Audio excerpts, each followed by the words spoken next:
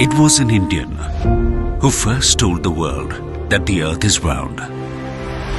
Over 100 years ago, an Indian invented wireless telecommunication. Named as an unsung hero, the one to introduce the world to fiber optics was also an Indian. The father of USB, also an Indian. It took an Indian space agency to discover the presence of water on Moon. And in 2019, India witnessed the first Indian pharma company to develop dihydrogesterone. There was something that each one had in common. Passion. Passion to do the unimaginable. To always find a way to never say never. Passion to innovate for the greater good. Because when you do something with passion, you don't just say it. You make it happen. Mankind में हम सिर्फ दिखाते नहीं, हम कर दिखाते हैं।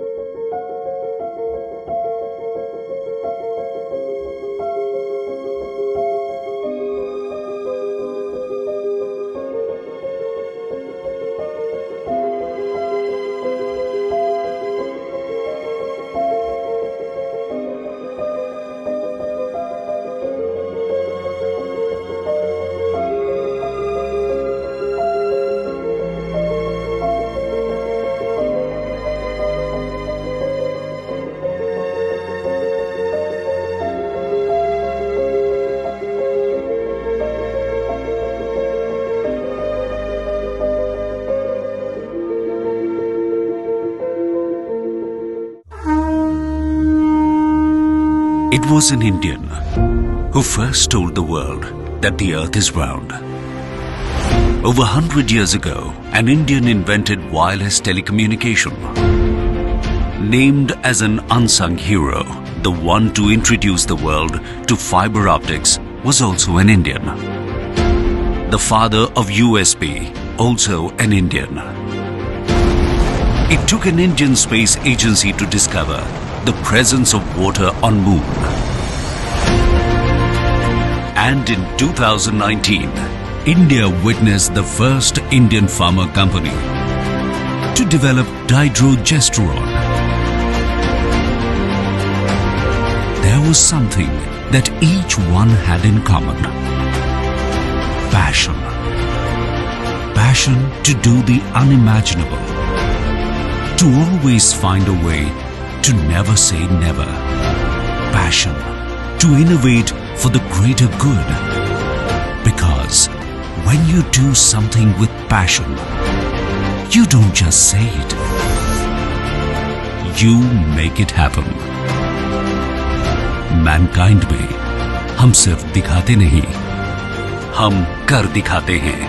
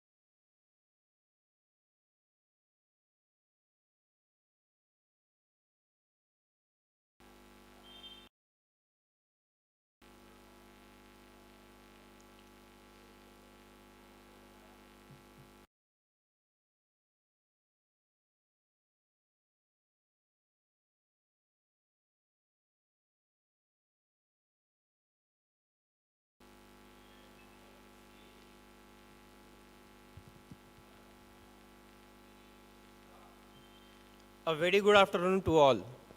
I am Dr. Anup Paliwal. I am a pediatric surgeon in Chandrapur, and on behalf of an organizing secretary of E-CIMACON VIII, I welcome you all on behalf of our organizing chairman, Dr. Kalpana Gulwade madam, and all the team of E-CIMACON VIII for this academic fiesta. So E-CIMACON is in 8th year of its inception. Since it started, this is the 8th year we are organizing E-CIMACON. So Chandrapur IMA has so many doctors belonging to different faculties. So each of the doctor can't go and attend conferences in other towns. So this was planned so that all the IMA doctors from Chandrapur can upgrade their knowledge and attend conferences at Chandrapur only. So again this year we have tried to organize a conference so that all the doctors from Chandrapur, not only Chandrapur and surrounding districts, can attend this conference and upgrade their knowledge. So as you can see in front of E-CIMACON, we have written E this year. So E stands for virtual. As all the in-person conferences have been called off for an indefinite period because of this COVID-19 pandemic, so we have arranged a virtual conference which can be attended from your homes, from your clinics, from your OPDs. So today's agenda, we will be starting with an inauguration first of all, where inauguration will be done by President of IMA, Secretary of IMA, then Chairman of the E-CIMACON, secretary of the CIMACONs, treasurer of the IMA and treasurer of the CIMACON, and Women's MIC president and scientific chairman. After inauguration, we'll be starting with our scientific programs. So there will be scientific programs starting with Dr. Lucky Kasat sir lecture, which is a motivational talk, which will be followed by 5 more lectures. At the end of lectures, by the evening, last lecture will end at 8 o'clock. After that, for 1 hour, like from 8 to 9 p.m., we will be having a cultural event of CIMACON VIII.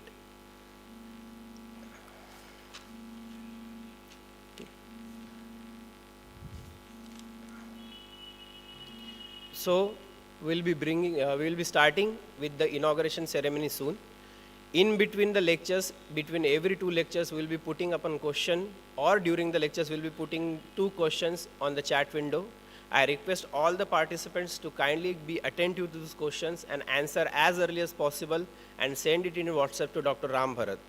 Who will be answering first, that will be declared winner at the end of the conference on the 17th during the valedictory function. So I once again welcome you all on behalf of CIMACON Committee of 2021, and let the scientific sessions begin. So we'll be starting with inauguration. So thank you very much. Good afternoon, everyone. I'm Dr. Abhisheik Dixit, Organizing Secretary of CIMACON, and on behalf of all the CIMACON team, would like to welcome you all for CIMACON VIII, which is an annual conference of IMA Chandrapur, which will be virtual this time due to the effects of COVID. However, despite being virtual, we are sure this time we will be better than ever in terms of our academic content, as we have many renowned international and national faculties who will join us this time. Internet has truly made world a global village, and in the span of 2 days, we will have lectures on topics of various specialties like gynecology, orthopedics, medicine, surgery, etc. Whereas on 17th on Sunday, we will be having a fitness session by actress Sonali Kulkarni, a COVID symposium, and a laughter show by Dr. Tushar Shah. I would like to also inform you that during the lectures, pop-up questions will be coming from our quiz masters in your chat box, and the person to answer it first will be given attractive cash prizes, so please be attentive during the lectures. Also, our IMA family has participated in various cultural events like singing, dancing, poetry, and essay writing, which will be showcased after the academic session. So I would like to request you to please don't leave your screens after the lectures are over. So without further ado, I would like to call upon the delegatories on the dais to starting with our IMA President, Dr. Anil Madurwar sir, IMA Secretary, Dr. Surbhi Mehra ma'am, IMA Women's Wing Chairman, Dr. Prajakta Aswar ma'am,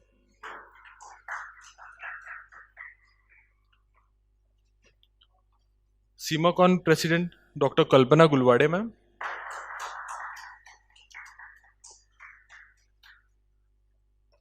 CIMACON Secretary, Dr. Anup Paliwal sir, CIMACON Treasurer, Dr. Sudhir Rengodwar sir, CIMACON Scientific Committee in charge, Dr. Pallavi Ingle ma'am. When darkness comes, let us not condemn the dark, but light a lamp to illuminate. This quote proves true in this current situation, so let us light a lamp of knowledge which will help us and guide us in these difficult times. I would like to call upon all the esteemed guests for the lamp lighting ceremony right now.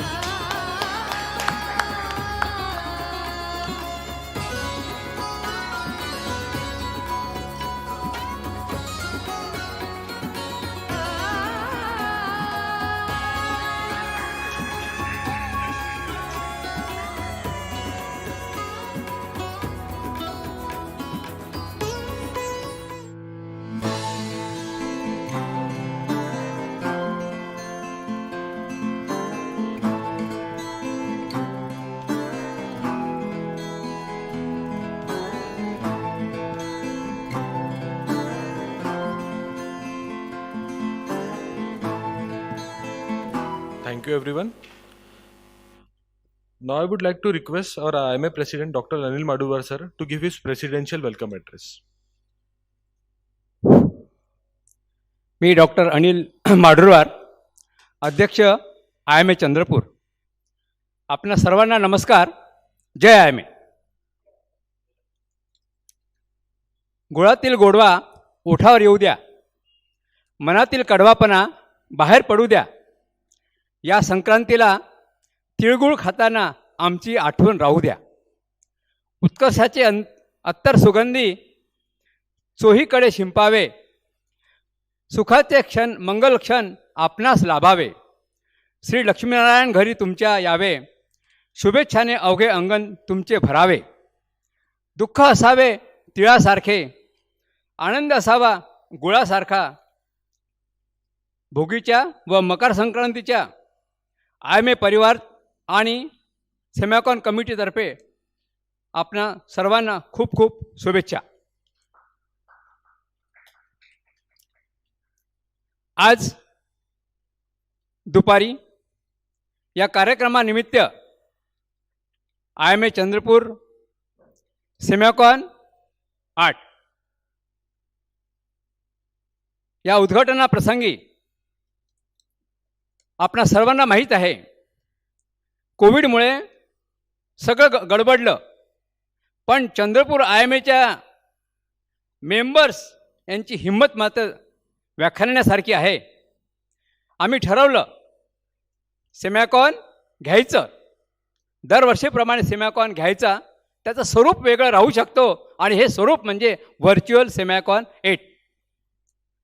याकरिता चंद्रपूरच्या धडाडीच्या IMAच्या सदस्या doctor कल्पना मंगेश गुलवाडे ह्या समोर आल्या आणि त्यांनी chairman या पदाचं स्वीकार केला आणि तिथून या कामाला सुरुवात झाली.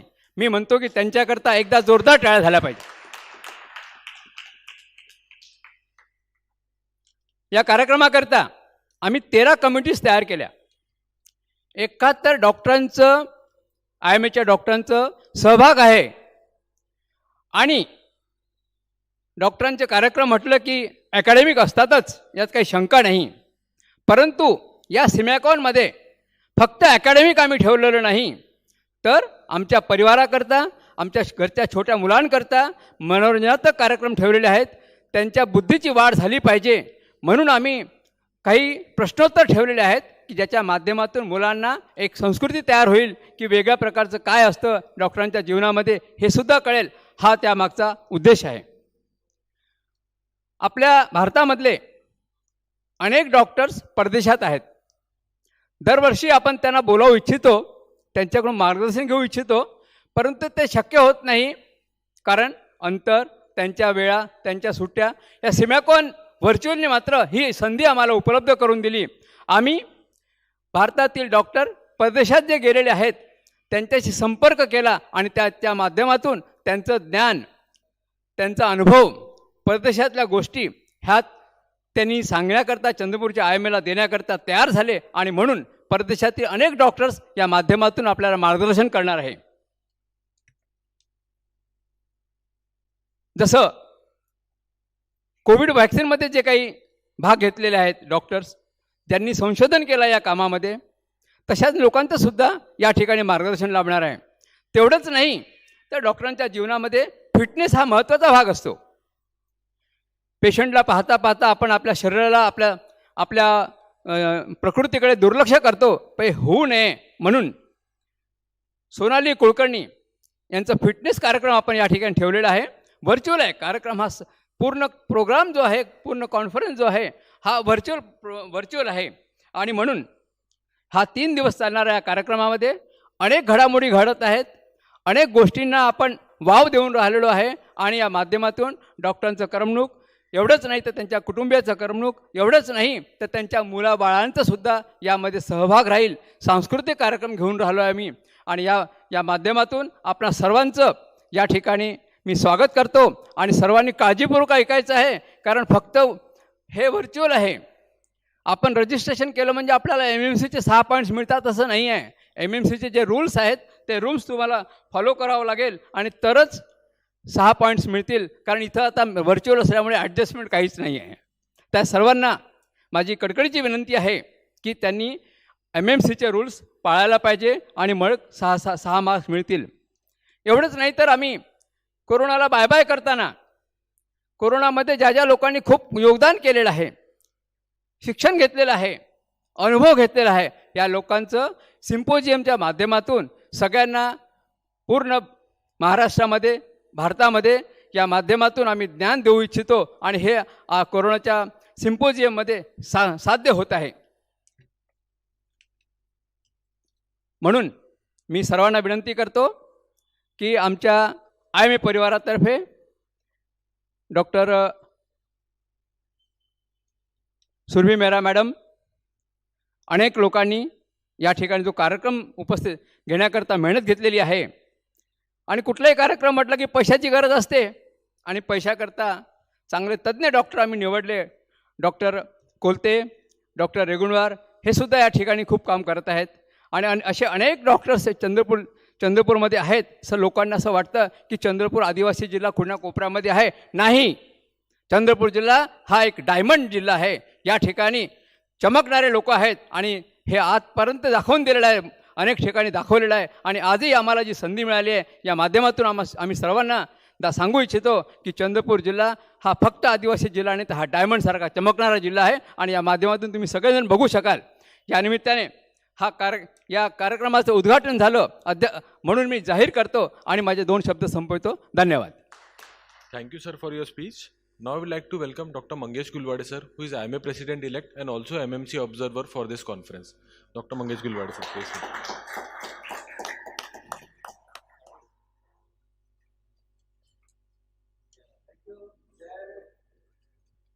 Thank you, sir. Now I would request IMA Secretary Dr. Surbhi Mehra ma'am to give her welcome address.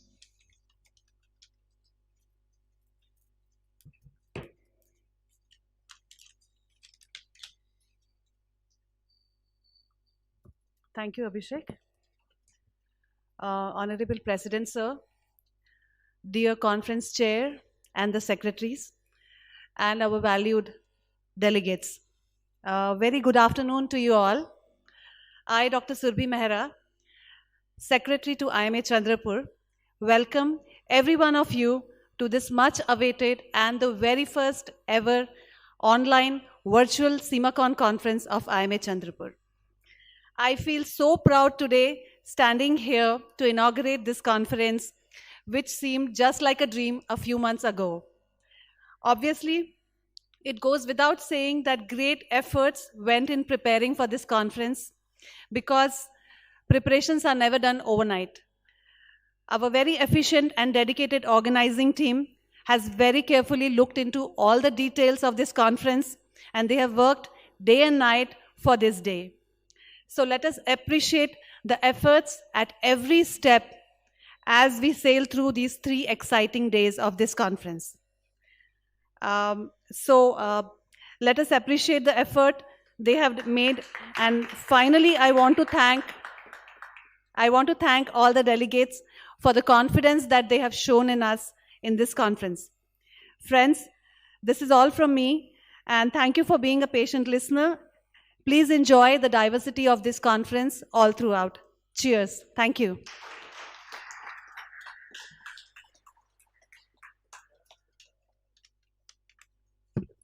Thank you, ma'am. Now I would like to request our CIMACON President, Dr. Kalpana Gulwade, ma'am, for a welcome address.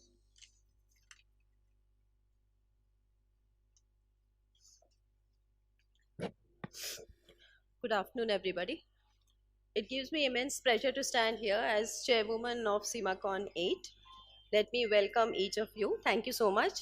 We had an overwhelming response this year, being a digital conference. We have approximately 700 plus registrations.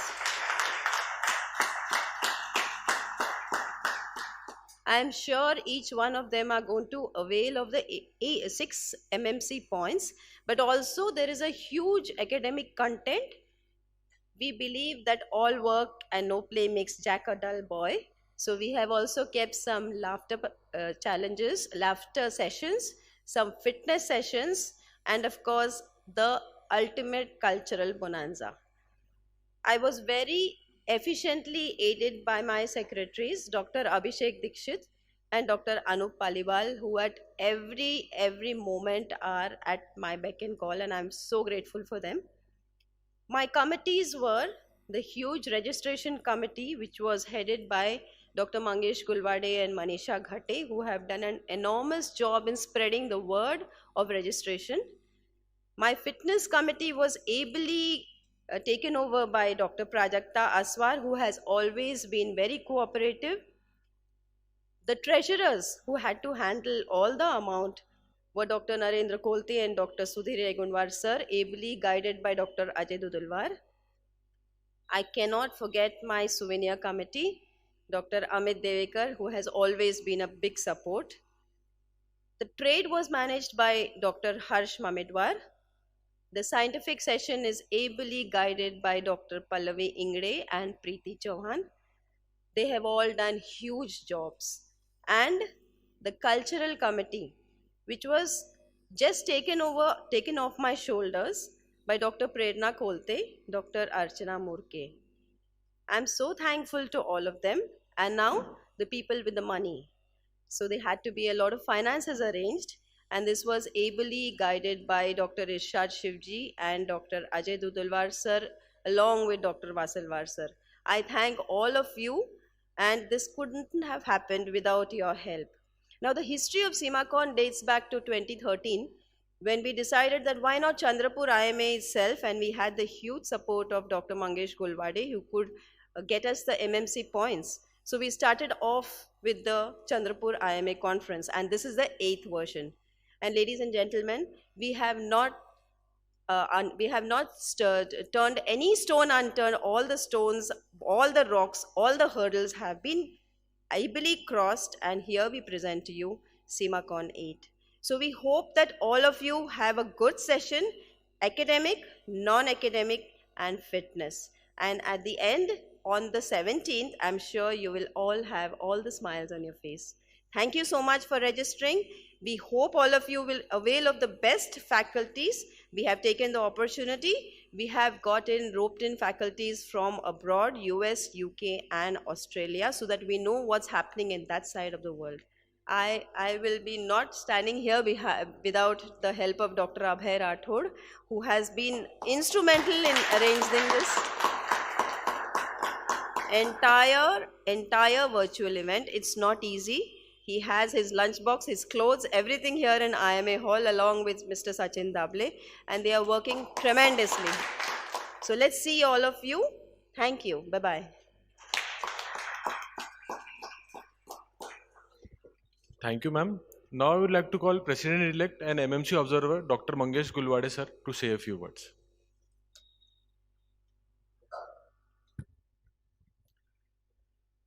On this occasion of CIMACON, that is the annual conference of Indian Medical Association, Chandrapur, 8th version, inauguration of CIMACON 8.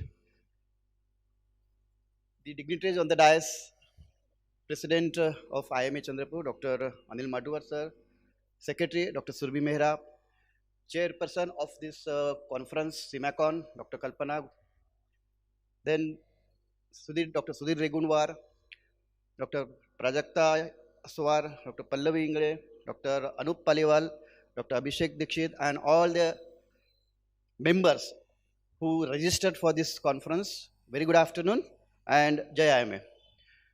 Dear friends, this is a very unique case now in the background of corona pandemic.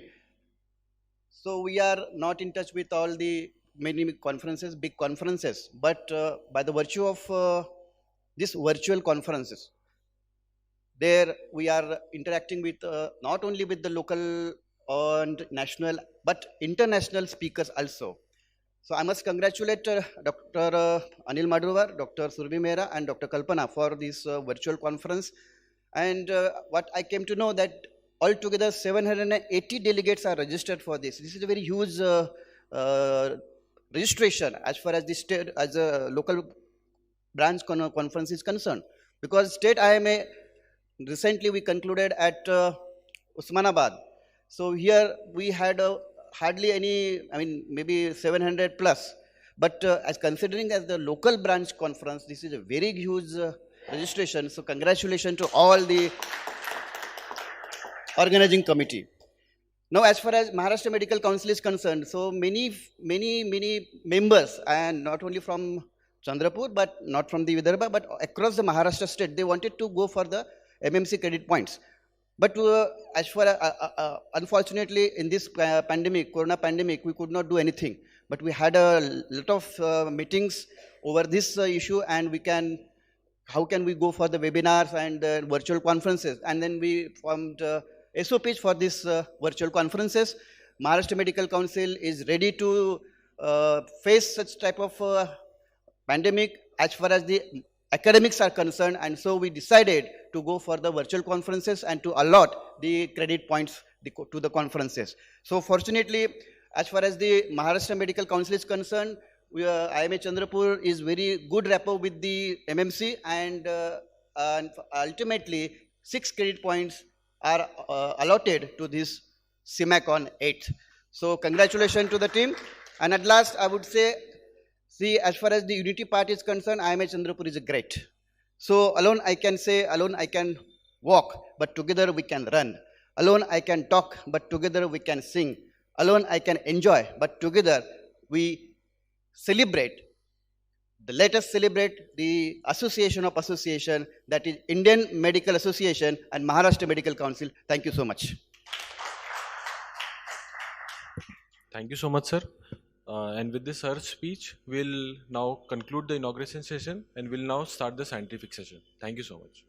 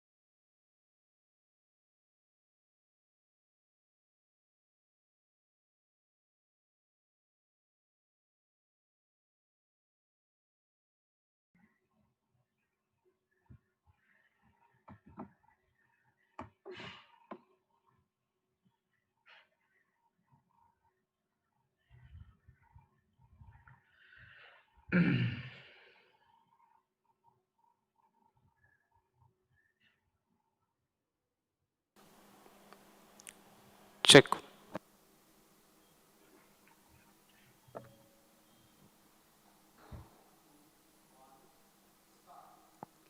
Good afternoon, all. So, as you said, well begin is half done. So, after a crisp and very fast inauguration, we are ready to start with our scientific program. Today, at the start of our scientific program, we have kept a very interesting talk by a very eminent speaker, Dr. Lucky Kasat sir. Dr. Lucky Kasat sir is an excellent motivational speaker, and he will be taking us through a journey of Mount Everest and its relevance with your current life. So, to moderate the session, I request Dr. Anil Madurwar sir, who is the president of Chandrapur Indian Medical Association this year. I request Madurwar sir to kindly come on dais and moderate the session, please.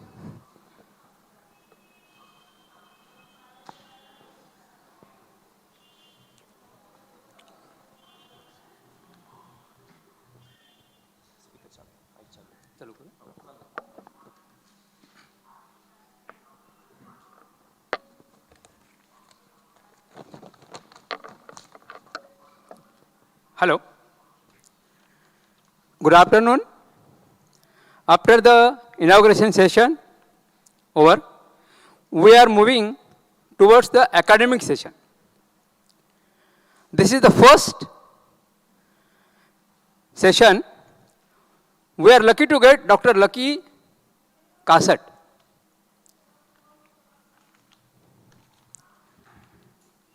Now, I will introduce Dr. Lucky Kasat, and before that, I request all the viewers, if they have any question, they can put in the chat box. We will answer the question.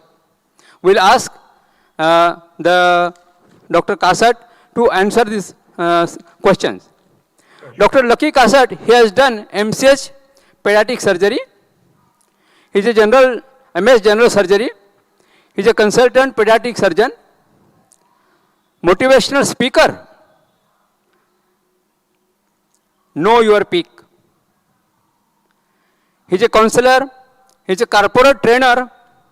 He is a theme event management, concept creator, author and editor, poet, tracker, holistic reader, play script writer, yoga practitioner, Vishapana practitioner, and he is a Rotarian also.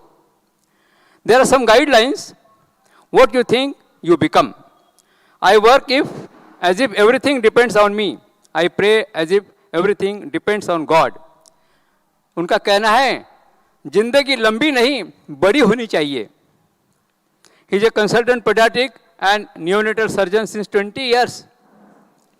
He is a distinction of winning and highly prestigious Times of India Young Achiever Award in Pediatric Surgery.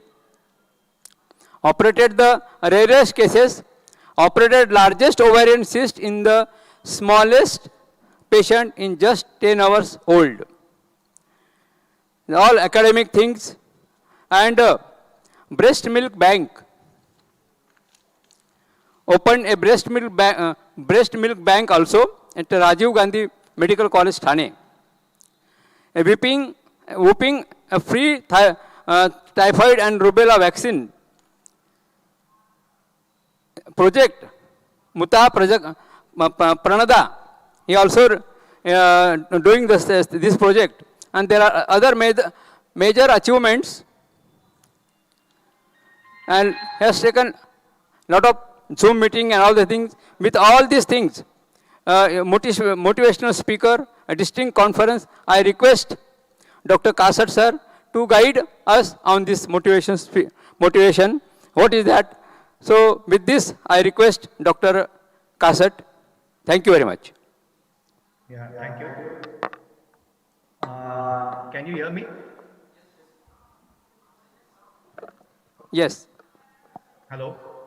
Yes, we can hear. Okay, thank you, sir. Good afternoon, everyone. First of all, thank you, Dr. Anil, sir, the president, for giving me this opportunity all the way from Thane to be with you. And my special greetings to Dr. Kalpana, the organizing chairman, and of course, my dear hug to my fellow colleague, pediatric surgeon, organizing secretary, Dr. Anup, and Dr. Abhisheik, and a special, nice, warm hello to my friends, my batchmates. I don't know whether they are here on this forum right now or not, but still, if they are there, or even if not, I would like to acknowledge the friendship of Dr. Ajay Mehra. He is a neurologist in Chandrapur. Then Dr. Rashmi Sardesai, she is ophthalmologist there. And Dr. Yogesh Thalfade. Sir, can you hear me? I just need someone to coordinate with me. Okay, fine. So I would like to share the screen. Just let me know whether you can see it or not. Huh?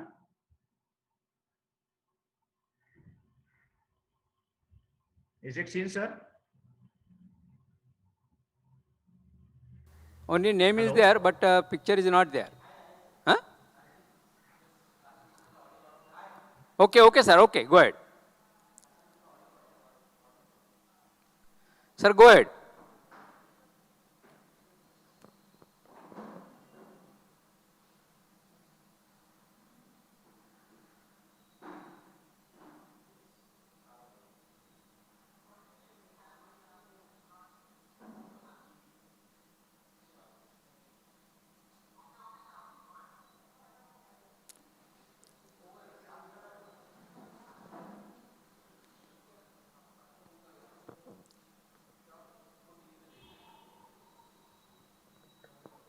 Hello?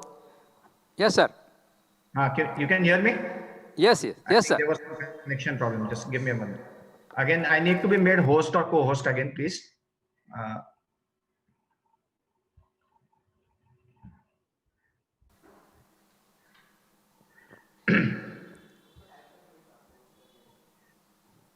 I need to be made co-host or host so that I can share the screen.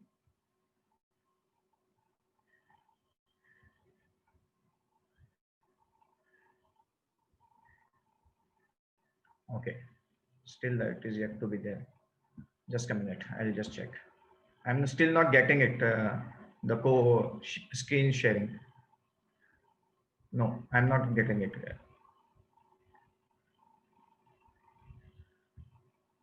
Still. Yeah, I'll wait. Just let it be solved. Okay, I am the host now. Again, it has come. Just give me a minute. Yeah, now I can do that. Dr. Anil sir, can you see the screen? You can see the map of Thane, right? Yes. Okay. Warm greetings from Thane.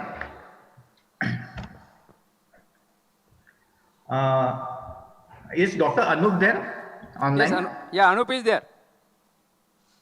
Anup? Yeah, he is there, sir. He's there. Okay. Well, my warm greetings to you from all the way from Thane. And basically, I am a native of Amravati, settled in Thane. And as you know, friends, India's first train was in 1853 on 16th of April, which started from Boribandar at that time in Mumbai to Tanna, when Thane was known as Tanna. And this is also the first railway bridge which was built for that. Then Thane is also a city of 28 lakes. And there is a great lake festival also which happens here. And it is very popular for these lakes. It is also a city with a national sanctuary within the city, just like Mumbai, the Sanjay Gandhi National Park extending to Thane. And so within 3 kilometers, we have a national sanctuary as well as one of the biggest malls in India. And that is the whole amalgamation which we have. It is also a city or district where there is a creek flamingo sanctuary, which is the second marine sanctuary in the whole country. And so with this introduction, I would like to proceed with my talk on what is my peak in my life. Friends, before I start, I would like to pay my obeisance to my parents and to each one of you, and especially to the core committee for giving me this opportunity. Thank you, Dr. Anup. Personally, my personal thanks to you for giving me this chance to interact with you people. Friends, Dr. Anil sir, am I okay? Yes, yes. Audible properly? Yeah, All yeah, right. very good, sir. I'll be just, because I need some interaction, so I'll be asking you in between, right? Yeah. Okay. So all the presentation, all the pictures in this presentation, they are true pictures flicked by fellow climbers. So relax on this afternoon and enjoy these pictures. And this whole talk is basically divided into two parts. First part is everything on Mount Everest. Second part is the metaphor of Mount Everest, the tallest peak in the world, with my peak in my life as a doctor. Not only as a doctor, as a person. Even if your spouse is there sitting with you and the kids are not there, I will request each one of you to call them. This 45 minutes will be a big motivation for each one of them. The whole family should sit and enjoy this, because it is nothing concerned with any medical thing. But yes, medically, I'll be talking a bit here and there. It applies to everyone. So what is so unique about this picture? Anyone who can write in the chat box, or Anil sir, if you can highlight, this is a very special picture of Mount Everest. As you can see, this is the whole Mount Everest you can see. And there is some speciality of this. Any possibility of knowing from you? What can be so unique about this Mount Everest picture? Yes, Anil sir? No, sir, please go ahead, sir. Okay. Actually, this is a picture which was clicked last April in the COVID time, when the lockdown started and the pollution decreased dramatically. And so this was visible all the way from Kathmandu. Can you believe this? 200 kilometers away. The people of Kathmandu never ever realized in their life that Mount Everest could be seen from Kathmandu, because the pollution went down drastically in April. And this is a picture clicked in COVID times, April month, and therefore it is unique. Well, let's move to this Everest endeavor. Again, I say all the pictures are real pictures. So please relax and enjoy this afternoon. It was George Mallory, 1905, when he was asked this world famous question, why do you want to climb this peak? And he gave a world famous answer: because it is there, I want to go there. Because it is there, I want to go there. Because it is there, I want to do this. Because I can do this, I want to do this. And this is what it is all in our life, isn't it? That I want to go there because it is there. I want to do this because it is ethical to do this. It is legal to do this, and I can do it. I wish to do it, and therefore I want to do it. This is what is life, friends, throbbing with life. And you go to climb the peak in your life to feel this kind of majesty, the whole mountain of gold, the top peaks with goblets of gold. You want to feel and palpate the divinity of the things, the majesty of the things, and the unique situation of a Kojagiri moon over the top of Mount Everest. That is once in a lifetime experience. And who would not like to have it? So you want to touch God, and you cannot touch God. We obviously know this, but you can touch godliness. And that is what this mountain offers to you. You can actually touch godliness. And this is the offering by this mountain, that come, savor me. Life is a big mountain, sometimes of difficulties, sometimes just for trekking. And if we just remain in the valley, then we will not cherish all this. So this is a Milky Way over the Mount Everest top, as you can appreciate here. This is the actual Milky Way which was clicked. So these kinds of beauty, if I want to really enjoy, the mountain is offering to me. I want to go there because it is there. I want to experience this mountain for this golden feeling, a whole mountain converting into gold.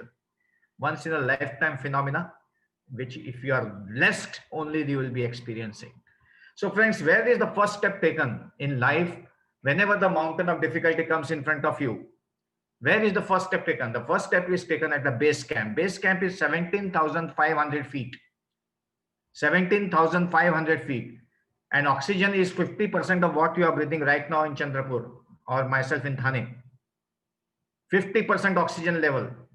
So you need to reach there in the month of February, acclimatize in this 50% oxygen level for the next 3 months. And then in the first week of May, you will start your ascent to the top of the world. These 3 months, you will acclimatize to 50% oxygen level as if it is normal for you. And so also is in life. Where is our base camp in life? Our base camp is in our mind. And you need preparation for this climb.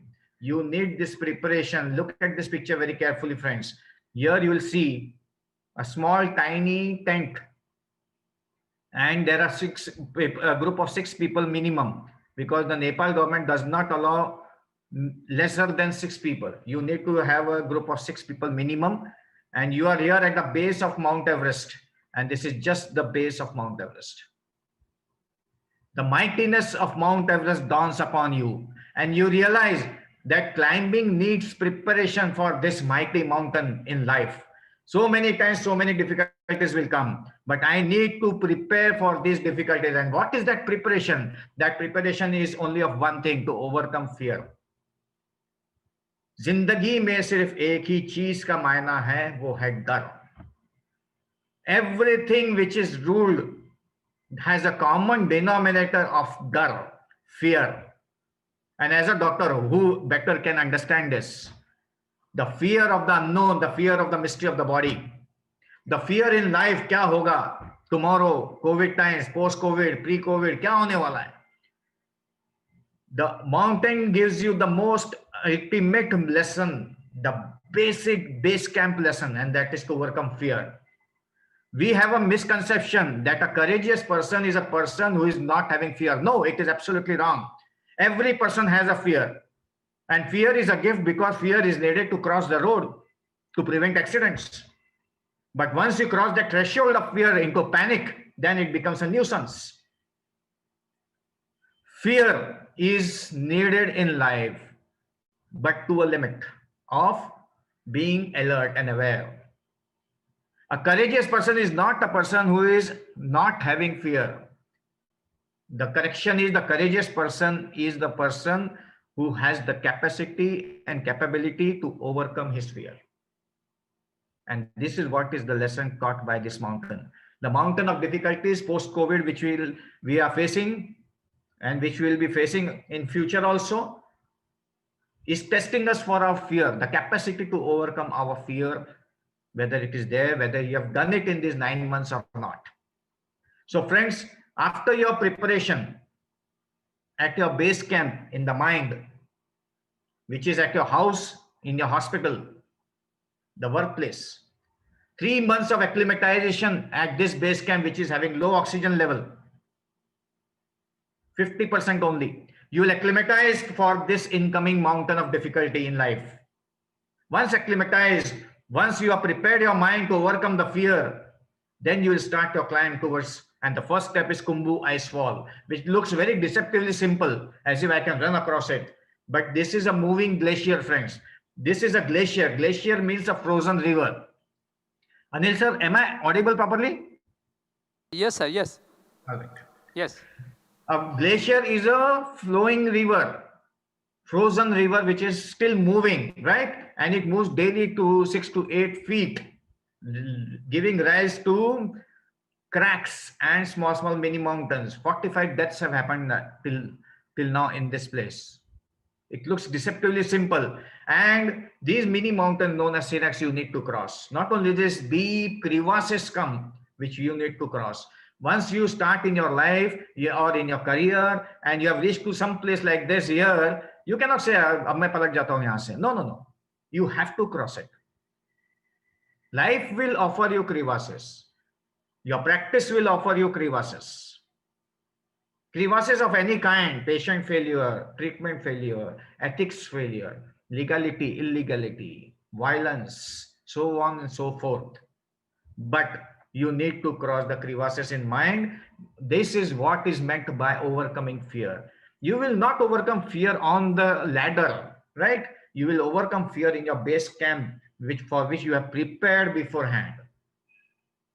One misstep on either side, you will fall so deep down that even your voice will not come up.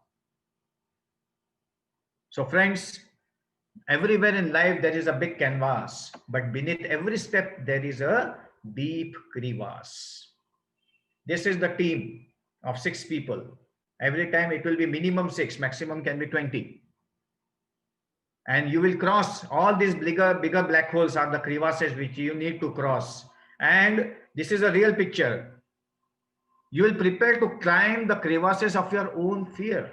And this is what is the mountain teaching you. This is what is the difficulty, which looks like a mountain in life will teach us. This is what our practice has taught us as a medical practitioner, to overcome my own fear. But mind you, again and again, I will tell you, it has to be done in your base camp, in your mind first, beforehand. It cannot be at the last moment. So you prepare to trust your inner call. Do you think this person, this climber is not having fear? Yes, he is having fear. It is impossible otherwise. But he has trained himself, the capacity and the capability to overcome his fear. You prepare, friends, with this overcoming of fear to balance your own life. Now, again, we have a misconception that balance is a very passive thing. Now, I am living a very balanced life, which means what? कि अब मैं कुछ नहीं करेगा, मैं passively I will continue in this same way. No. Balancing is a very active, dynamic process. It is a misconception that it is a passive thing. No. Do you think this climber, if he says, now I will be passive, I am in well-balanced, straight, composed manner, can he cross the ladder? No, he cannot cross the ladder. He has to tilt towards the right. Also, he has to tilt towards the left. He has to tilt towards the truth. He has to tilt towards the false. You have to tilt towards the sunrise. You have to tilt towards the sunset. You have to tilt towards the light. You have to tilt towards the darkness. You have to tilt towards some beauty. You have to also tilt towards some ugliness in life. In between this tilting on right and left, on the opposites of the things, somewhere in between you will find, the balance. Balancing is a very dynamic process of life. Hour to hour it goes on. This mountain tells you, accept both the opposites, the beauty as well as the ugliness, the brightness as well as the darkness. Don't be rigid. I will only accept the light. I will accept only the truth. No, you have to face the false things also. You have to face the ugliness also. Balance out between these two. Find a way in between. The mountain tells you, you cannot cross the crevasse only tilted on the right side. You will fall down. You have to tilt left, right, and somewhere in between you will cross. Deep acceptance of the opposite things, which look opposite but are actually complementary in life. The duality of life has to be accepted very deeply. The deeper the acceptance, the sublime you become. The more serene you become. The more balanced, the more equipoised you are. And then you can cross it. It comes with total mindfulness, total awareness of the thing. Awareness that I am on the ladder, on the crevasse. This mountain tells you very clearly that you prepare to define your courage, come what may. You prepare that if you plan, that if you are scared, if you are afraid of something, it is fine, totally fine. See, this is all the crevasses which I am talking about. Kumbu ice fall. And you need to cross one by one with courage. This courage comes at the base camp, not here. The preparation comes there, not here. If you have wasted your 9 months of COVID not to prepare yourself as a new person, you have wasted it. Friends, you prepare to work as a team. Now, that is the biggest misconceptions among us, that I have done this independently. Independence is the biggest myth in life. I have done this. I have my practice in this way because of my own self. I mean, myself has done this. For this simple lecture, I am dependent on the laptop, on the electricity, on my Wi-Fi. For the whole conference, we are dependent on this. But if I say, okay, I have done this, I have given a great lecture, I have organized this conference greatly, then I'm a big fool. There is nothing like independence in life. Nothing. Everything is dependent, friends. I am dependent on this laptop. I am dependent. The laptop is dependent on the electricity in the Wi-Fi. Wi-Fi, which is dependent on the hydro project. The hydro project dependent on the clouds, so on and so forth. Goes on and on. Interdependence is the key, the golden word. Interdependence. The mountain teaches you hands-on. Interdependence. Forget about you, yourself, I, me, myself syndrome. Interdependence is the key. If my practice is flourishing, it is due to my patients. Totally dependent on them. Totally dependent on my nurses, on the staff, on my machines, on my simple, humble stethoscope. It is a team. Once I realize this, my whole approach changes. There's a paradigm shift. There's a change of gestalt. And so you prepare to overcome this illusion of fear that I will cross all these crevasses in my life, come what may. With my preparation, with my acceptance of my smallness of the theme in the scheme called life. This is a real picture, friends, where this is a crevasse and you realize how small you are in the whole scheme of the things. So many of us went on and went on, we go on and we reach Camp 1, 19,500 feet. Oxygen is still 5%, 10% lesser than the base camp. Many of us stay there. A few of us go for graduation, post-graduation, bigger hospitals, bigger this thing, bigger that thing, and move on. We move on to Camp 2, 21,000 feet. And am I audible, sir? Yeah. And then slowly, I reach Camp 3, the Valley of Silence. Friends, this stage of life comes usually after the age of 40, 42, 44. And you realize in this Valley of Silence, the Camp 3 part, that your work makes you silent and your work must be silent. A stage should come in life where you realize I'm so much interdependent. Everything is interdependent. And whatever I'm doing, there's no need to pom-pom so much. This makes you silent. The maturity comes, the ripening comes. Here, this is it. This is what it is all about. So with this understanding, you grow up. You climb the mountain, you go up and up, you reach Camp 4. Now above Camp 4, there is something known as the dead zone. In life, everyone faces it. The dead zone is the last part of the mountain, about 26,000 feet. Oxygen is just 30% of what you are breathing right now. Temperature is just -24 to -36 degrees. And you need the consent of the mountain that whether it allows you to come up or not. So also is it in our life. There is one death for every 6 climbers, friends. Remember this. You are a group of 6 people. Why it is called death zone? Because there is a death of 1 climber. That is the ratio which goes on. And so, just a minute.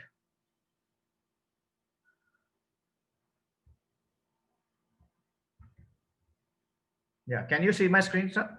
Yeah. Yeah. Okay.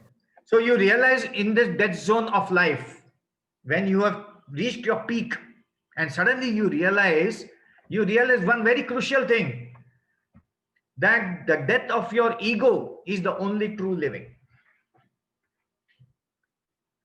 If I'm going to the peak of my life and I'm accumulating my ego, I have been very foolish. I misunderstood the whole climb in life. Friends, the deadline is 1 p.m. What does it mean? I'll let you know. See, can you see my cursor here? On the left lower side, it is Camp 4, before the dead zone. Now, from Camp 4, I will start climbing the dead zone in life. I'll cross the summit bridge, reach the balcony, then the 40 feet vertical known as Hillary step to reach the summit. I need to reach here by 9 a.m. max and return to my Camp 4 by 1 p.m. max, because after 1 p.m. storm is a rule here and death is 100% certain.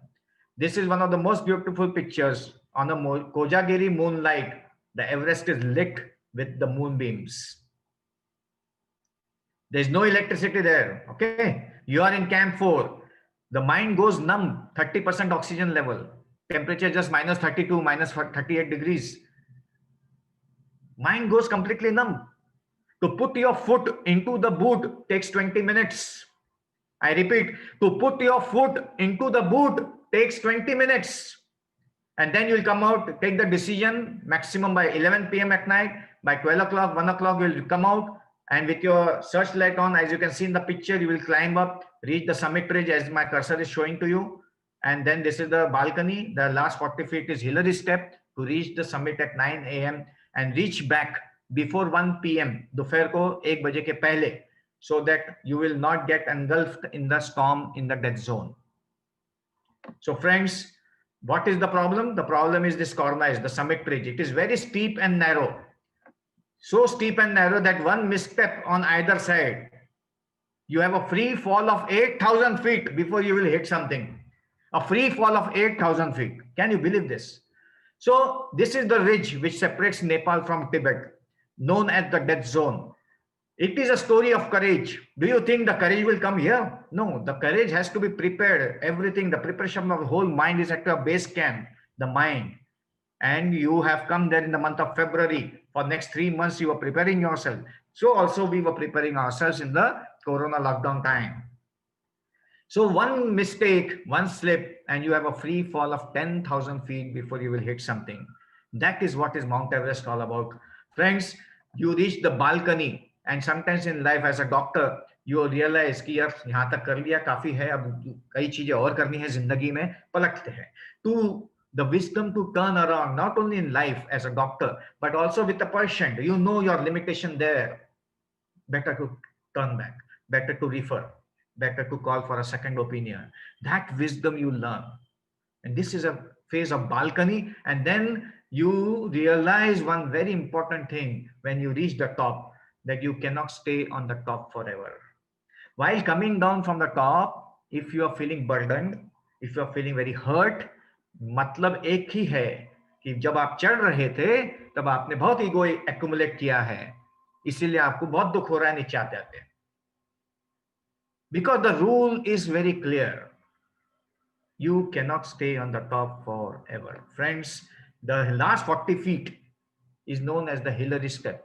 It is nearly 3 floors of vertical climb, very technical climb. And then you reach to the top of Mount Everest. Climbing before the peak is always the steepest. So it's a very beautiful metaphor. Whenever in life you are in a position of choking, choked by finances, choked by lesser patient, choked by family problems, choked by relationship problems, so on and so forth. Life very choked lag rahi hai.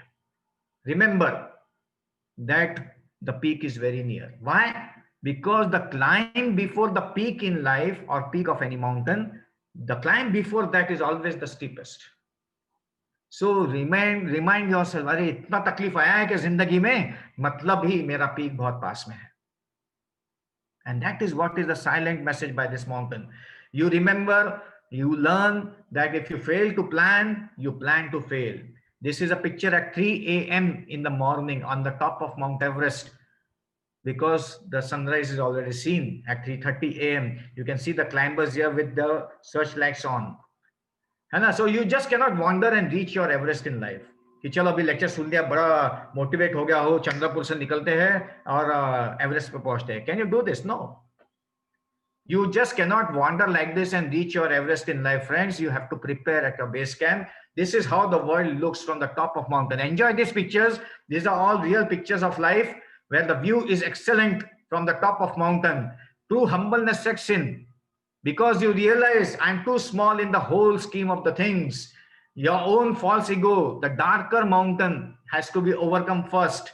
You realize that I have not conquered Everest, it has merely tolerated me. I have not conquered in my life as a doctor. Life has been blessed enough that it has offered me all this. I am grateful to it. I am humbly thankful to it. You realize that if you are disabled to do something alone, you have to gather courage in your base camp, in your mind, to overcome your fear, to overcome your disability. She is Arunima Sinha, national volleyball champion of India. She was traveling on a train, and in the train, 3 robbers came. They started looting the passengers. She fought with them. She was thrown out of the running train. Another running train was passing by. She hit the running train, fell down.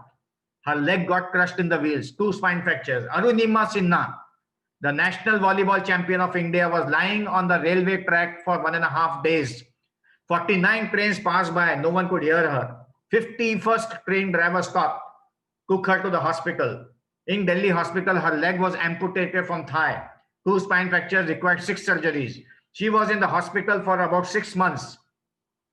And Arunima Sinha takes a decision that when I am discharged from the hospital, I will go to the top of Mount Everest to prove my own self and overcome my own fear with only 1 leg. She is the first woman to do so. Anil sir, can you hear me? Yes. Friends, she says, I can do this. Why cannot you? You have both the limbs. Forget about this. He is Mark Inglis. 23-year-old in New Zealand. He got trapped in an ice cave, frostbite, severe cold for 14 days, ate up his limbs and the fingers. A man with no legs. He reaches to the top of Mount Everest. Look at this picture very, very carefully. Not only this, he has reached to the 7 summits, the 7 topmost mountains of each continent. Friends, a man with no legs can do this. Look at him. He's crossing a crevasse with no legs. And he says very clearly, if I can do this, why are you complaining? अरे आपके पास तो पैर है भाई, ठीक है, कुछ पैसा कम आया होगा ये साल, कुछ पेशेंट्स कम हो गए होंगे, why are you complaining? चलो एक्सचेंज कर लेते हैं, आई गिव यू बढ़िया पेशेंट्स, पैसा भी देता हूँ, 10 करोड़ ले ले ज्यादा, चल दोनों पैर दे दे. Oh, come on यार.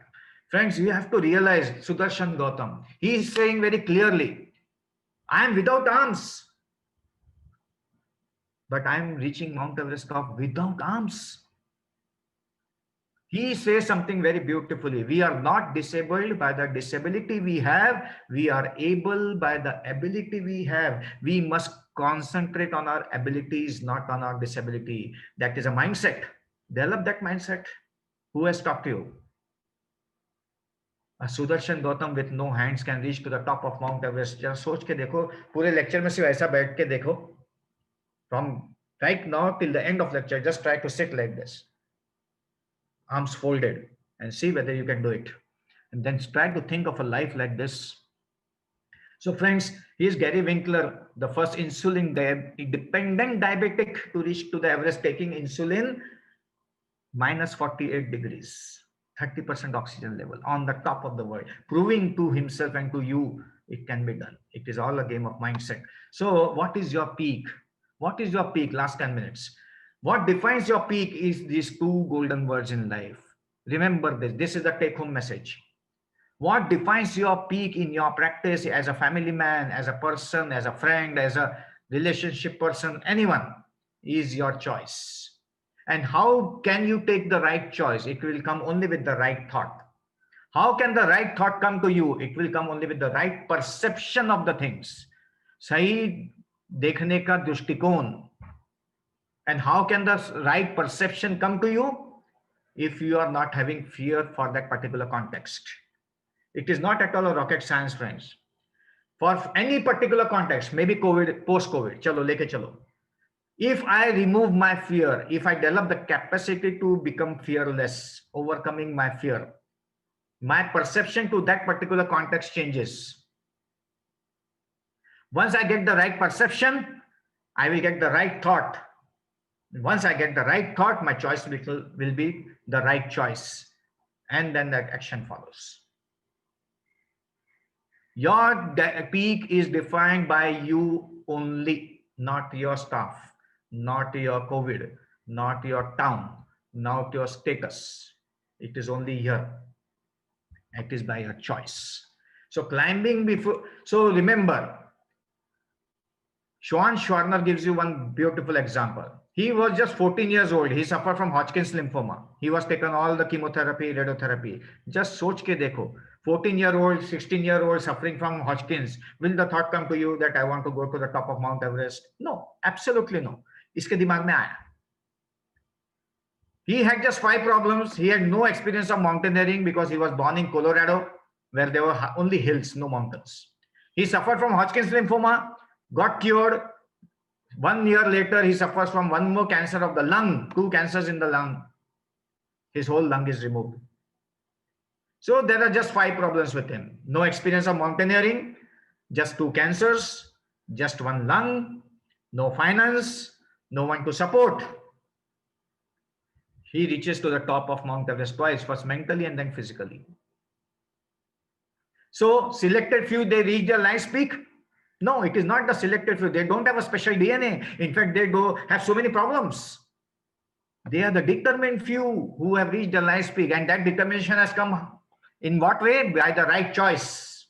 The right choice came with the right thought. Right thought came with the right perception of the things. Right perception came by removing the fear. Fear is the denominator of life. And this is what the mountain teaches you. She is Alison Levine. She had 2 open heart surgeries. Whenever she used to go in the kitchen, open the fridge, put her hand inside, the fingers used to turn blue and painful. Raynaud's phenomena. With this, can you think of going to the top of Mount Everest, minus 48 degrees, minus 52 degrees? No, iske dimag mein aaya. She made a very special gloves for herself. 2 years, 3 years she practiced. And she's the first woman on earth to not only go to top of Mount Everest, to reach all the 7 topmost mountains of 7 continents, including Antarctica, known as the 7 summits.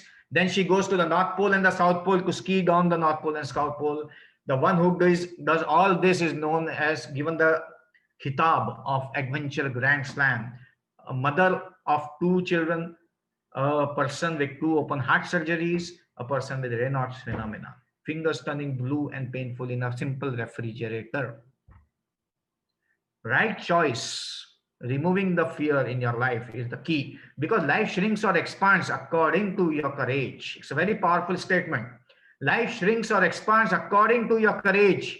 Remember this and follow this from today. Friends, Eric Van Meer says very clearly, what is his specialty? What is his uniqueness? Can you believe he is blind? He has not only completed the Mount Everest top, but he has completed the 7 summits. And he says something which will shake you to the core, complete shaking. अगर ये sentence इसका हिलाता नहीं है तो कुछ तो problem है. He says something very phenomenal. It is a game changer. It will bring a paradigm shift in your life completely, immediately. He says very clearly, I see myself as a mountaineer. I happen to be blind. I see myself as a mountaineer. I happen to be blind. अब जिसका approach ही ऐसा है, क्या रोक सकते तुम उसको? Is your approach, is my approach like this? No. Therefore we blame, crib, and we play politics. Why? Because I don't see myself as a mountaineer. I see the blindness in me. Friends, look at this picture. Enjoy this picture. It's one of the finest pictures clicked. It's not the altitude. It is all about the attitude in life. Attitude comes with the right choice, removing that denominator of fear. And that is what is ruling you and me completely. Nearly 6,000 people from 100 countries have reached to the top of Mount Everest. 488 of them are Indians. And what is your peak in your life? Look at him. He is Mura. At the age of 70 years, he has reached to the top of Mount Everest. 70-year-old Mura reaches there, and now comes the shock. Can you believe that this record is broken? And at the age of 75 years, Mura himself breaks his own record and goes up. And now comes the super shock. At the age of 81 years, Mura himself breaks his own record once more. And an 81-year-old reaches to the top of Mount Everest. Right kind of attitude, overcoming the fear in life. Malvan Purna is the opposite. 13 years, 11 months, 9th standard girl from Telangana village, having no shoes till 7th standard. has reached to the top of Mount Everest. So there are two rules to remember. Rule number 1, never quit. And rule number 2, remember rule number 1. Remember rule number 1, I will not quit in my life come what may. There will be periods where I have to take pause. Pause, P-A-U-S-E, pause. To take pause. But whenever I take the next step, I will take it towards the mountain. Then only I will meet my God there. And where is the peak? The peak is in my head, in my heart, in my mind. And I meet my God here. So friends, in my mind, it is not the mountain peak we conquer. It is our own self we conquer. It is not the mountain peak we conquer. It's a very, very powerful statement. Imbibe it. It is not the mountain peak I conquer. It is my own self I conquer. And that conquer, it can happen only by overcoming my fear in my life. Because this person will seal the things all the way down. Look at him, quadruple amputee. Kylie Menard, you will be hearing about him in 3 years' time as the first person with no limbs whatsoever reaching to the top of Mount Everest. क्या बोलोगे अब इसके बारे में? What is your blame? What is your grudge? इसके grudge के आगे क्या है? इसको तो grudge नहीं है.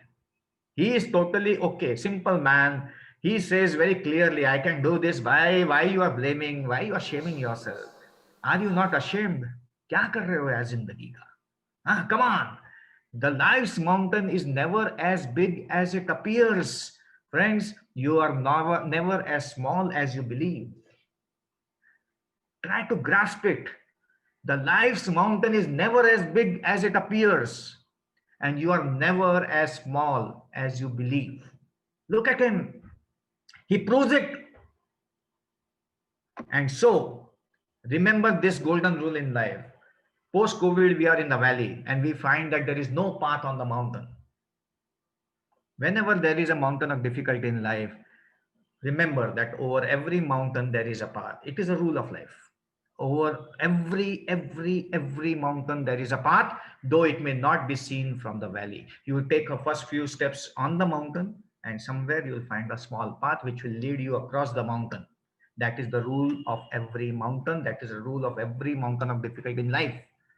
Take those first few steps, climb up, develop that courage, overcome your fear, prepare your skills, acclimatize yourself to this.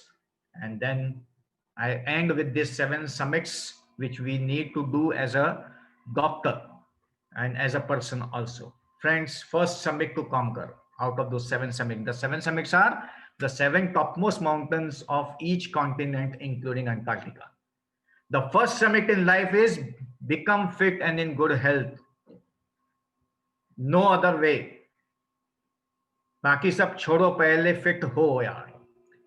Become fit and in good health. That is the first and the most important summit. Second, stop blaming your colleagues, especially in front of your patients. कसम खा लेते हैं.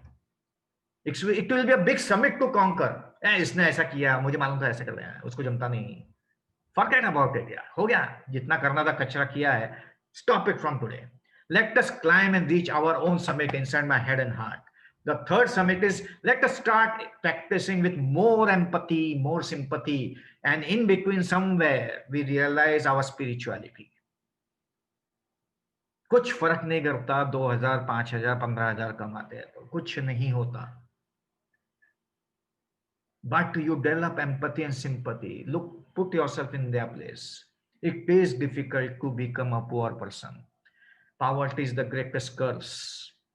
It is. So friends, next peak to conquer is let us be more ethical with our practice and with the fee structure. Sounds difficult. I am not saying to decrease your fees every time, but let it be ethical. Let it be valid. Be in empathy and sympathy. Give some discounts. Kuch farak nahi. And don't crave after that. Don't blame. Let us be pious. Let us become that uplifted soul at my own peak with consciousness. है ना? Being a non-hypocrite. Let us be a non-hypocrite. बहुत हो गया है. False pretensions. कितना दोगे?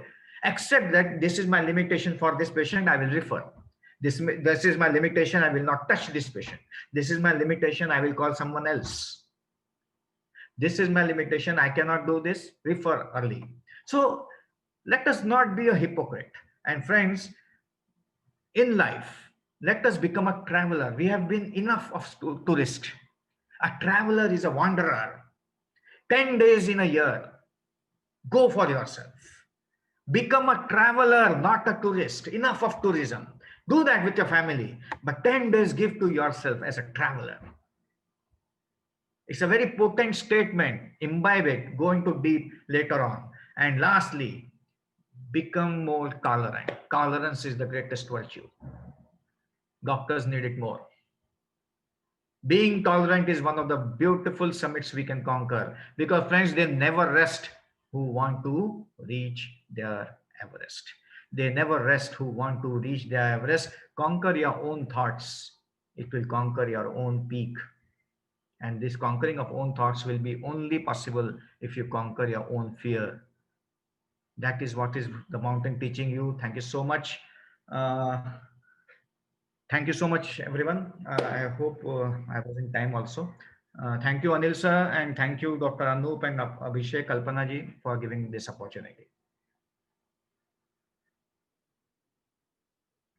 One question is there. Yeah. Now, it is your mind prepared to have this know your peak, and you are working for that matter. Okay. You yourself said that there is a death 1 out of 6 climbers. Yeah. So in such a situation, how the family support you? Okay.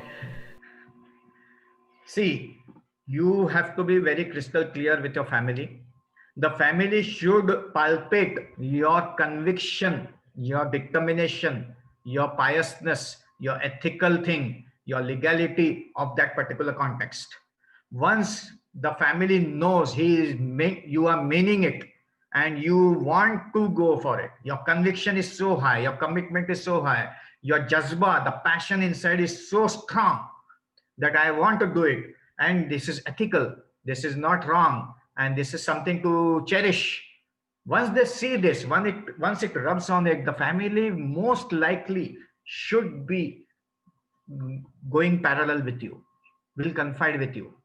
It happens, friends. Why there is an incongruency? It is simply because our communication gap has come to convey to them what it means for you. You are prepared for the death zone. You are prepared for this climb. You have reached your peak. You are not. The family is not coming along simply because they don't know that intensity of yours. Somewhere we have failed in our communication. And if by chance you have done everything flawlessly, then I don't think you will even mind after that, because your commitment for that particular cause will take over. That doesn't mean you will be leaving your family, but you will be taking out a good balance, the right, tilting towards the right, tilting towards the left, and somewhere in between you will find the balance without feeling hurt, without feeling hurt.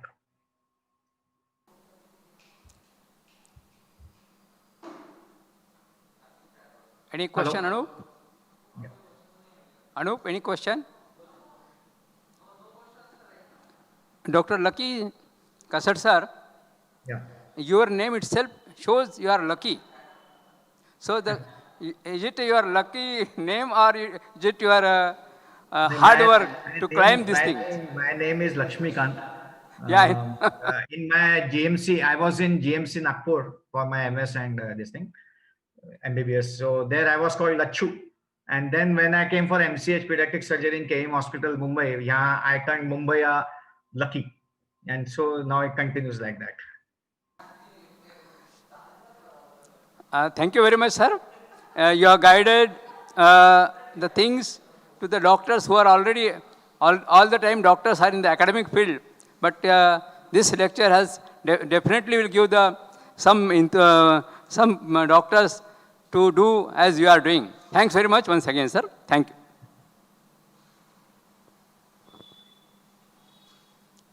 Now we'll move to another lecture.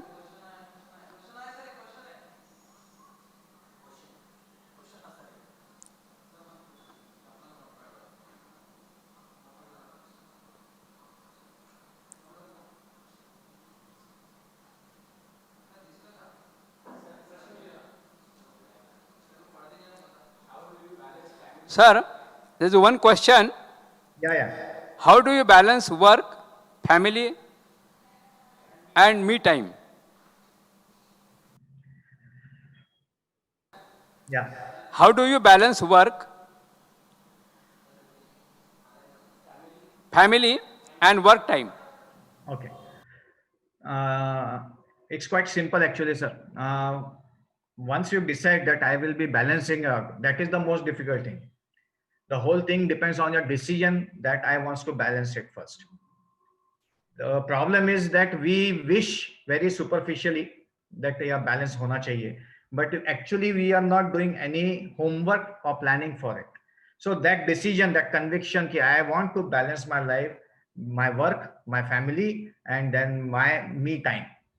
Once I take that decision, what I normally do is for about next 15 days, I know my programs, I know how many talks I am giving, what timing it is.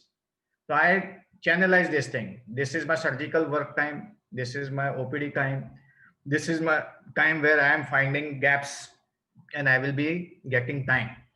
Whatever is in my agenda for my me time, I will fill in the blank for this.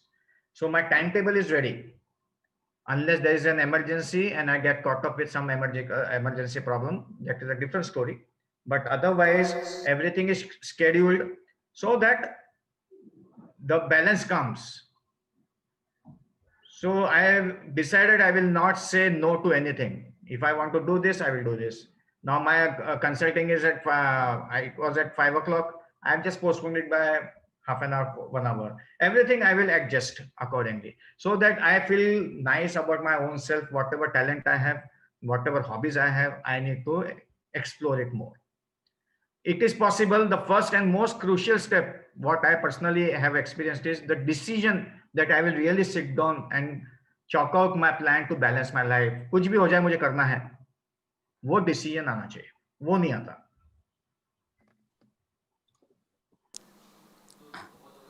Anup, any more question? Sir, thank you. Thank you very much. Yeah.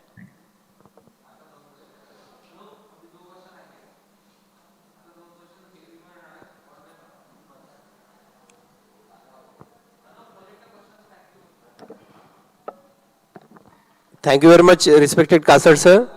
It was an amazing talk.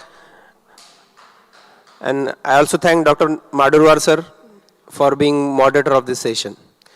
Now, as I say initially, after each talk, there will be a couple of questions. So we are putting up the first two questions now. Kindly see the questions and answer as early as possible and send it on WhatsApp to Dr. Ram Bharat.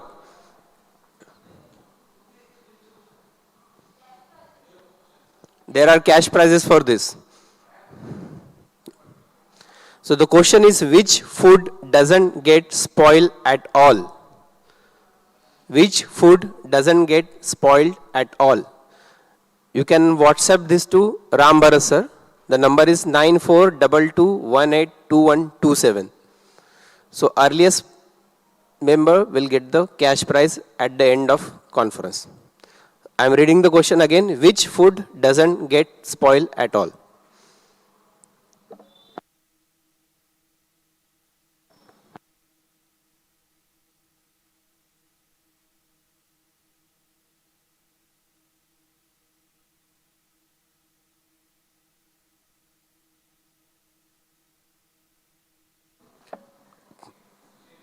Second question. So the second question is, what was name of Basanti's horse in movie Sholay? What was name of Basanti's horse in movie Sholay? WhatsApp this to Ram Bharat sir, 9422182127. The first person sending WhatsApp to Ram Bharat sir will get the cash prize at the end of conference.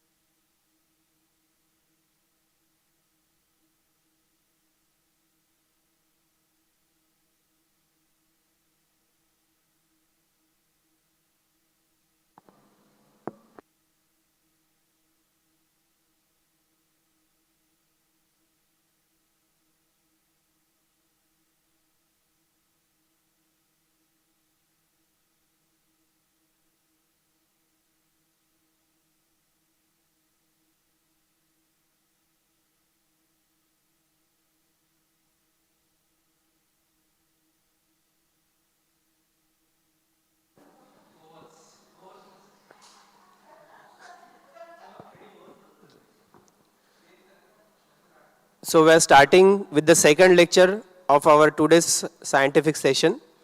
The second lecture is by again a son of Chandrapur, Dr. Ashish Jivne. So sir has done his MBBS and MS from Nagpur, IGMC and GMC respectively.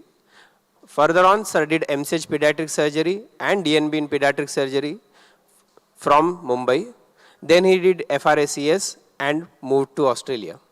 Currently, sir is head of the Department of Pediatric Urology and staff specialist pediatric surgeon at Sydney Children's Hospital, Randwick, New South Wales, Australia. Sir has done his FRACS in pediatric surgery in May from Royal Australian College of Surgeons in Melbourne, Australia. Sir also has Australian Medical Certificate in 2008 and Diplomat of National Board. More than 20 years of experience in pediatric surgery, both in India and in Australia. More than 40 publications in national and international journals, and he has given numerous talks in both international and national conferences. So I request Dr. Ashish Jivne sir to kindly join in and present his talk.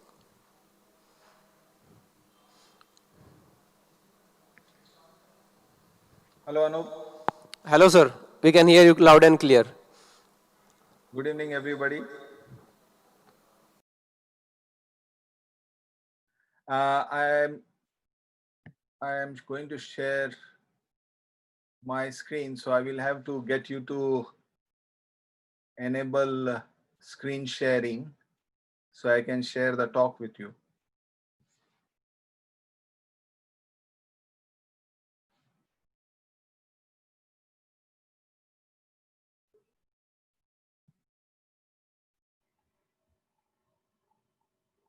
Hi Ashish, a long time after a long time. Arey, sir ji, namaste.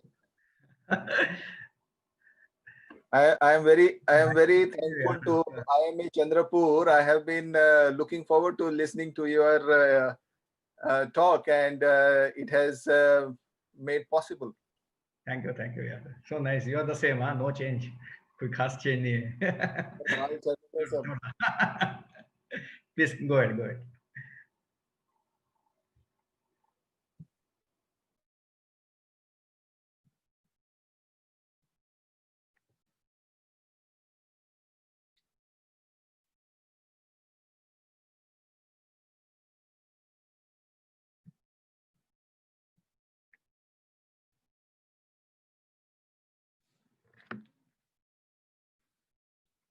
Let me know when I can share the talk, and I will start then.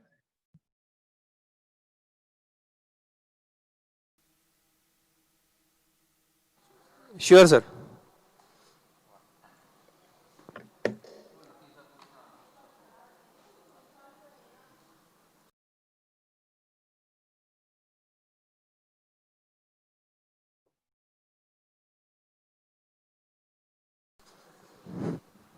Oh, that's a very big responsibility to make me the host. Ashish sir, you can share your screen now, sir. Yeah.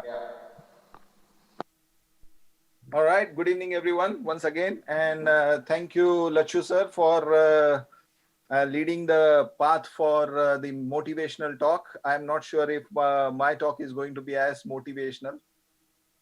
I am starting with the affiliations and conflict of interest. I have no conflict of interest. I'm very thankful to Rafiq and Anu for roping me in, and the special personal invitation by Kalpana yesterday. I would like to acknowledge the efforts of all the people that have come before me in the field of antenatal diagnosis. And I would also like to thank Google and Netflix. And I think you will realize why I'm thanking Netflix later on. There was a little bit of to and fro with the topic. And I think in your brochure, the topic comes as the importance of congenital anomalies. Now, as I would like to point out that we don't want to see any congenital anomalies. So the topic I have, the title of the topic is Importance of Antenatal Diagnosis of Anomalies in Pediatric Surgery. Now, I understand that in the group in IMA, there are experts from all the fields. So I'm sure there are many experts which know more about the different modalities of diagnosis and management of antenatally diagnosed cases. I will try and, it's a very big topic, so I will try and highlight a few key things that as a pediatric surgeon, pediatric urologist, pediatrician, obstetricians, we deal with, and the issues that come with antenatal diagnosis of anomalies. Now, the very field of antenatal diagnosis we cannot discuss till we acknowledge the landmark paper by Ian Donald, which was published in 1958 about the ultrasound in antenatal diagnosis. And when you think about it, it has been more than almost 60 years, more than 60 years that the ultrasound was first used for antenatal diagnosis, and about 10 years later, it was used to diagnose Down syndrome.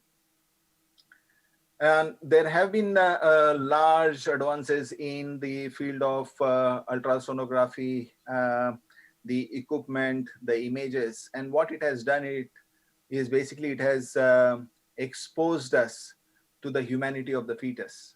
Now, one of the problems or the good things of humans is that we want to make sure that we can look after each other. And by doing ultrasounds, and as the obstetricians and pediatricians and neonatologists in the IMA Chandrapur would have seen, both as experts and also as family members, these pictures just give a face to the unborn fetus. And this then makes us emotional and pushes us to look after them. But at the same time, we can't forget that pregnancy is a normal physiological process, and hence any interventions that we want to do must have known benefits and should be acceptable to the pregnant women. Now then this leads us to the conflict, and the conflict is the maternal risk versus the fetal benefit. Now, many would say that when we have a pregnant woman, it's a healthy young woman with an abnormal or an anomalous fetus, if at all there is some problem with the fetus. So we have to define what congenital anomalies are so that we can then counsel the family and aim to look after them. With most congenital anomalies, as you define them, they can either be non-lethal, or if they are severe, they can be lethal in the neonatal period, such as bilateral renal agenesis, or they may be able to survive the neonatal period, such as diaphragmatic hernia or Down syndrome or spina bifida.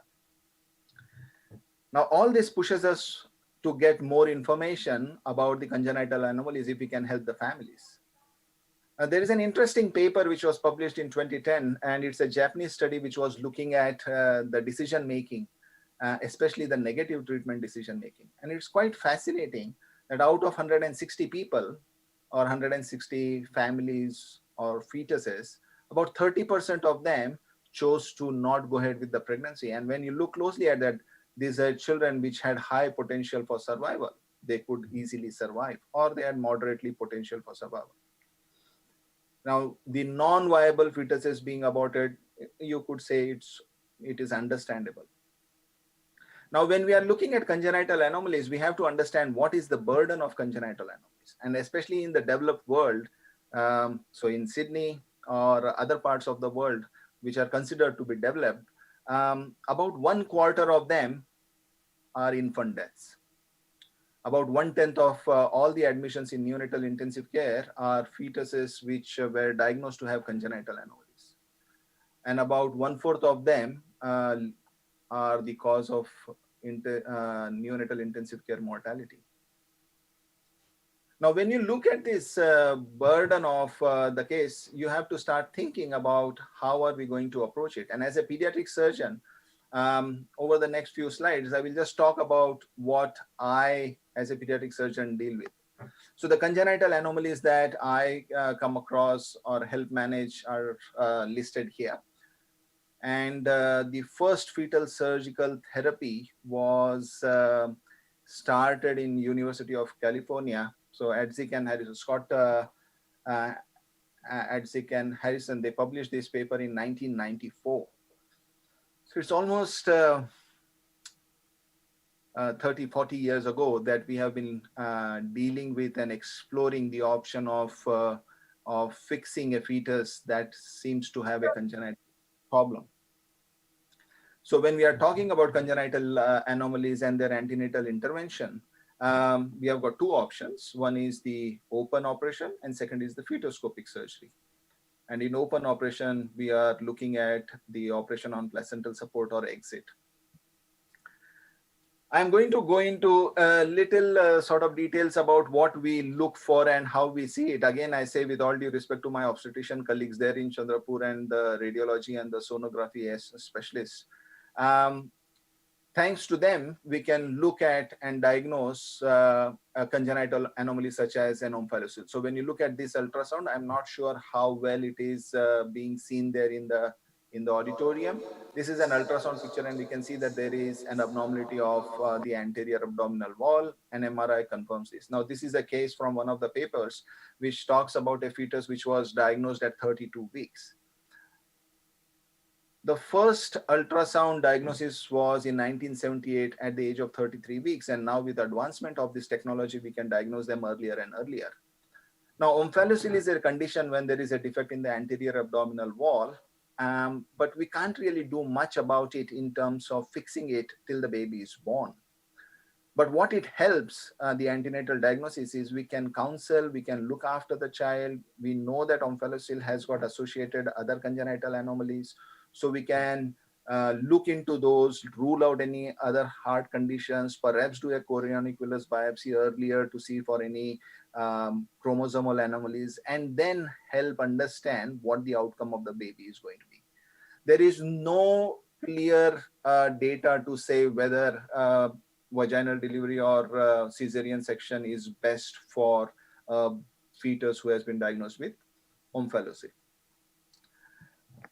Now, twin transfusion syndrome was one of the first antenatal anomalies that we dealt with and intervened and helped save babies.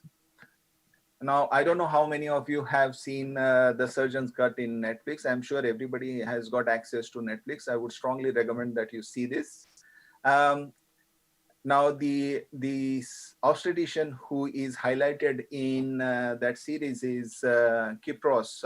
He was from King's College, and he was one of the pioneers of managing twin transfusion syndrome by using endoscopic treatment, radio ablation of the abnormal vessels. And this has led to further advances of using the technique and the technology in management of many other fetal anomalies. One of the commonest problems that I see as a pediatric surgeon and many of our colleagues see is antenatally diagnosed or fetal lung lesions. And the first one is the CPAM, or what we call as the congenital pulmonary airway malformations. Now, this is a group which was initially called as the congenital cyst adenoid malformations, and they may also include the bronchopulmonary sequestrations. Now, irrespective of being classified as micro or macrocystic, it is the size of the lesion and the growth, and not necessarily the type, that is more relevant in the outcomes. Now, with huge fetal lung masses with high drops, the mortality is up to 100%. So we feel that we should be doing something about this, whether we can save them. We must also remember that the pregnant woman herself is also at risk due to the risk of maternal mirror syndrome. The early experience which pushed us to understand was from the University of California in San Francisco, where they were able to save 50 of the 22 fetus, 50% of the 22 fetuses with severe high drops. And they could see that the high drops could resolve very quickly in the first few weeks. The other 50% which did not survive, one of them died because of the, before any intervention, took place. One of them died because of maternal mirror syndrome. A few of them were intervened, but they died within the first 24 hours of intervention. What we have learned about the CPAM lesions is that if we can calculate the CVR or the volume ratio of the CCAM, and if it is more than 1.6, then it is predictive of increased risk, and we could counsel the family or plan how to look after them with serial ultrasounds. It's a nice algorithm borrowed from the publication in 2003 from Seminars in Pediatric Surgery, which basically, if you have got associated anomalies, you would want to counsel the family about inability to save the child. If it is full term without any fetal eye drops, we would continue to deliver it at term. The key is if you have a fetus with eye drops, and if you have a fetus with eye drops, then the options are to deliver early if it is about 32 weeks, because in most of these developed centers, and I'm sure in many centers in India now, even fetuses up to or babies born as early as 26, 28 weeks could survive. But if it is less than 32 weeks, and depending on the cyst, we may offer them either surgery, open surgery, or amniotic shunt. Now, we don't offer this open fetal surgery in Sydney, but many centers in Europe and US would offer that. We do offer thoracoamniotic shunting for very dominant cystic lesions. The next condition that I tend to look after and come across as antenatal counseling is diaphragmatic hernia. Now, this all started again from the pioneer work of Harrison and Adzik from the UCSF, and they published this in 1994, where they had about 60% of fetus demise in children they followed up with antenatally diagnosed diaphragmatic hernia. And this is where the term hidden mortality, which was first coined by Harrison, comes in, where the fetuses with diaphragmatic hernia could die before even referral. Now, that made us look into the prognostic factors for diaphragmatic hernia. And as I have highlighted, early diagnosis, severe shape, polyhydramnias, small lung to thorax ratio, underdeveloped left heart, presence of stomach, presence of liver. These are all the prognostic factors which we can put into counsel the family and understand what is the outcome of the fetus. The one most important thing which we looked at earlier and understood was the liver herniation. And what happened was the fetal surgery center tried to intervene and do operation. So if it was a bad liver and they underwent fetal surgery, most of all of them just we couldn't save the babies, because as soon as the liver was pushed back, they had severe bradycardia and they died. And the ones which were supposedly good ones, where the liver was not herniated, there was not much difference between the fetal surgery and the postnatal outcome, which then made us think about other options. And the experience of Wilson and Defoe in 1993 and 94, which made us understand that if you ligate the trachea, the lung may grow. And this was first proven with pulmonary hypoplasia that was created in nephrectomized lamb. And then it was followed up with a study in the lamb model of the diaphragmatic hernia. So this has become one of the key management options in antenatally diagnosed diaphragmatic hernia. So the ideal tracheal occlusion could be something which we could place endoscopically, which would obstruct consistently, which would not damage the trachea, and then could be reversed either inside in utero or at the time of birth. Moving on, we have three options of fetal tracheal occlusion. One is open surgery, which has got its own risk. The clip has fallen out of favor because of the damage it causes when you are putting it. It's not very easy to do it. And the fetoscopic balloon is probably the best option that we have at the moment. The key things are to choose an optimum site with antenatal ultrasound to know where we can enter to do an endoscopy. and entering into the fetal bronchus, just above the bronchus into the trachea, and putting a balloon in to be taken out later on. Now, FETO has shown that it not only improves survival, but also decreases the need for ECMO support and neonatal morbidity in these severe diaphragmatic hernia cases, which may not or could not survive without intervention. Now, we still don't know the long-term outcome, and we are waiting for the total trial to see what the outcome of prenatal treatment is going to be. The other thing, the other particular anomaly that we are looking after is the lower urinary tract obstruction. And rather than going into much detail about it, you must understand, given that I had only 20 minutes, I had to cut down some of the key things.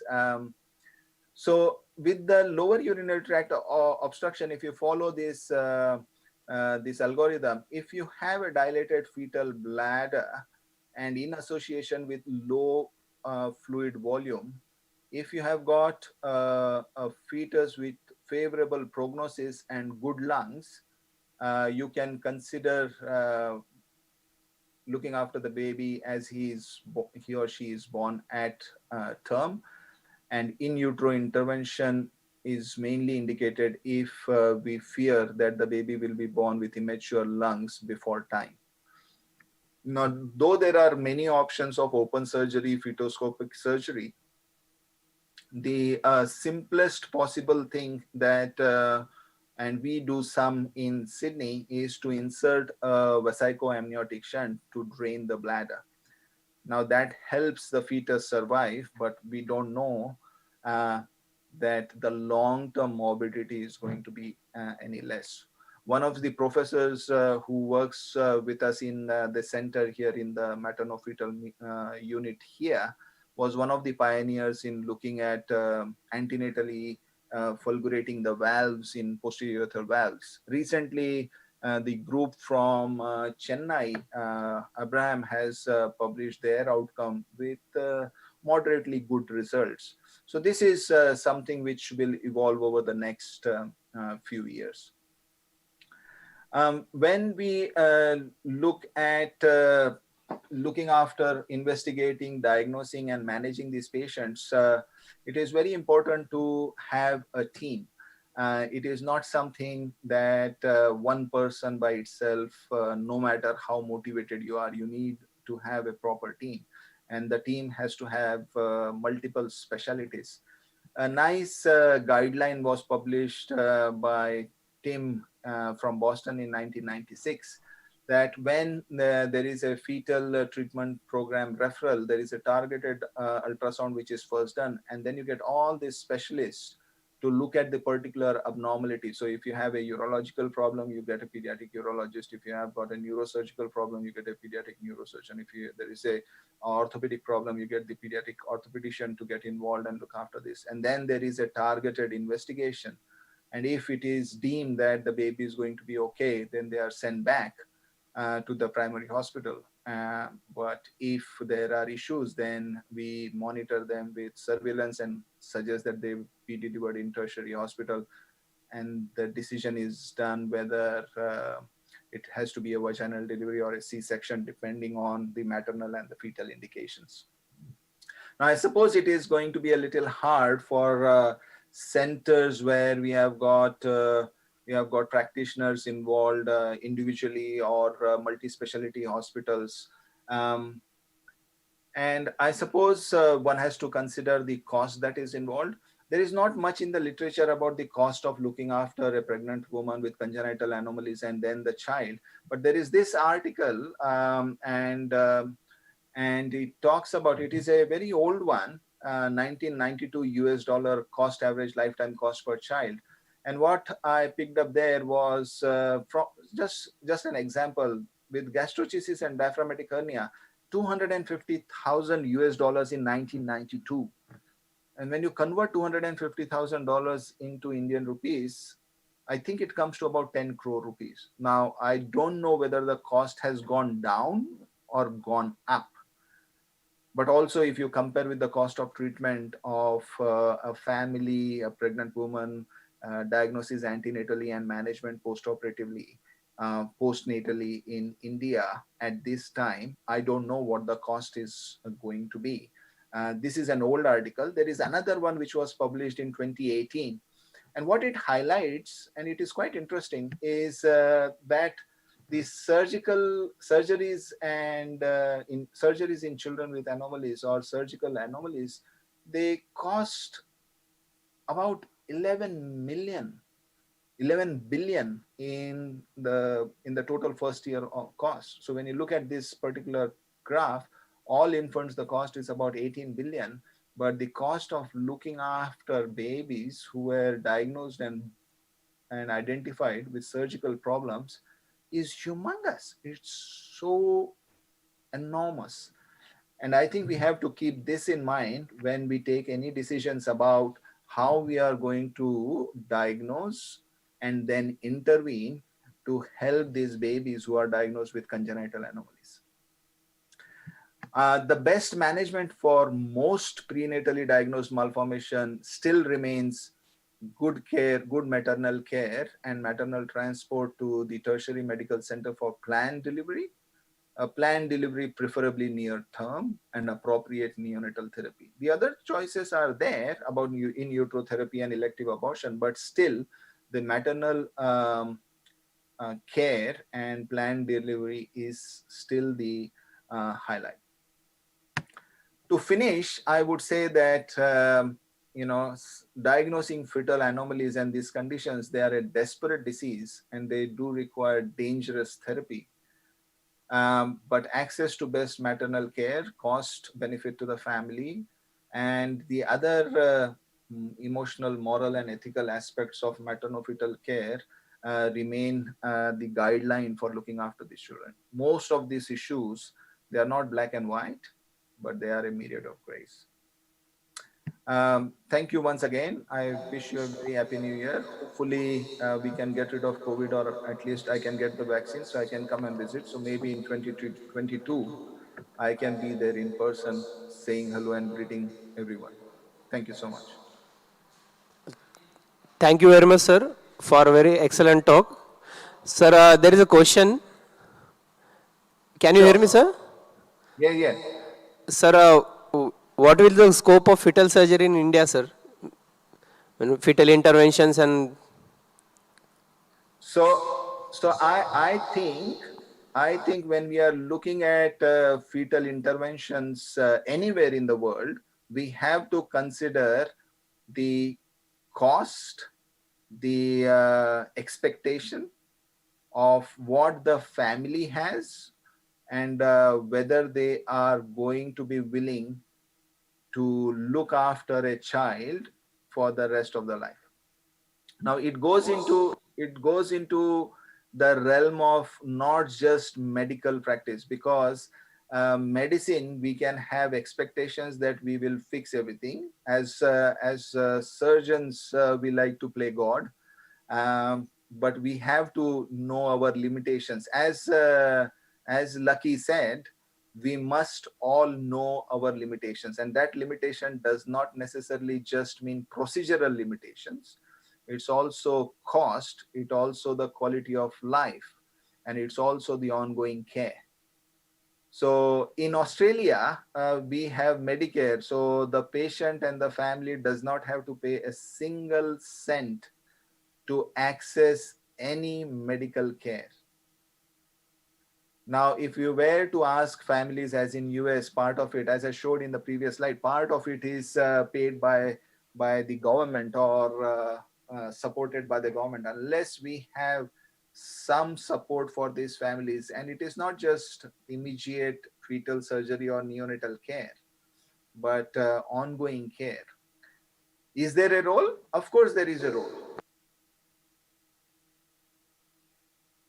But it has to be chosen very wisely who to look after. I can remind you that when training in Mumbai, there was a baby who was born with meningomyelocele, grade 3, good power, and the family just said, Doctor Saab, isko नींद का गोली या injection दे दो, हम नहीं कर सकते, हम अगले साल दूसरा नया बच्चा कर लेंगे. I still tell this to my colleagues and students here.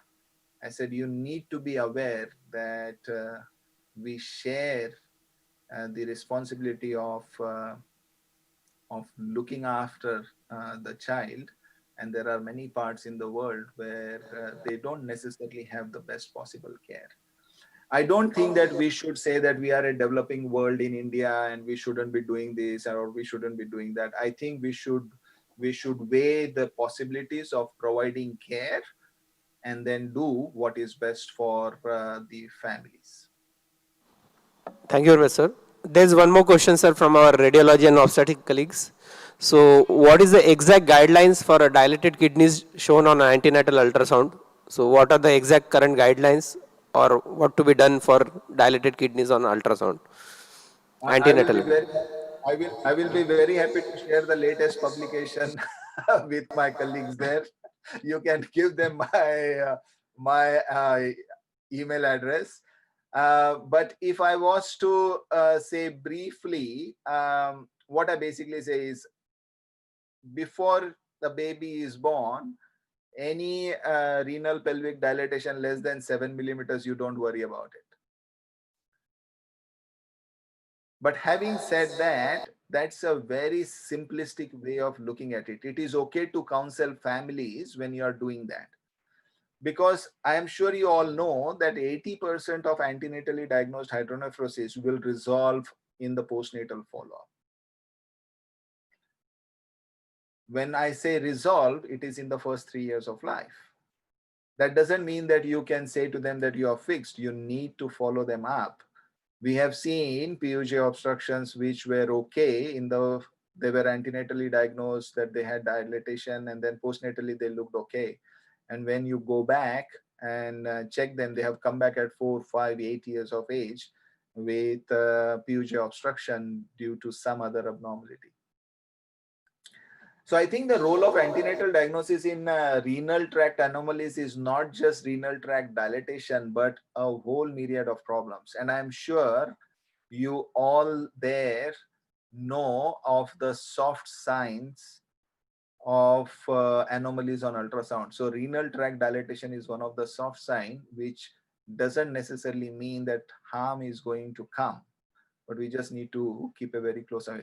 One of the problems with the ultrasound, in general, not just antenatally, is that you do an ultrasound and then you find something and then you have no idea of what to do with it. You see an adult who has come with some tummy pain, you do an ultrasound, you find a small renal cyst of 1 centimeter. What do you do with that? You say, come back again in 3 months, 6 months, 1 year to do a repeat ultrasound. And that is one of the problems that we are seeing with the use of ultrasound. And I'm sure in the next 10 years, we will have better understanding of what to do with it. Does that make sense?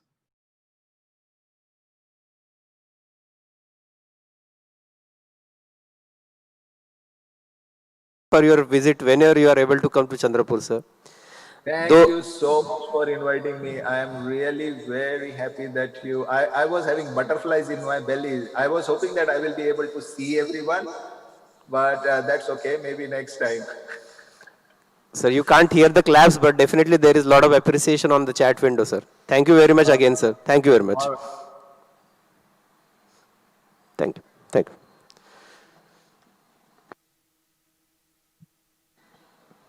So the questions for these sessions are being projected. The quiz questions.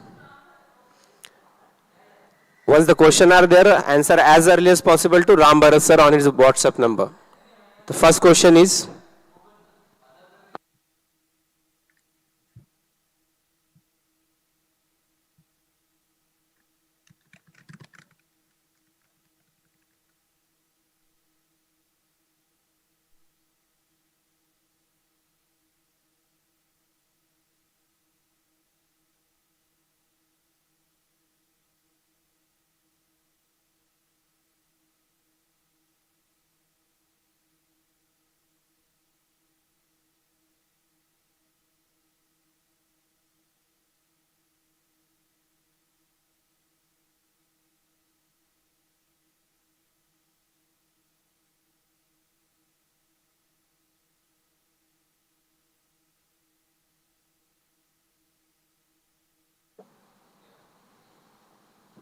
So the first quiz of this session is, the movie Black by Sanjay Leela Bhansali is inspired from which Oscar-winning Hollywood movie? I am repeating the question. The movie Black by Sanjay Leela Bhansali is inspired from which Oscar-winning Hollywood movie? You need to send your answers as early as possible to Dr. Ram Bharat. Number is 94221-82127. 94221-82127. Answer sent to only Ram Bharat sir will be considered. No one else will be taken into consideration. And the person who sends answer first will be taken into consideration. The second question of this session is, who scored maximum goals in the World Cup football tournament? This is like all the World Cups which are started from the first World Cup till now, who has scored the maximum goals in all the World Cup football tournaments. So send your answer to Dr. Ram Bharat's personal WhatsApp number, that is 9422182127. Only answer sent to Ram Bharat sir will be considered.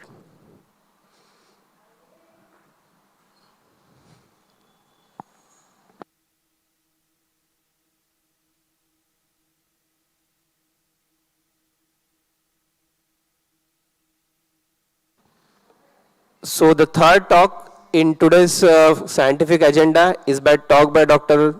Sonwalkar sir. He will be with us right from United Kingdom.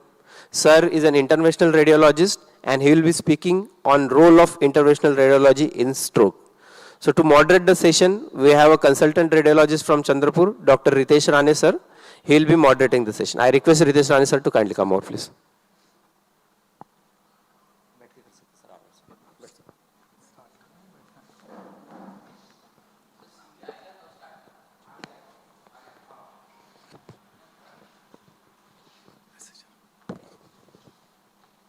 Good afternoon.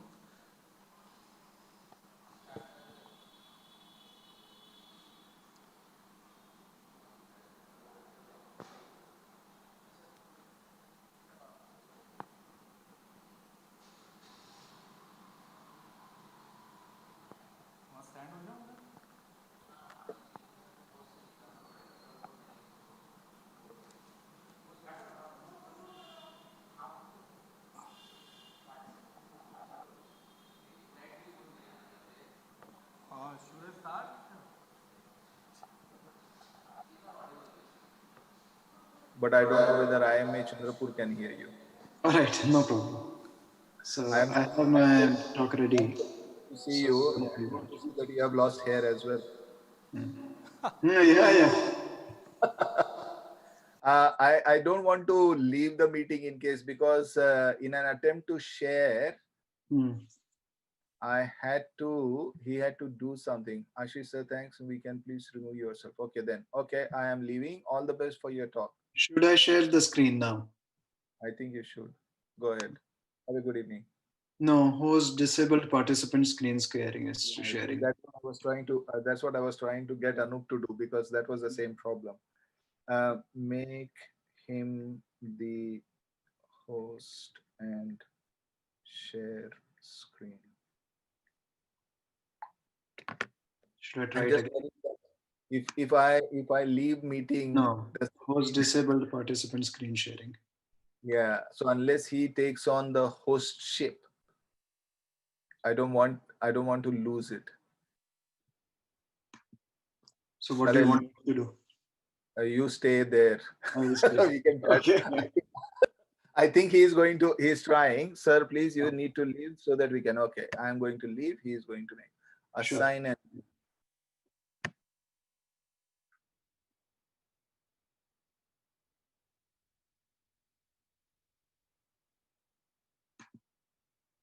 Yeah, now I can share the screen.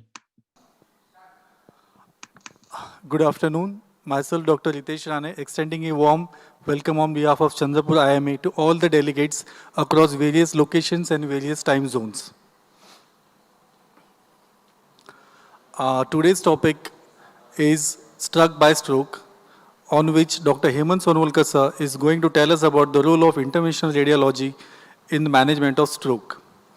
Here we can, here the delegates which are attending the conference are belonging to the various specialties and subspecialties.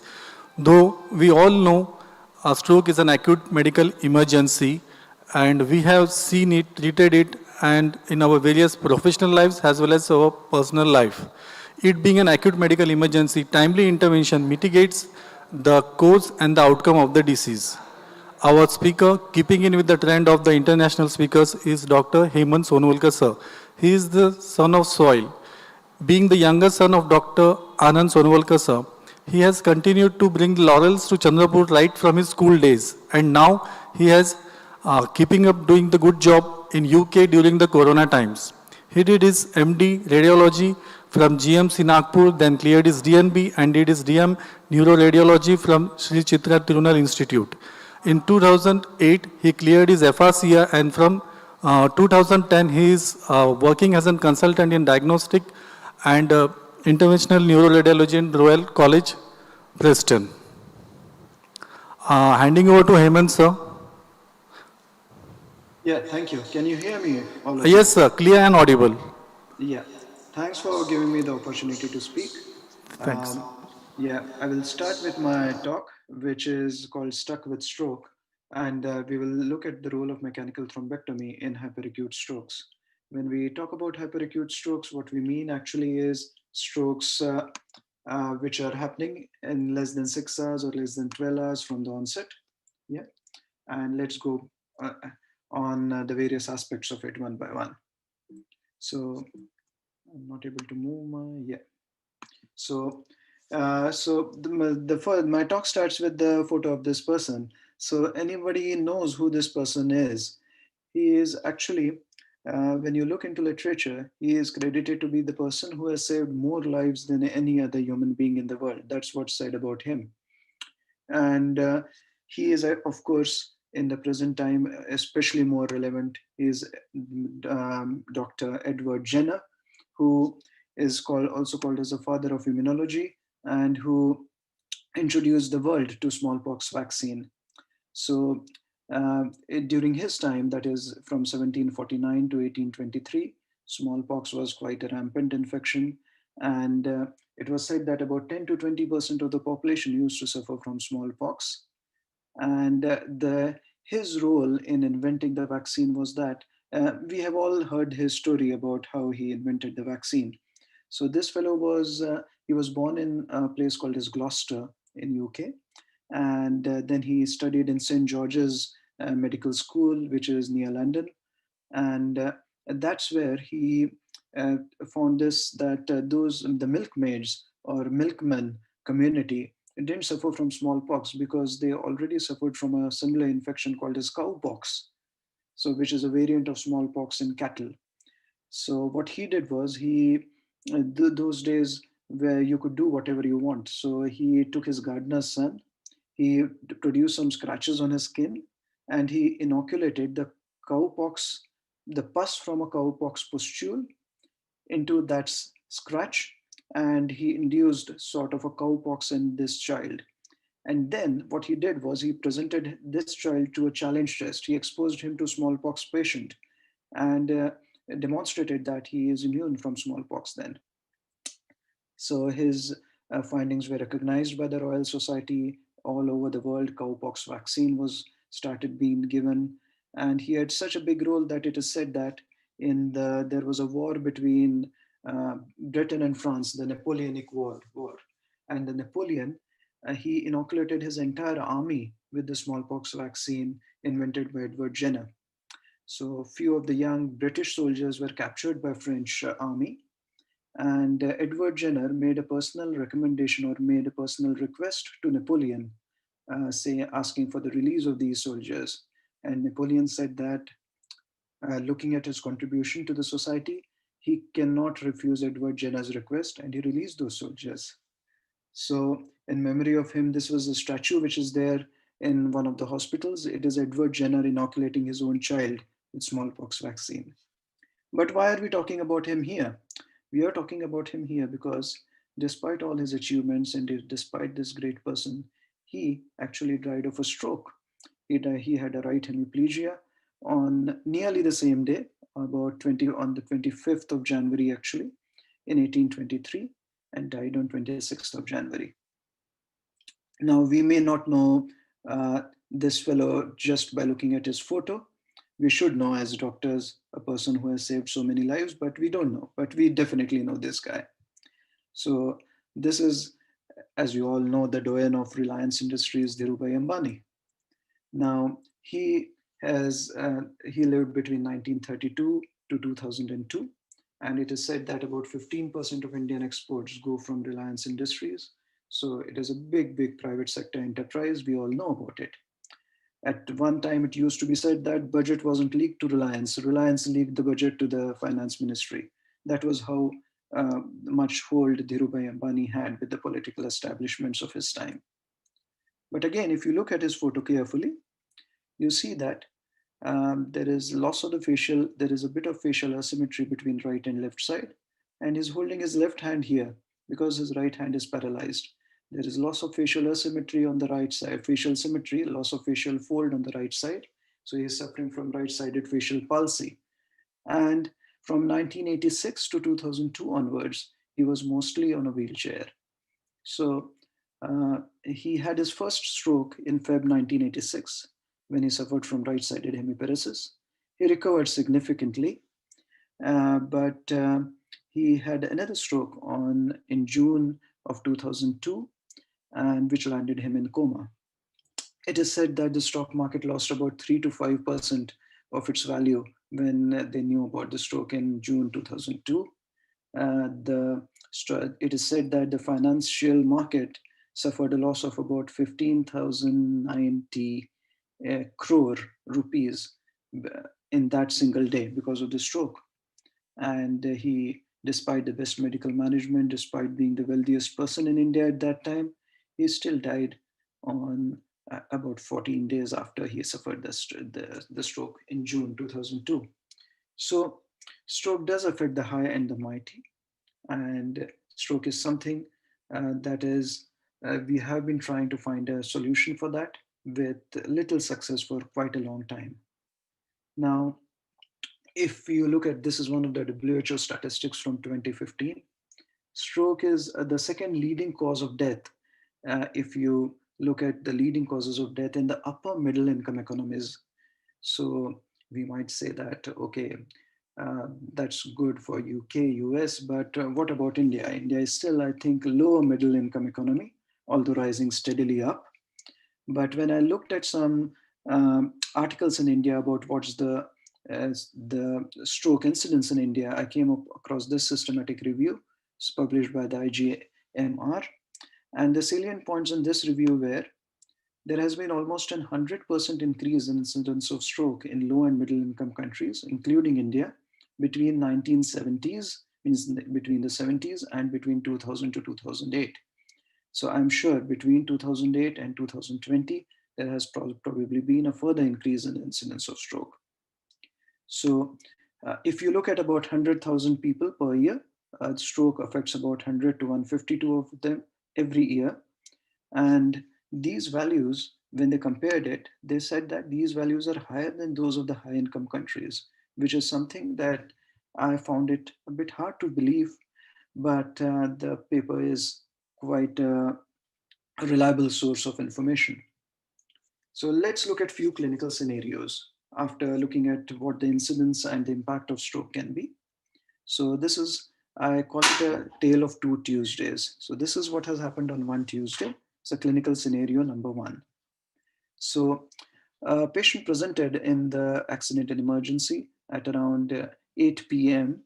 And he presented at around 7 p.m. He's a 58-year-old male presenting with right-sided hemiparesis, which happened at around 5:30 in the evening. By the time he came to A&E, it was around 7 o'clock in the evening. CT head was done. And if you look at the CT head, this is the left middle cerebral artery. So this is the left sylvian fissure. This is the right sylvian fissure. So if you see the left middle cerebral artery, there is a bit of brightness there along the left middle cerebral artery, which means that there is a bit of clot there in the left MCA. You have to compare it with the right side. So CT scans or all these MR scans are very easy actually, because God has made the brain in such a fashion that there is one half resembles the other half. So if you find anything abnormal on one side and not on the another, you know where the abnormality lies. So this is the clot within the left middle cerebral artery. This is what we refer to as a dense middle cerebral artery sign. So we knew that there was a clot there, but there is no bleeding in the brain. So we know that this is not a hemorrhagic stroke. And accordingly, IV thrombolysis was given to the patient. But sometimes these IV thrombolysis doesn't always work when the clot volume is quite high. And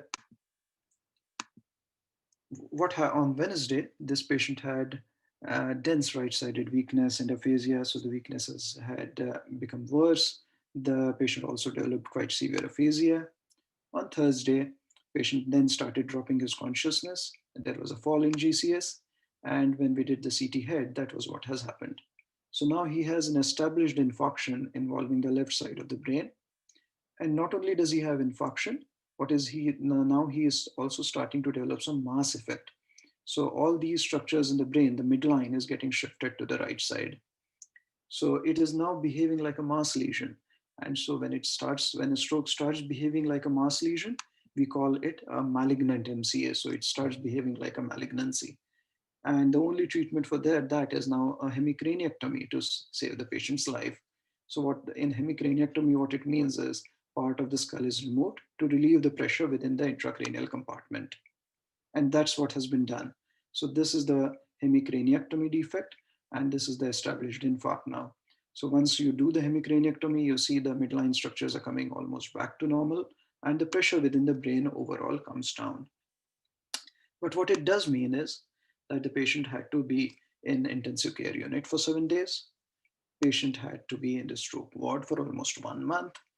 And a patient needs neuro rehab, which just goes on and on and on for at least 2 years, if not 5 years.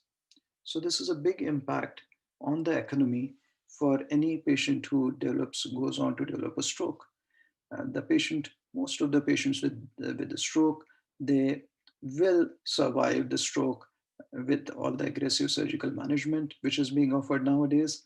But the long-term impact of stroke is a big impact on the society. So NHS in UK being something like a social service. So the cost of everything is calculated very closely by the government because it's government funded. The patient doesn't have to pay anything. So according to the statistics, the stroke, the cost for UK is around 9 billion a year as a society. And the average NHS and social care cost for each person having a stroke is around £22,000 a year and around 45,000 over 5 years. So they have divided all these costs as well, like 1 day in something called as a hyperacute stroke unit. Hyperacute stroke unit is something in between an intensive care unit and a general ward, and a normal ward is around 500 to 600 pounds a day. So you just have to calculate how many days the patient stays in the hospital and how much the care adds up. So if the patient requires to go in a care home, so he can't take care of himself, he goes to a place called as care home, where he has nursing staff 24/7. So, and the patient probably stays there for 2 years, if not 5 years. So a week in care home is something like 500 pounds. So if you just calculate how much the cost will be over a 2-year period. So it is an extremely costly proposition. And here we are not taking into consideration the mental and the emotional trauma to the patient at all, because there's no price. You can't attach a price to that at all. Now look at clinical scenario number 2. So this is one of the earliest patients that we did. So this was around 5 or 6 years back. So I call it a tale of 2 Tuesdays. This was again done on a Tuesday, but this was done on a Tuesday morning. So this was a 39-year-old builder.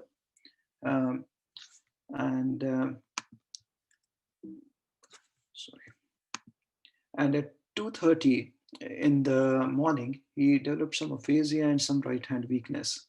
His wife was a very smart lady. She dragged him to the hospital, but by the time he reached the hospital and reached the A&E, he had almost completely recovered.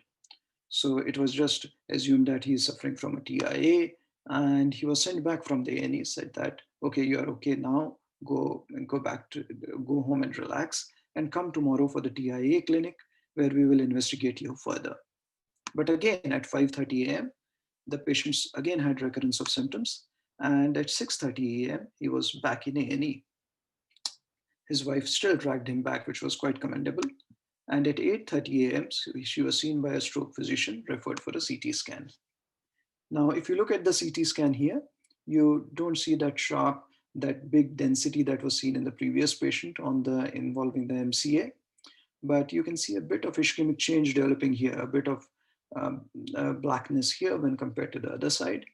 And the next step which was done was to perform a CT angiogram, in which the dye is injected in the venous system, and sort of a post-contrast, sort of thin, high-resolution CT scan is performed. And this is a right middle cerebral artery where you see an uninterrupted flow. And this is a left middle cerebral artery where you see that there is something like a filling defect here. So this is the clot within the middle cerebral artery and initial segment. When we do a 3D, we can also do a 3D reconstruction of these images, and that's how it looks like. So this is the left internal carotid artery, that's the anterior cerebral, and that's the middle cerebral. That's on the left side, that's on the right side. So the right side is okay. You have good arteries on both sides, but here this is the filling defect on the left side. So he has a clot there now. He is getting worse, and so we got him for the procedure. So this is now at 10:30. So he had the second episode at 5:30 a.m. and by 10:30 a.m. he is on the angio table. And if you look at this image, this is what we call as a tuning fork appearance for the common carotid artery bifurcation. So we have heard that during our undergraduate days, that how the common carotid has a tuning fork-like appearance when you see from the lateral side of the neck. So this is the internal carotid, this is the external carotid. External carotid has branches, internal carotid doesn't. And if you look at the internal carotid, it is having this flame-shaped appearance. So it is like a flame of a candle. So when it is a flame-shaped appearance and tapering like a very small, very narrow sort of lumen beyond it, this is also sometimes called as a rat tail appearance. And this is a classical appearance of dissection of the internal carotid artery. So this patient, he was otherwise fit and well. So he had probably a dissection of the internal carotid artery. When the artery dissects, the flow beyond that dissection becomes very slow. So you can see a bit of flow there going across. If you trace it, you can see that the bit of flow is going across. So there is still a bit of flow, but the flow is very small and very slow. So when the flow is slow, it means that a clot can form there and the clot can embolize. And that has probably been what has happened there. So the clot has embolized there and caused blockage of the left middle cerebral artery. So we had to go through this occlusion to reach the middle cerebral artery. So what we do is first get across this narrowing, put a stent there to open up this narrowing there in the internal carotid artery, the dissected segment. So we deployed one stent, that was not enough. So we had to deploy another stent.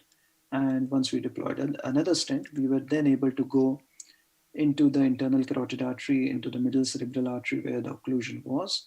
So this catheter is very small catheter. So this is called as what we call as a microcatheter. And using that microcatheter, then we take the clot out. How do we take the clot out? I will explain you in a little more detail later. So the clot was taken out, and this was the angiogram appearance after the clot was taken out. So you can see that there were two branches very close to the MCA. This is the MCA. So the initial segment was very small, and there were two branches immediately after that. And these small, tiny branches, these are what we call as perforating arteries. These are extremely important because these supply the gangliocapsular area of the brain. So this is the area which supplies the internal capsule. So if any infarct occurs in this area, it causes a very dense hemiplegia. Whereas if an infarct occurs along this territory, it does not cause a dense hemiplegia. So this was the image after the clot was removed. And if you compare it with what it was before, you see that that's where the filling defect was, and you were only able to see one branch be beyond it. But actually one branch was completely blocked, and that was also open. So it was a good result angiographically. So on the same Tuesday, by 6 p.m., the patient had recovered completely and was walking around when we went to see him in his ward. By Thursday, the patient was discharged home on dual antiplatelets and he was back to work a week later. So if the patient had not received the mechanical clot retrieval treatment in time, he would have probably been left with a paralysis, which would have not only impacted his work, but probably his wife would also have to be off work now and care for him. So a big economic impact for him and for the country and for the society in general. So what is this technique? What is this mechanical thrombectomy? So mechanical thrombectomy is a procedure where you take a clot out of the brain blood vessel using some devices, using some mechanical technique. Let's see what it is. And that brings me to a word called as serendipity. Now, serendipity is quite an interesting English word. I only came to know about it about 5 or 10 years back. But what it actually means is making discoveries by accident and sagacity of things which they are not in quest of. So a typical example of this is the alchemists of the past. So alchemists were a group of scientists who were trying to produce gold.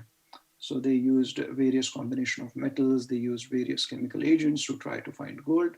None of them did manage to find gold, but the alchemists were credited to one of the most important discoveries in chemistry, which were probably worth more than what the price of gold they were after. A more comic sort of example for serendipity is like if you look at movies like Jo Jeeta Wahi Sikandar, if you remember, Amir Khan was trying to get to Pooja Bedi, but instead landed up with Aisha Julka and winning the cycle match as well. So he discovered by accident things which he was not in quest of, but which later turned out to be of more use. And that's how mechanical thrombectomy evolved. So this is a standard treatment for aneurysm coiling that we used to do. So aneurysm, as you know, is a bleb or a blister on a blood vessel. So what we do is we take a microcatheter inside it. Microcatheter means a very small, tiny, thin catheter. And through this catheter, we will deploy these coils inside it to pack the aneurysm from inside so that it doesn't rupture again. When the neck of the aneurysm, that's the base of this aneurysm, usually the base is small and these coils will stay nicely inside. But if the base is wide, what happens is these coils have a tendency to fall back. And to prevent them from falling back, we usually deploy this thing called as a stent. So a stent is something like a scaffold, metal filaments holding the coils within place. So this stent, when we used to put this stent in, sometimes these stents used to develop some clots within it. And then what we used to do is we used to take this stent back. All these material that we used in brain interventions, all these are what we call as detachable coils or detachable stents. Means the end of the stent is attached to a wire. And once we know that it is in a proper place, we can then pass an electric current through the wire and make the stent detach. If we don't think that it is proper, we can pull it back. So when we pulled it back, we pulled the clot back along with the stent and found that it works quite well for pulling the clot out. And that's what we started using for taking the clot out from the brain. So if this is a clot within the brain, so this is a stent which is there. So the stent engages with the clot and then you pull the stent and the clot out together. So this procedure is called as a stent retriever technique because we are retrieving the clot using a stent. So this is just a pictorial representation. So this is the internal carotid artery, anterior cerebral, middle cerebral. So this is a clot in the brain.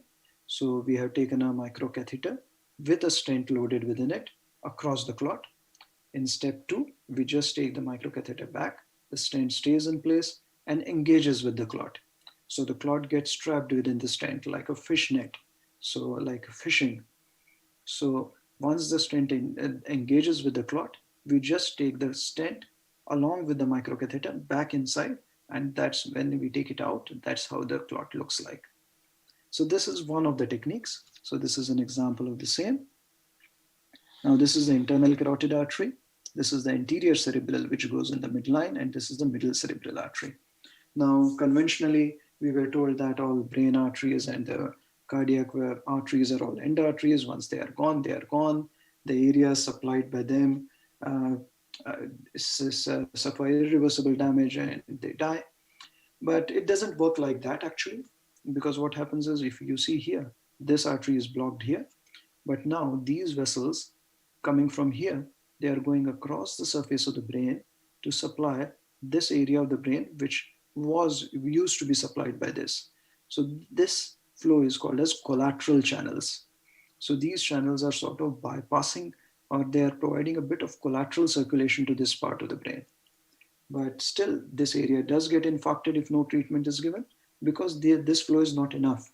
So it is just enough to maintain supply for some time, but this part of the brain is not functioning well because the supply is not enough, and that's why the patient has a stroke. But if this supply is not improved, this part of the brain develops irreversible damage and dies. So what we have done is, this is a big sized catheter, which we call as an aspiration or guiding catheter. So through this catheter, if you are able to see closely, there is a very small catheter, thin catheter, which is going all the way across the clot. This is called as a microcatheter. So these catheters are very small, so that's why they are called microcatheters. So once we have the microcatheter across the clot, we just check to make sure that we are in the blood vessel. And once we are in the blood vessel, we have then deployed this stent. So these three markers which you see, these are three radio-opaque markers at the distal end of the stent. The proximal end of the stent is attached to a wire here. So once we deploy the stent, you do produce a bit of increase in flow. And once that the stent is deployed, you can then pull the stent and the clot back to restore the blood circulation back. So this is a technique called as a stent retrieval technique. So you are using the stent, something like a fish net, to grab hold of the clot and pull it back. There is another simpler technique called as aspiration technique. So in aspiration technique, what we do is, we take a small catheter again across the clot. So this is a clot in the blood vessel. Then we bring a bigger sized catheter all the way up to the proximal end of the clot. Yeah. Once we have taken this bigger catheter to the proximal end of the clot, we take this catheter, the smaller catheter, back, and we apply something like a vacuum across this catheter. So this is like a hoover, what we call as a, this is a chamber where a vacuum is created. So what it does is, it sucks the clot within this big artery. Either it sucks it inside, or it catches this clot, so that when you take this catheter back, the catheter comes along with the clot. So this is called as aspiration technique. So in this patient, you again see this hyperdensity along the middle cerebral artery. Hyperdensity, so this is the middle cerebral artery clot. Again, why do the clots go more in the middle cerebral artery territory? Because that's where majority of the blood flows. So when a clot goes into the bloodstream, it will flow to the point where maximum blood goes. So that's why MCA clots are more often seen. So again, if you look at the bifurcation here, you see that the tuning fork appearance is lost. There is only one vessel here. The internal carotid artery is completely blocked. But here we just used aspiration. We started aspirating right from here all the way up to the middle cerebral artery to retrieve this clot. So this patient was treated using the aspiration techniques.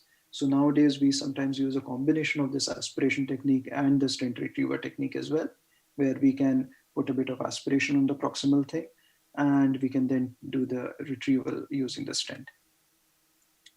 So what's the evidence and where does it actually work?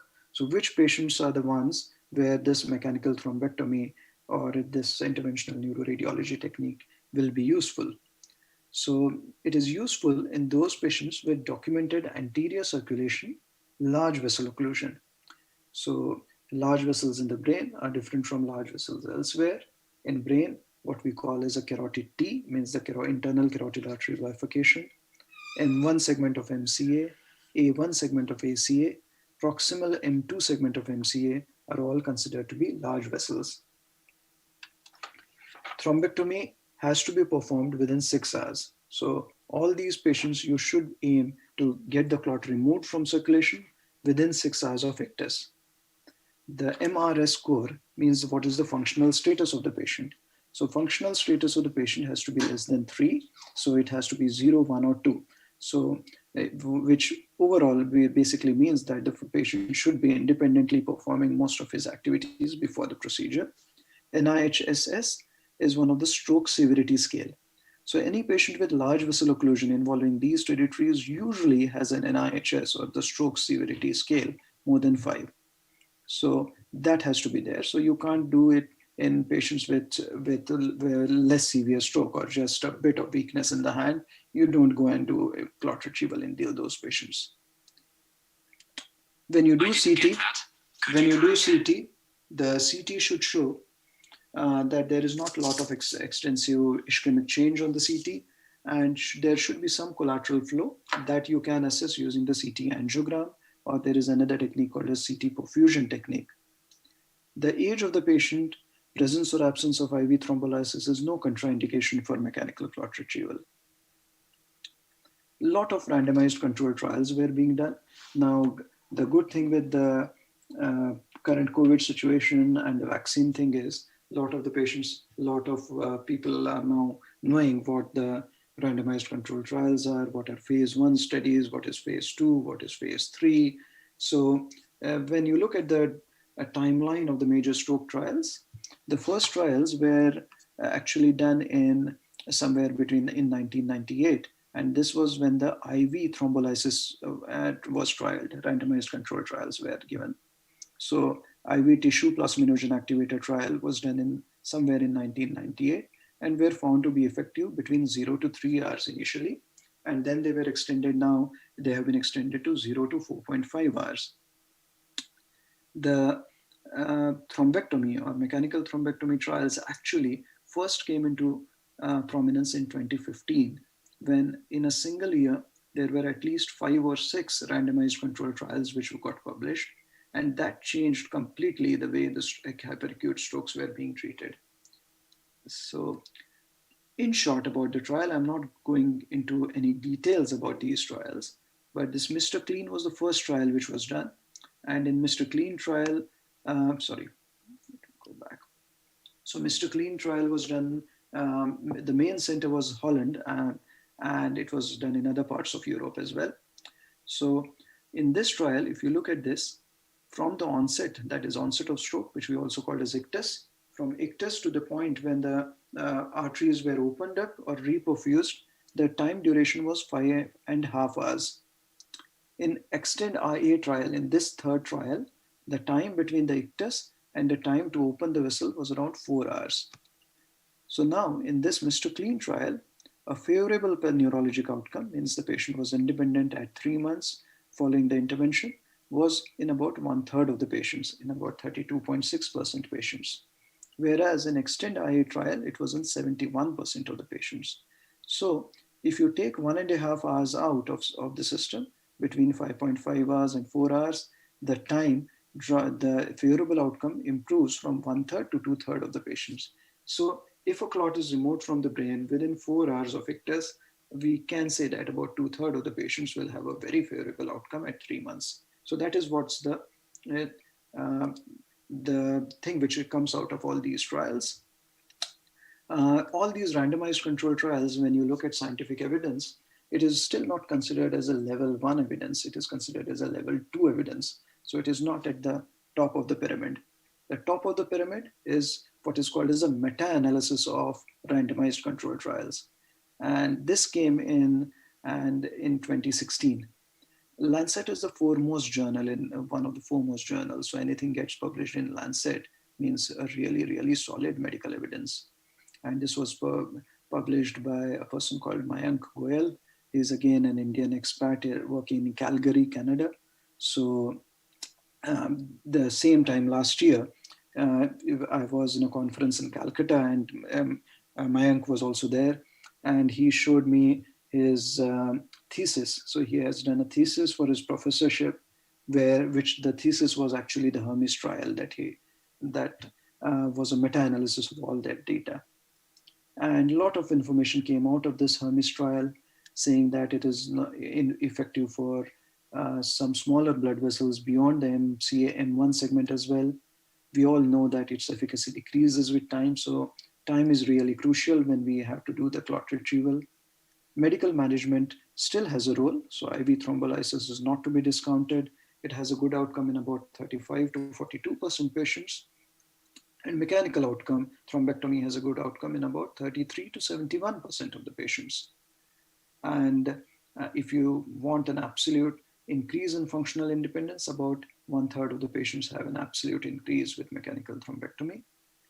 And risk of complication is not too high, and there is no difference in bleeding risk in the brain between the medical arm and mechanical thrombectomy. So this again points us to the point, it takes us to the point that the earlier with the treatment is done, the less amount of brain damage takes place. There is, I don't know how this fellow got the statistics, but he counted, or they have calculated how much neurons are lost each minute in an infarcted brain. So he says that a typical patient loses about 1.9 million neurons each minute when the stroke is untreated, and within an hour, about 120 million neurons, or 830 billion synapses, or almost like 714 kilometers of myelinated fibers are lost each hour. So that just sort of reiterates the point that the earlier the treatment is initiated, the better other results. So from all the randomized controlled trials and the meta-analysis, one thing was quite clear, that the efficacy of mechanical thrombectomy is unmatched in the treatment of large vessel ischemic stroke. Number of patients needed to treat for improved clinical outcome is less than 3. So if you treat 3 patients, one of them will improve definitely. If you compare this with the acute coronary intervention, that is the coronary angioplasty, which is nowadays done for myocardial infarction, you have to treat almost 10 patients to see an improvement in one. So compared to that, the amount of patients needed to produce clinical improvement is much less in this patient, which means that it is much more effective. Speed of delivery is quite the key for better outcome. I will probably skip this trial. So overall, if you look at the number of strokes, stroke is as we all know, is an acute neurological event causing causing hemiparesis or some loss of function. If you look at the overall strokes, about 85% of the strokes, so this is the CLO area, are ischemic, whereas only about 15% are hemorrhagic. So hemorrhagic stroke means either bleed in the brain, parenchymal hemorrhage, or subarachnoid hemorrhage. Amongst the ischemic stroke, large vessel occlusion, LVO, causing stroke, represents about 34% of total. So these are the large vessel occlusions. Small vessel occlusion constitutes about 51% of the strokes. So if you look at this yellow area, so of this is the small vessel occlusion, this is large vessel occlusion. So the estimate in UK is that large vessel occlusions presenting in hospital within 6 hours is around 8.5%. So in total, only about 10% of patients with large vessel who are candidates or who are ischemic stroke actually manage to reach the hospital within 6 hours. Further, 9.5% reach between 6 to 12 hours, and further 16% reach present at more than 12 hours. But if you look at this group of large vessel occlusion, although it is much smaller than the small vessel occlusion group, it accounts to almost 60 to 70% of disabling stroke. So these small vessel strokes are many of them are small lacunar strokes which recover on their own. Many of them are TIAs. So this is the area which contributes mostly to the disabling stroke. So the aim of the Public Health Authority in UK is to shift all of them to less than 6 hours and to get them all treated. So that would mean about 40% of the ischemic strokes in total will be eligible for mechanical thrombectomy. And these probably constitute about 80%. Sir, we are getting short of time. Please, last 2 minutes, sir. Last, all right, okay. Thank you. So, Thank you. So I will probably skip the pathway that we use for the Preston for stroke. So these are the different stroke centers in UK So there are lots of stroke centers in around London, but the other areas in UK, the stroke centers are a little sparse. And all these data from all the centers is collected in a sort of an audit, which is called as a sentinel stroke audit. And every year we have to audit all our door to needle time and our outcome as well. So this is the outcome from Royal Preston Hospital. So you see that about this, the green line is the patient who have improved, and the red ones who have deteriorated, and the yellow ones are the ones which have remained same. So about 80% of the patients did show some improvement following that. And coming to the last one, as a patient, this is really interesting one. So this was this Monday. I was working when this 97-year-old female presented with aphasia and dense right-sided weakness. She was a candidate for clot retrieval, and she was found by her daughter, who herself was 75. CT and CT angio was done, which showed an occlusion in the left MCA. So she was absolutely independent, fit, and fine. So we thought she should get was a candidate for clot retrieval. Age was not a contraindication. So we went in and found this occlusion in the middle cerebral artery, and we just used aspiration technique, and we were able to get the arteries cleared in no time. And following that, she improved quite a lot. Her weakness disappeared completely. She still had mild dysphagia on 12th, so on Tuesday. And this was the CT scan, which showed that the brain has recovered completely. There was just a bit of ischemic change in the insula. But yesterday night, I again checked on her, saying, how is she doing? Has she got discharged? And they said that she has now spiked a temperature, and she is possibly now a COVID patient. And this brings me to the last slide, which is the impact of COVID on the stroke service at the moment. So when we had the first peak last March, we had a significant drop in emergencies. We had calls from the stroke physician saying that patient is having a stroke. The GP called me. I spoke with the patient on phone. Patient doesn't want to come to the hospital. This was when the first peak in Italy was showing all those patients in the hospital and the hospital running out of bed. But then there was the emergencies started happening, but we had to change our standard operating procedure because these patients had to be treated within a half an hour or an hour of presenting in the hospital. So there was no time to get a COVID swab from them.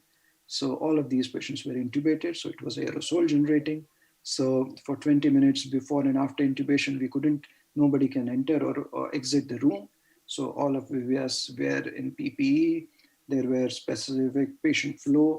And so patient had to come from one direction. We had to come from one direction. We had to go out from other direction.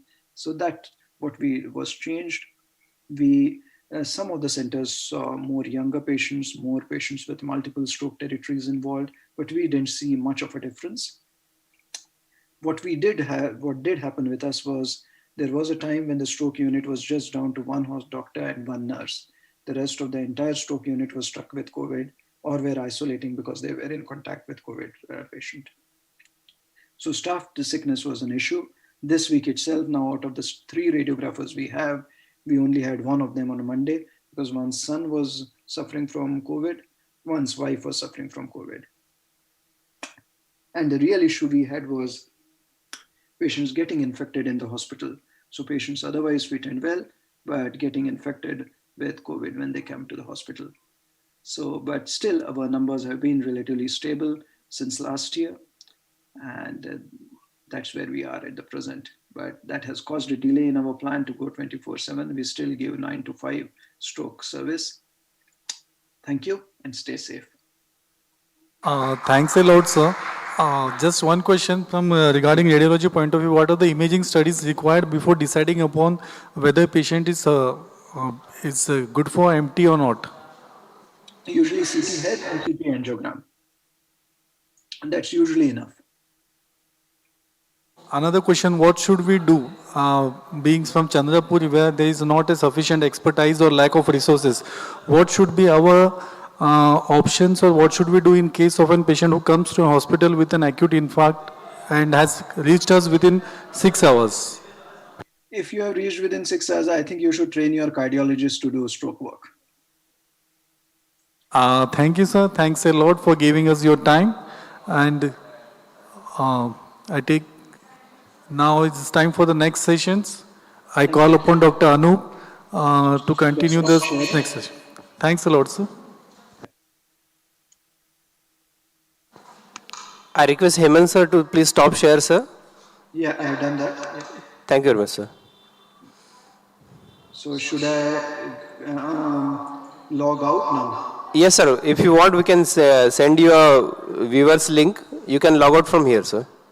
I will. Thank you. Yeah. Thank you very much, sir. Thank you very much again. So the next talk is by Dr. Shashank Shah, sir. Sir is a renowned laparoscopic and bariatric surgeon from Ruby Hall Clinic, Pune. Sir will be speaking on obesity and metabolic disorder. To moderate the session, I request Dr. Narendra Kolte, sir, a senior consultant physician from Chandrapur. Okay. So, I request Kolte, sir, to join, please.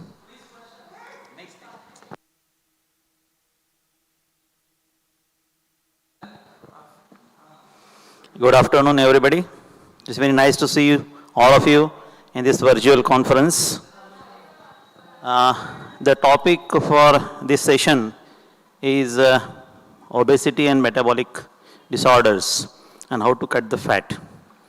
In our day-to-day practice, we are encountering these patients of metabolic disorder and obesity in increasing number because of the many reasons like sedation, eating habits, and so on.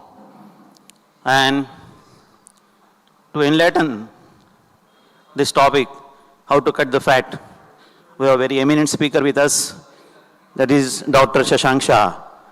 Dr. Shashank Shah is a pioneer and leading laparoscopic bariatric surgeon in India. He has served as the president of many national organizations of obesity. He has Limca Book of World Records. And if I go on counting his records, I think time will spend over here only. Firstly, for performing 45 hernias in 10 hours. Secondly, for successful bariatric surgery of the youngest child. Then he has a World Book of Records, that is highest weight loss in the heaviest Indian woman, that is from 300 kg to 86 kg. India Book of Records, that is maximum weight loss after bariatric surgery. Patient lost around 214 kg. Limca Book of Records regarding surgery on heaviest woman in December 2019, and so on. He is the only Indian to be invited as a visiting professor at various universities in Europe, USA, Malaysia, and Bangladesh. He is the first surgeon in the world to be awarded the Vivian Fonesca Scholar Award by the prestigious American Diabetic Association for research in surgery as a treatment for type 2 diabetes. He has been the first Indian bariatric surgeon to have many publications in index international journals. He is a renowned general and laparoscopic surgeon with experience of more than 30,000 surgeries performed so far over the last 34 years.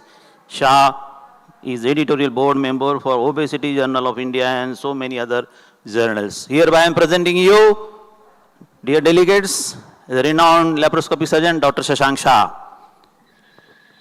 Good afternoon, sir. Yes, good evening and Happy New Year to all of you. Hello? Yes, right, sir. Yes. Can you hear me well? Pardon? Yes, sir.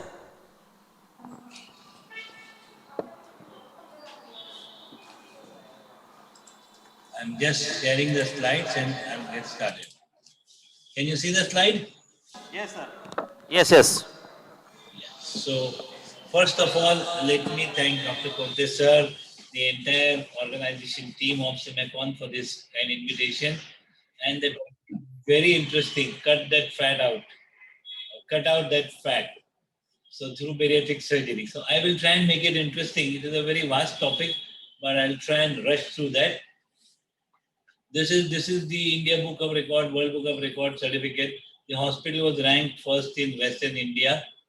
This is the lady who was 300 kg bedridden, who was brought, and then you can see her change. She lost 216 kilograms in 4 years, and that's the record. Our center is known as LOC, Laparoscopy Obesity Center, or you can say Line of Control for Obesity and Diabetes. It's a center of excellence. We have university fellowships, We have EMI facilities for all, and we conduct a lot of research. This is the Vivian Fonseca Award. I think this is my best award because it is from ADA, and ADA never rewarded any surgeon earlier. Now, going to that topic, I'm going to go through some myths, some facts. Everyone now has heard about bariatric surgery, but still there are a lot of thoughts. So myth number one is diet and exercise are the best forms of treatment for obesity. Everyone feels that once you diet and exercise, and I'm giving you an example of this child who came to me who had leptin receptor deficiency. And the child continuously felt hungry, and for the first time, I realized that there is some evidence which I can say that a hormone is regulating hunger, satiety, and even weight balance. And similarly, there could be many other hormones. Again, it is thought that those who cannot follow diet lack willpower, and I'm going to elaborate that as well. So these are two real brothers who came to me, and we have many such brothers, sisters. Or one is morbidly obese and one is very thin or normal, and it is nothing to do with willpower. The mother offered the same love, but something in their genetics has made them like this. The American Diabetes Association may eventually declare obesity as a disease, and today I must tell all of you that the IRDA, the Indian government, has declared morbid obesity as a disease, and obesity management is covered under all insurance companies in the country, and bariatric surgery is now offered as cashless service at our hospital. This is one example of rats. Some rats were given very spoiled lifestyle. They were given a lot of food to eat, so they were eating, some were starved and some were kept normal. Those who were given a lot of food gained a lot of weight, and those who had restricted food lost some weight. And again, they were left to environment. And see what body's physiology did. All of them came back to normal. This is body's physiology. So this is, if there is any imbalance in this physiology, only then one gets obesity or morbid obesity. We generally try to apply the law of physics that you, because of your increased intake and reduced expenditure, probably something like this happens. And I showed you the real brothers. If you add physiology to physics, probably the formula may not apply in everyone, and that is true, and I experience this every day in my life. So the question is, if the biology of body weight is so accurate and physiology is so perfect, why do some people become obese and why do some others remain lean? And I'm going to take you through some of the experiments. Studies of recovery from induced weight change. Ability of experimentally induced gain to decrease appetite, fat loss to similar has been clearly demonstrated in rodents. So I will take you to the next experiment. Even hibernating species can generate excess fat in their body. That means they reduce the caloric expenditure by reducing metabolic rate, and even during hibernation, there is a possibility of fat deposit in the body. And this is just to elaborate that it is not exactly a mathematical formula. There are other experiments. So it's a parabiosis experiment. That means two animals, one was morbidly obese and one was lean. They were joined to each other. And then the body which was thin automatically started gaining weight just by transfer of some substance unknown, some factor unknown. And this is a parabiosis experiment. I'm going to share these experiments. And now, after going through all this and before going to the real mechanism, I'm going to take you to some examples. Now, all these patients are very high risk. They have sleep apnea, diabetes, increased creatinine, and so on. And that is why physicians have apprehension, patients have apprehension. However, our anesthetists don't. This is an example of 75-year-old man with 5 angioplasties, uncontrolled diabetes, orthopnea, who came to us, and I was blessed to have Dr. D.Y. Patil. He was operated 12 years back, and after 12 years, his diabetes is in remission. He just 65 kg, can walk 3,000 steps every day, can swim at the age of 87. So truly life-prolonging surgery. It is generally thought that the stomach is cut into a small pouch, and that is why patients lose weight and people don't think about metabolism. I'm giving you an example of this 310 kg British. I went to UK and I saw him. You can see he lost almost 200 kilograms in 2 years, and I took him for lunch. And to my surprise, he could eat more than what I could eat, and he still eat exercises, and it's almost now 12 years that he has maintained his weight loss, and his pouch is much bigger than what we think, and he's still losing weight and maintaining. Well, the most important myth is whenever you think of a bariatric surgeon, people think that try to close their eyes, 100, 200, 300 kg patients are thought to be in their mind. And this is one example of a lady. This is how she changed. But actually it is a metabolic surgery. And we should aggressively treat severe obesity, severe adiposity than morbid obesity. And this is a classical example of a patient with BMI 52, body fat percentage is only 35% and no major comorbidities. Whereas the other gentleman is just 31 BMI with central obesity, sleep apnea, diabetes, on insulin, ischemic heart disease, many ICU admissions. If you really ask me who's severely adipose, I would say the one with lower BMI, and that is why the aggression of treatment is directly proportional to the metabolic disorders which the patient has. Now coming to some of the thought processes. Whenever there is an unmarried girl who is morbidly obese and she needs surgery, the thought process is, oh, she still has to conceive. And if we cut the stomach, what would happen? And this is the example of a lady who has conceived twice after bariatric surgery. But the second one is more interesting. She was morbidly obese, she had gestational diabetes, pregnancy-induced hypertension, and all earlier pregnancies were so complicated that they could not be completed till term. Then after bariatric surgery, you can see her in the middle picture. And the last pregnancy is without diabetes, without hypertension. And there are many published papers which suggest that regarding certain complications, pregnancy after bariatric surgery appears to be safer than pregnancy in the obese, and needless to say, PI, gestational diabetes, cesarean-related complication. If the lady is morbidly obese, almost 80% of them get some type of incisional or ventral hernia in future. If you look at all these, probably there is no apprehension in offering this, even though the nutritional requirements have to be met with, but they are extremely standardized and can be monitored.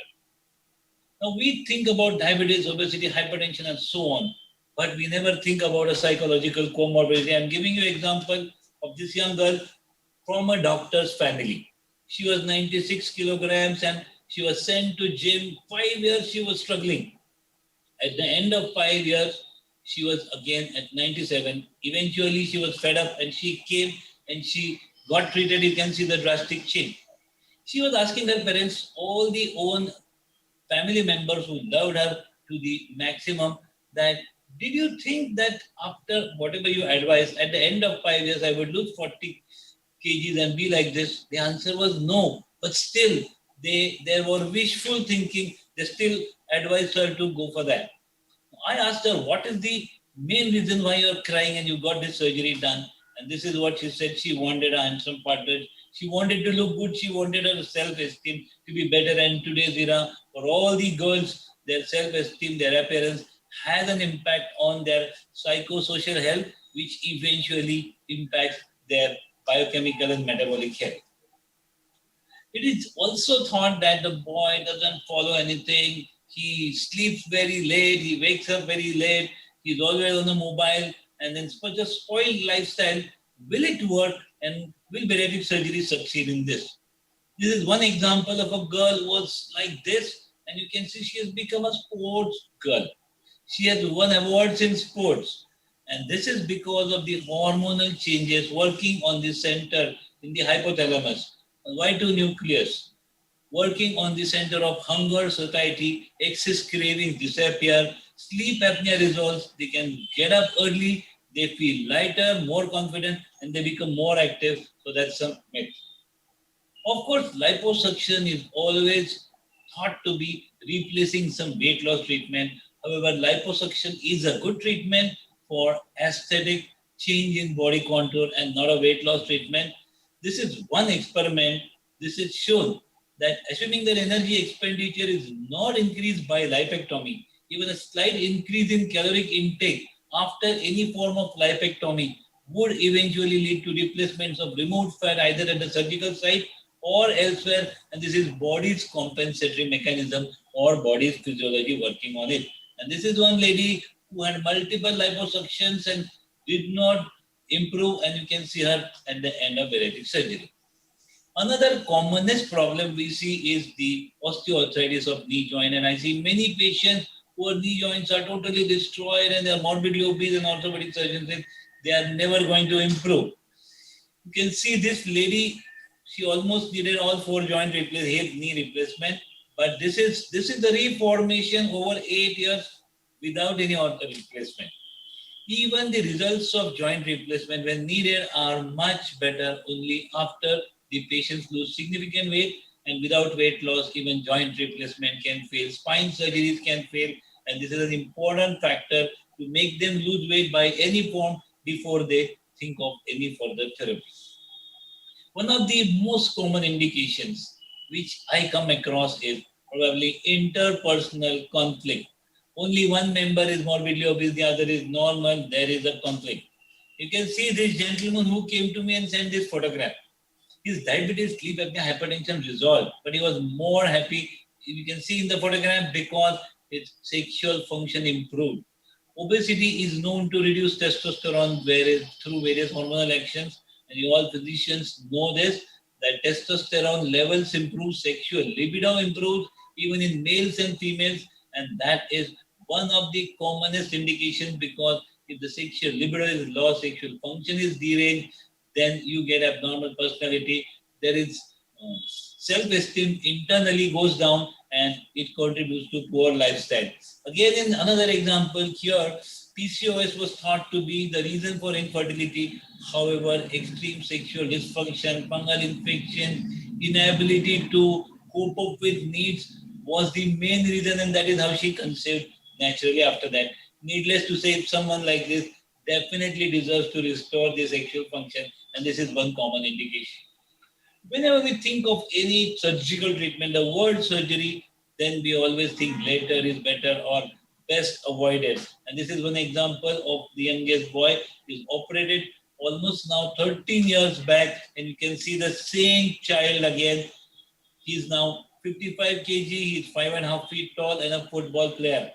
He was one of the youngest diabetic patients which I have treated, and his diabetes is in remission till now. If diabetes onset is very early, the complications which happen at about 20 years after diabetes can happen at an early age in adolescents, in children, and so all pediatric organizations have also changed their definition and offering surgery to these if they have diabetes or severe NASH. Side effects. And surgical option should always be the last option. These are always the thoughts. Sorry, this slide has come again. So, bariatric surgery can resolve type 2 diabetes. Needless to say, these are patients who have lost weight and resolved their diabetes. They don't look very huge, but their diabetes has improved. Needless to say, bariatric surgery improves longevity. I gave you an example of Dr. D.Y. Patil. But if you look at the UKPDS engine, and we use UKPDS engine to predict long-term cardiovascular risk of a patient with diabetes, morbid obesity in the clinic, you can see here his risk is almost 33% with strong family history, and the risk reduced to almost 5.7%, and we see in clinical practice. It also is a massive transformation in appearance, in identity, in confidence, in psychosocial and sexual health. You can see this lady who came to me, you can see in the picture, and the same lady came after 3 years, and it was almost impossible to recognize her. You can see the transformation. This is how she actually walked. But then with morbid obesity and hormonal disorders, she became like that. Diabetes surgery definitely is getting approved by endocrinologists. Needless to say that not only this award, but now metabolic surgery for type 2 diabetes is included in the algorithm of treatment of type 2 diabetes, even in the position statement of American Diabetes. There are different types of procedure. Band is now no more done, but then a vertical gastrectomy, where the curvature of the stomach is removed, or known as sleeve gastrectomy. This procedure, pioneer research, was done by the American inventor in our unit in gastric bypass. There are certain malabsorptive procedures, and there are newer designs appearing which can do better. Now bariatric surgery is approved even for diabetes and even just for morbid obesity. IRDA has totally changed this. Needless to say, these are all the medical outcomes you can see: diabetes, reflux disease, hypercholesterolemia, and so on. All these are in remission, and that is how the Indian government has included bariatric surgery in diabetes. And the result from our unit over the last 14 years, and you can see remission in diabetes is still in 86% at the end of 5 years. This is at the end of 5 years. I would always like to quote this study, SOS study, Swedish obesity subjects, where the study was followed for 20 years. On the top, you can see the horizontal line who tried medical treatment, and the below, those who maintained lower weight for many years were those who underwent different types of surgical procedure. They were not advanced as today, but still, you can see the result at the end of 20 years. What was interesting was those who underwent surgery had decreased incidence of diabetes, myocardial infarction, stroke, and even cancer. And most importantly, their baseline BMI did not predict it was higher insulin or higher glucose at baseline, even within normal limits, which predicted the long-term favorable treatment. So it's not just the BMI, it is your metabolic behavior. There are many published papers. This is one on NASH and NAFLD. You can see the fatty liver progressing to sometimes liver cirrhosis, or even malignancy is being seen frequently. Bariatric surgery is known to reverse insulin resistance, reduction in inflammatory markers, and improves fibrosis and can reverse NASH. This is one example. You can see the liver, the transverse diameter of the patient is exactly the transverse diameter of the liver. The liver became that big, and then you can see the liver resolved to normal. Last 2 minutes, sir. How much time? Last 2 minutes. Yes. So this is about the sleep apnea. Needless to say, sleep apnea resolves, and this is a lady whose sleep apnea remained in remission after 12 years. This is a paper from New England Journal which suggested that body's physiology tries to regain the weight back, and the hunger hormones, various metabolic hormones, try to regain the weight after medical weight loss treatment. And these are the various gut hormones: ghrelin, amylin, PYY, GLP-1. There is even change in metabolic efficiency or non-resting expenditure, which can help in regaining weight, and body has ability to change your metabolic rate. This is a simple example where you can see various parts of intestine secrete incretins, and any delay in reaching the last part of intestine can reduce the level of these incretins, thereby giving rise to diabetes and obesity, and we see lower levels of GLP-1 in Indian patients. And this is a paper published from our unit which showed that a slower transit time was seen in obese patients and a faster transit time in thin patients, supporting the same hypothesis. There are various types of gut hormones which are responsible for obesity. You can see here those secreted from intestine, fat mass, and those from diet. This is one diagrammatic representation of various procedures. Another paper from our unit suggested that small intestine, its length and speed of transit can play a major role in absorption and satiety of food, and thereby weight balance and even immunity. Even if you think that surgical restriction is a procedure, this is a small pouch created by horizontal division of stomach, and no one lost weight. And only when the division was vertical, even the pouch size was same, the patients in the vertical pouch lost weight. And this was invention of the hormonal mechanism that the curvature secretes various hormones called ghrelin, which is an adipogenic and diabetogenic hormone. And that is how the procedure, by reducing ghrelin, works as anti-obesity and anti-diabetic procedures. Any shortcut from stomach to the small intestine can stimulate this GLP-1. There are various mechanisms of metabolic function based on GI tract, liver, and even the fat cell mass. Even though the classical thought was the patient eats less and there is malabsorption, the current and the recent thought process is purely physiological, hormonal. There are neuroendocrine signals to the center of hunger, satiety, and the hypothalamus eventually regulates and manages obesity. It is known that gastric bypass induces weight loss in mice, but what is important, it selectively reduces the body fat. The various physiological actions include even reduction in the hedonic drive as compared to earlier, not zero. There is increase in energy expenditure, that means the metabolic rate becomes little faster. This is an experiment which suggests that gastric bypass increased energy expenditure studied by VO2 max. And these are again the endocrine factors, neural factors, luminal factors are now more studied, bile acid, microbiota, and they are known to be responsible for gastric bypass. There is a rapid revolution of diabetes after surgery, and that is because of hormones.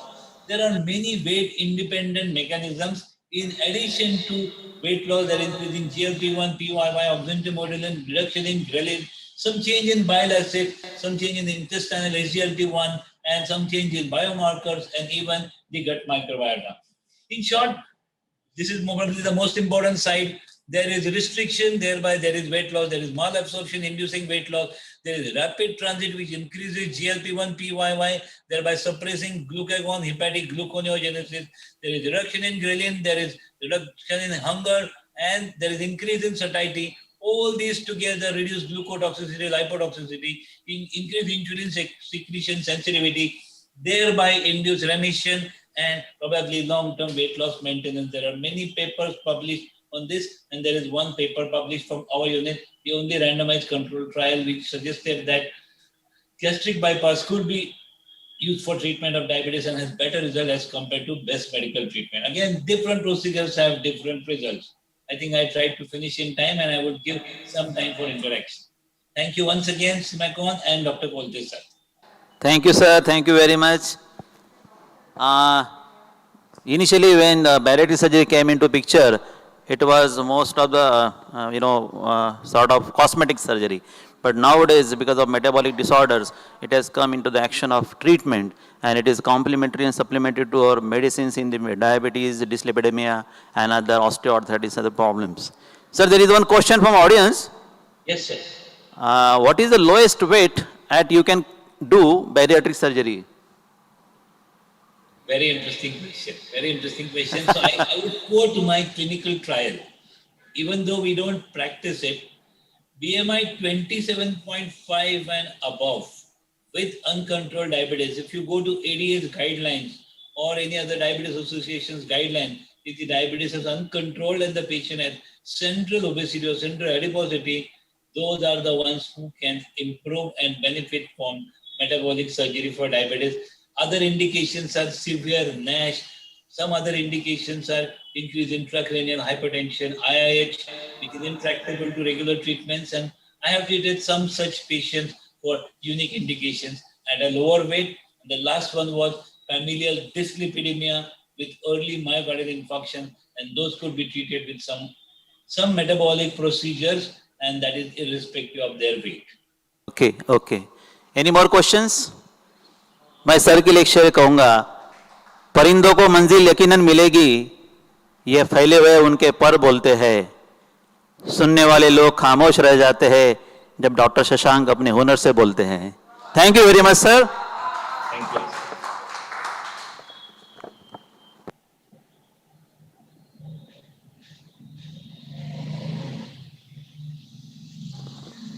Thank you very much, Shashank Shah, sir. I request you to please kindly log out from the Zoom meeting, sir, so that we can entertain the next speaker. Thank you very much, sir. Thank you very much again.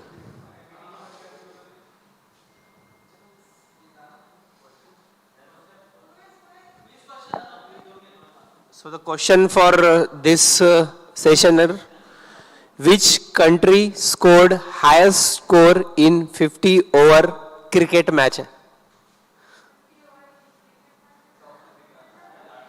Which country scored highest score in a 50 over cricket match? Kindly send your answers to Dr. Ram Bharat, sir. 94221-82127.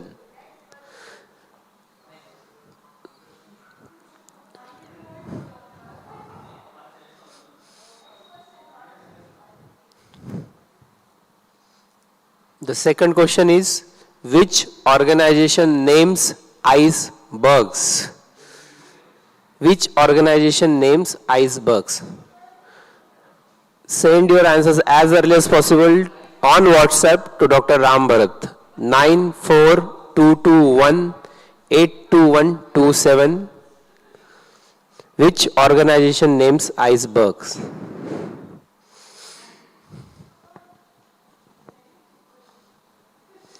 So we are moving out, we are moving on with our next lecture.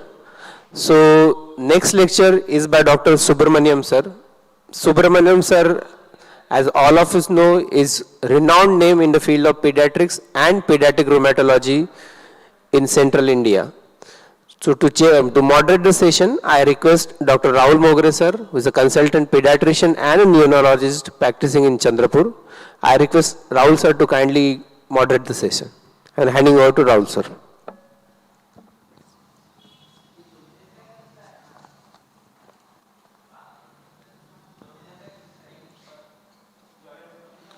Thanks, Anup. Good evening, everyone. Good evening, everyone. We are moving to next lecture this evening. Forget about the branch, our branch, whether we are specialist, general practitioner, everyone. When we investigate a patient, first thing in investigation, we write what? CBC. So, understanding the CBC better with the masters of the master, Dr. Subramaniam sir. Sir, Girish Subramaniam sir has done his MBBS and MD pediatric from GMC Nagpur. Sir is a legend in pediatric. I've been practicing since 30 years in the Nagpur. Sir is a director at Colors Hospital, Nagpur. With the vast of his knowledge, he is practicing in the entire spectrum of pediatrics with a very special interest in pediatric rheumatology. So I request all our faculty members, so please listen the Subramaniam sir, and I thank Subramaniam sir for sharing his knowledge and time with us. Now next, I request Dr. Subramaniam sir to please. Thank you, Rahul, for those kind words. Thankful to Chandrapur IMA for having invited me here to share my thoughts on this very interesting topic. Let me share the screen now.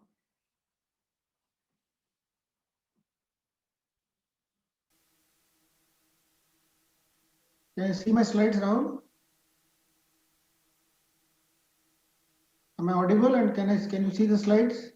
Yes, sir. Yes, sir. Okay. Yes, sir. So if we are very honest with ourselves, when we are confronted with a CBC report, what most of us would look for are four things. If you are very honest, if I were to ask you this question, what are the things that you look for in a CBC report? If I were to get a very honest answer, most of us look for only four things. What is the hemoglobin? What is the platelet count? What is the total leukocyte count? The differential leukocyte count? And some of us might look at the RBC indices. But in reality, the automated CBC machine which is available these days gives a host of parameters which can be greatly helpful for you in your diagnostic endeavors. And in my lecture, I'm trying to tell you how you can use the various parameters which the automated CBC machine gives us to arrive at a better diagnosis. Now, this automated CBC machine works on one of two principles. The cells are counted by one of two principles. The first principle that was invented was the impedance principle, in which electrical current flows through a liquid, and as the RBC passes through this electrical current, there is a break in the current which is picked up by the machine as a pulse. The second method by which the cell counter operates is by the technique of optical light scattering, in which a beam of light is thrown on a cell, and based on the scatter of the light or by the cell, the various parameters of the cell are defined. We'll come to these, the details of this subsequently. This is the impedance principle, or also known as the Coulter principle, based on the scientist who invented this principle, Mr. Coulter. As you can see, here you have a liquid which is conducting electricity, and as the RBC passes through this liquid at a point, it impedes the flow of electricity. This impedance of the flow of electricity is recorded by the machine as a pulse, and each pulse is recorded by the machine. Each RBC which passes through this and creates an impedance is recorded as a pulse. The height of the pulse is dependent on the size of the cell. So there are two things that you know from this. What is the number of RBCs which are flowing through this liquid, and what is the height, and which means what is the volume of each cell which passes through this liquid. And then we have a graph On the x-axis, you have the number of cells which have passed through this liquid. On the y-axis, you have the cells of various sizes. And based on that, then subsequently you make a graph. And this graph, the graph that you see at the bottom, is what is known as a histogram. So in this liquid, when the cell counter starts measuring the number of cells, what is first done is, in the first chamber, the machine counts platelets and RBCs. Having counted platelets and RBCs, there is a liquid, there is a solution which is added to this liquid, which lyes all the RBCs, and then this WBCs are counted. All the cells which have a size between 2 and 30 femtoliters are counted as platelets. The cells which have a size of more than 35 femtoliters are counted as RBCs. Similarly, the cells with a size of more than 35 femtoliters are counted as WBCs. First thing that happens is the platelets and RBCs are counted, and as I said, if the cell size is less than 30, it is counted as a platelet. If the cell size is more than 30 or 35 femtoliter, it is counted as a RBC. You might wonder what happens to the WBC in this. See, the normal RBC count is approximately 5 million to 6 million, or at times 3.5 to 5.5 million, while the WBC count is only in thousands, 5,000, 10,000, 20,000. So whenever the machine computes the RBC count, it also counts the WBCs. But since WBCs form only a minor fraction of the total number of RBCs, it is not given any great significance. What will be 1,000, or say what will be 5,000 or 10,000 in a total number of 5 million? But remember one thing, the value of RBC count that you get in millions also includes the WBCs which are present in the solution, but which are an insignificant number. Having counted the platelets and the RBCs, the next thing that the machine does is to lyse the RBCs. The RBCs are lysed completely. So what is remaining is the cells which are above 35 femtoliters are the cells which are WBCs. So the next counter, the next thing that is counted by the machine is the WBC. And the WBC is counted based on the size of the WBCs. Before this, if you were to look at the WBCs, this would be the size of the various types of WBCs. In reality, the neutrophils are the ones which are the largest, the monocytes are the ones which are the largest size. The neutrophils are smaller than monocytes. But the machine says that the largest cells are neutrophils, the smallest cells are lymphocytes. Monocytes, in reality, the largest cells are counted somewhere in between. So if you have a cell which has a size of more than 150 femtoliter, it is counted as neutrophils. A cell which has a size of 100 to 150 femtoliter is counted as a monocyte. You might wonder why, while in reality the neutrophil is smaller than a monocyte, why is it that the machine counts the largest cells as neutrophils? Now, when this solution is added for lysis of RBCs, this solution leads to removal of cytoplasm of all the WBCs. So what in reality is seen is only the nucleus of the WBCs. And monocyte has the largest, the neutrophils have the largest nucleus. So that is why it is counted as the largest cell. Though monocyte is larger than a neutrophil, the nucleus of the monocyte is smaller than a neutrophil, and that is why it is counted as a smaller cell.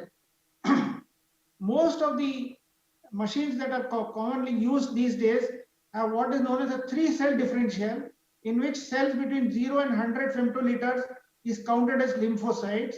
Cells which have a size between 150 and 200 femtoliter is counted as neutrophils. And all cells between 100 and 150 femtoliters in size are counted as one single middle range cell, which includes monocytes, eosinophils, and basophils. So in reality, when you use a cell counter which has a 3 differential cell counter, you cannot differentiate between a monocyte and a eosinophil or a basophil. You can differentiate between a lymphocyte and a neutrophil and what is known as the middle range cells. But the middle range cells could be either monocytes or basophils or eosinophils. This is the RBC and the platelet histogram, which is the first 2 things which are counted by the machine. Less than 30 femtoliter is counted as a platelet. More than 30 femtoliter is counted as a RBC. And this counter machine just directly measures the RBC count. The mechanism I have just told you, it counts the WBC count, it counts the platelet count. Hemoglobin is measured by a different technique, which will not go into at the present moment. Based on these, then based on the histograms, it can tell you the sizes of the various RBCs, which is known as the mean corpuscular volume. And variation in the size of the RBCs is calculated based on this histogram, and that is known as red cell distribution width. The percentage of the WBC subtypes, as I've just told you, is derived from the histogram, less than 100 femtoliter, more than 150 femtoliters, and between 100 and 150 femtoliters. The rest of the parameters are calculated by the machine. The hematocrit, normally in the pre-Coulter era, for hematocrit to be measured, what was done is an anticoagulated solution of blood was centrifuged in a tube. The one that settled at the bottom was counted as a hematocrit. But here we have, with this machine, directly measures the hematocrit based on the formula. It has measured the total number of WBCs. It knows the volume, what is the volume of RBCs. The multiplication factor of the size of RBCs multiplied by the total RBC count will give you the total hematocrit. So this machine does not exactly measure the hematocrit, it derives the hematocrit from this formula. Mean corpuscular volume is measured by the machine. I told you the size of the pulse will depend on the size of the RBC, and based on the histogram, then the machine then calculates the exact mean cell volume. And based on this mean cell volume, you can then divide the RBC into three categories.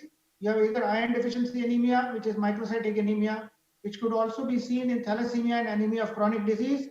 If you have a cell with a large MCV, macrocytic RBCs, commonly seen in megaloblastic anemia, but do not forget there are some causes of non-megaloblastic macrocytic anemia, liver disease, hypothyroidism, and reticulocytosis being prime examples. Then you can have cells of the normal size with a size between, I would say, approximately 75 to 90 femtoliters. We will call these RBCs as normocytic RBCs. And if you have anemia with normocytic RBCs, then think of anemia of chronic disease. Never forget anemia due to chronic renal failure, aplastic anemia, and anemia due to blood loss. Mean corpuscular hemoglobin is the average hemoglobin content in a RBC. People often get confused between mean corpuscular hemoglobin and mean corpuscular hemoglobin concentration. If you look at the terms, you will understand the difference. And the term mean corpuscular hemoglobin is the average content of hemoglobin in an RBC. So it depends on hemoglobin and the RBC count. The total hemoglobin divided by the RBC count, total RBC count divided by the hemoglobin will tell you what is the amount of hemoglobin which is present in every RBC, and that is the mean corpuscular hemoglobin. While mean corpuscular hemoglobin concentration is the concentration of hemoglobin in every RBC that is found. So mean corpuscular hemoglobin concentration will be higher in those cells which are slightly smaller. A smaller cell is a spherocyte. So in spherocyte, despite the fact that the total hemoglobin content will be normal, the hemoglobin concentration will be increased because the size of the cell is small. And that is why the only example of raised mean corpuscular hemoglobin concentration is spherocytosis. So looking at the complete this Coulter report, automated Coulter report, if you find that the mean corpuscular hemoglobin concentration is more than 35, then you are almost certain that this patient has hereditary spherocytosis or one of the other conditions like autoimmune hemolytic anemia where you get spherocytosis. A very important clue to suspect spherocytosis is to look at mean corpuscular hemoglobin concentration. In other conditions, by and large, hemoglobin, mean corpuscular hemoglobin and mean corpuscular hemoglobin concentration go in the same path except for this one difference of hereditary spherocytosis. So if you have a patient who has got mean corpuscular hemoglobin concentration which is low, which is often seen in iron deficiency anemia, and increased mean corpuscular hemoglobin concentration is seen in spherocytosis. Red cell distribution width is nothing but an index of anisocytosis. Anisocytosis, as the term indicates, is difference in cell sizes. So if you have a peripheral smear in which cell sizes are of various sizes, then anisocytosis is increased and red cell distribution width is increased. If you have a patient of iron deficiency anemia, you will find usually the RBCs are of various sizes. Some are very small, some are a little small. So red cell distribution width is always increased in patients of iron deficiency anemia. And this comes in useful to differentiate between patients of thalassemia minor and iron deficiency anemia. Both these conditions, you have microcytic RBCs, but in iron deficiency anemia, the red cell distribution width is increased because of anisocytosis, while in thalassemia minor, all the cells are uniformly microcytic, and hence usually the red cell distribution width is normal. This simple difference based on this cell counter will help you differentiate whether the patient has beta thalassemia minor or iron deficiency anemia. But as a note of warning here, do not rely on this completely. Based on this, then you will have to subject the patient to hemoglobin electrophoresis, and based on A2 percentage, then you will confirm whether this patient has thalassemia minor or iron deficiency anemia. Now, some of these newer machines can also pick up reticulocytes.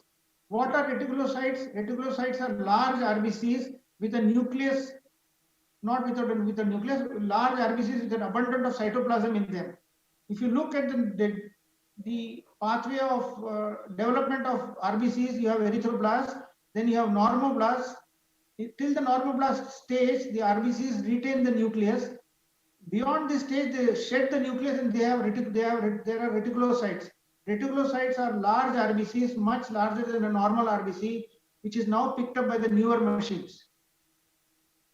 And these newer machines can tell you what is the reticulocyte percentage, and they can also tell you the absolute reticulocyte count. What is the importance of these two parameters? Reticulocyte percentage ideally has to be corrected for anemia. Otherwise, you can have a false impression of hemolytic anemia. To give you an example, the normal reticulocyte percentage is 0.5 to 1.5%. The normal RBC count is 5 million. So the normal absolute reticulocyte count is 50,000 to 1,50,000. But imagine a patient who has a hemoglobin of just about 5 or 6 gram percent and has a reticulocyte percentage of 4%. Offhand, you might think that this patient has hemolytic anemia, but when you correct that reticulocyte percentage for degree of anemia, the RBC count will be within this normal range. So to call it as hemolytic anemia, you always have to calculate the absolute reticulocyte count. Otherwise, you'll make a mistake of diagnosing hemolytic anemia if you just rely on reticulocyte percentage. Now I'll give you some examples to illustrate the importance of histogram analysis. As I told you, to just recapitulate, the machine tells you that it is a platelet if the size is less than 30 femtoliters. More than 30 femtoliters is diagnosed as a RBC by the machine. Now there is this 12-year-old female child who presented with extreme fatigue, was pale, and had history of persistent diarrhea. When we got the CBC done, the hemoglobin was 7.7 gram percent, but it was normocytic anemia. And we were expecting that the patient would have either microcytic or macrocytic anemia, but this patient had an MCV of 88. Then we looked at the histogram. This illustrates to you very wonderfully the importance of looking at the histogram also. And what do you see in the histogram? There are two peaks of these RBCs. One peak is at around 70, another peak is at 100. So in reality, this patient has a combination of microcytic anemia and macrocytic anemia. The combination of these two cancels itself out, and that is why the machine calculates MCV as 88. In reality, this patient has dimorphic anemia, microcytic and macrocytic. And what was the cause of this dimorphic anemia? This patient had celiac disease. Celiac disease is wheat allergy, gluten sensitive enteropathy, where there is decreased absorption of iron, decreased absorption of B12. Hence, the patient has both iron deficiency anemia and vitamin B12 deficiency megaloblastic anemia. This 80-year-old girl presented with fever, rash, cervical lymphadenopathy, and when we looked at the throat, the patient had exudative pharyngitis. We got a CBC done, and what does the CBC show? The CBC shows that the MCV is 150, which is physiologically almost impossible. Even in megaloblastic anemia, you normally have an MCV of about 120 or 130. Here you find it's almost 150 to 200. This is unphysiological. It is not possible at all. So there is some error somewhere. And the error here is, when we investigated further, this patient had a direct Coombs test positive, and this patient had cold agglutinin disease. Now, cold agglutinin disease is a type of autoimmune hemolytic anemia in which there is spontaneous RBC agglutination in the peripheral smear. in the blood. The RBCs agglutinate spontaneously in the blood. And because they agglutinate spontaneously, what will happen is this agglutinated RBC, 8 or 10 RBCs agglutinated together, will be picked up as a single RBC with a large MCV. And that is why you get a falsely very high MCV. So whenever you find a report in which the MCV is 140, 150, suspect spontaneous agglutination, which is seen in patients of cold agglutinin disease. Cold agglutinin disease is usually seen in one of two situations, either patients with mycoplasma pneumonia or infectious mononucleosis. The case that I am discussing the diagnosis was infectious mononucleosis, and that is why this MCV was markedly elevated and the direct Coombs test was positive. This 7-year-old boy was on iron therapy for iron deficiency anemia, and this is the histogram. You find that microcytic about 65 to 70 is the MCV here. 2 weeks after initiation of therapy, this is the histogram. Why do you find a second peak? The second peak is because of reticulocytosis in response to iron. And I have already told you that reticulocytes are large Sir, last RBCs. 2 minutes. Sir, last 2 minutes. Large RBCs, which give you a slightly larger MCV, hence 2 peaks are seen. So this is microcytic anemia, which are RBs because of iron deficiency, and macrocytic anemia because of reticulocytosis. So this patient is responding to iron. This patient was referred to me with a fever of just 1 day duration. The patient came with the reports of NS1 being negative and dengue AGM being positive, and was referred as a case of dengue fever and the platelet count of 57,000. Just looking at these reports, I was very suspicious of the diagnosis of dengue fever, because by and large on day 1, if you have to have anything positive, it should be NS1, which should be positive. And secondly, on day 1, you never get thrombocytopenia. When I looked at the histogram, this is what the histogram that we saw. The platelet histogram showed platelets of various sizes. And this is seen in a situation which is known as pseudo-thrombocytopenia. This is spurious thrombocytopenia because the EDTA induces platelet clumping in certain individuals who have antibodies to this EDTA. This is pseudo-thrombocytopenia which is seen in certain patients. So when you see this type of histogram, you know that this patient does not have thrombocytopenia. Ask your pathologist to look at the peripheral smear, and he'll come back and tell you that this patient has a normal platelet count. This is an erroneous report. This patient, 6-year-old boy, had a history of atopic dermatitis and thrombocytopenia. Atopic dermatitis, thrombocytopenia in a male child, one suspects a very ominous condition known as Wiskott-Aldrich syndrome, and was referred as a case of Wiskott-Aldrich syndrome. But when I looked at the MC platelet histogram, most of the platelets were large platelets. You'll find here that the platelet size is about more than 10 femtoliters. Wiskott-Aldrich syndrome is classically a condition where you have microthrombocytopenia. One look at this histogram and you know that this patient does not have Wiskott-Aldrich syndrome. This patient has ITP. In ITP, you have platelets of much larger size, and that is why you find that this platelet size is more than 10 femtoliters. So this patient had ITP.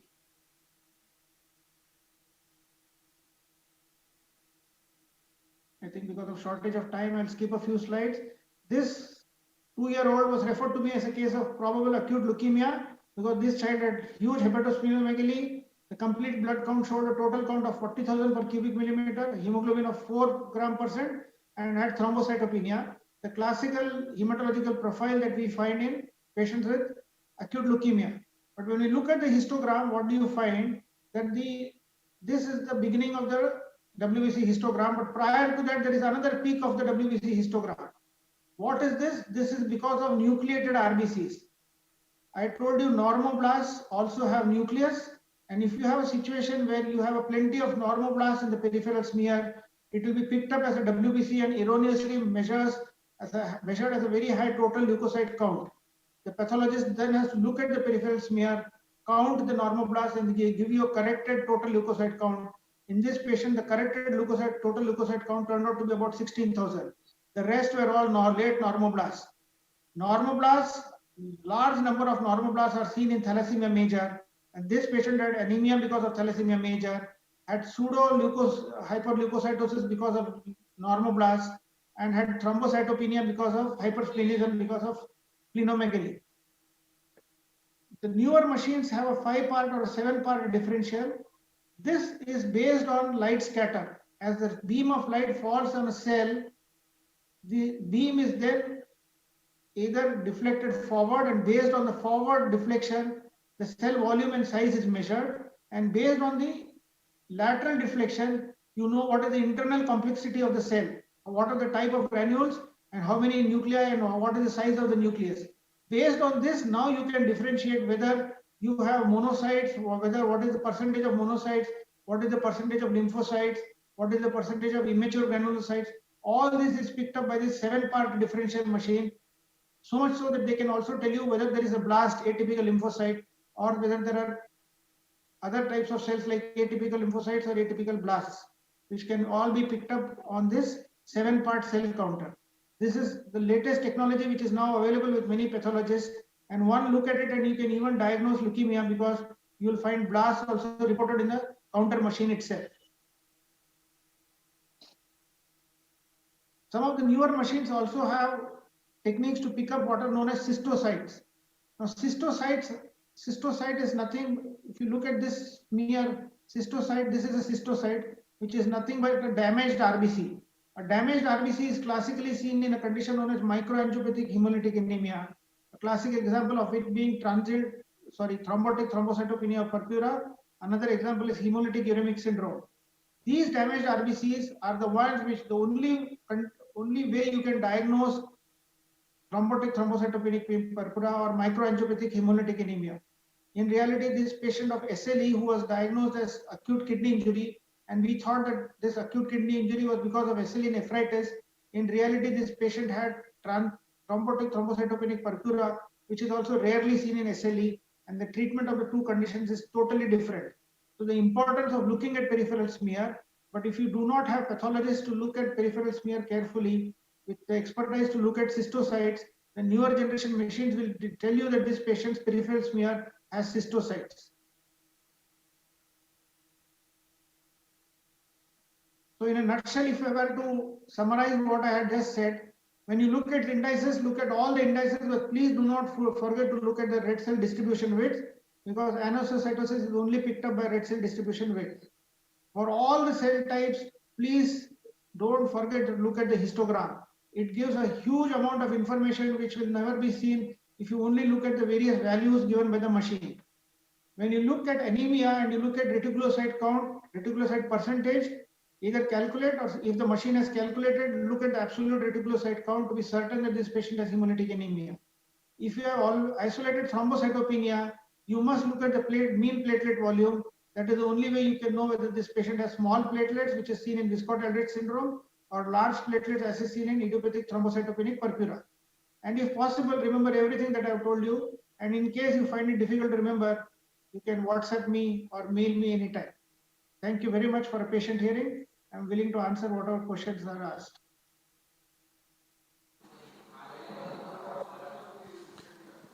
Sir, we are very thankful to you, sir. You have almost changed our 100% view in seeing the histogram. Before that, we used to see only CBC and all these things. But thank you very much for your informative lecture. Once again, I thank you from the IME Chandrapur for sharing us time and valuable information about CBC. After that, I hand over Dr. Anup for the further.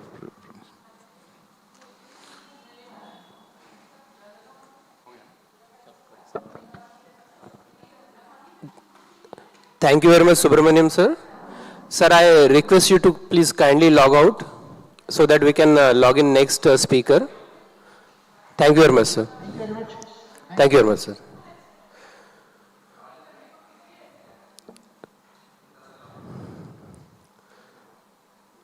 So, as it was announced initially, today evening at the end of our scientific sessions, we will be having 2 cultural programs which will be displayed 8:30 p.m. onwards. That is solo songs and photography. So this will be displayed on the same link 8:30 p.m. onwards. You can all log in at the same time and see these programs. So questions for this session are, the first question is, Which organelle helps in producing food in plants? I repeat, which organelle helps in producing food in plants? You can send your answers to Dr. Rambharat, sir. His mobile number is displayed there, 94221-82127. Second question. Second question is, who was the first Indian woman in space? I repeat the question, who was the first Indian woman in space? Send your answers on Rambharat sir's personal WhatsApp number. Number is 94221-82127. Who was the first Indian woman in space?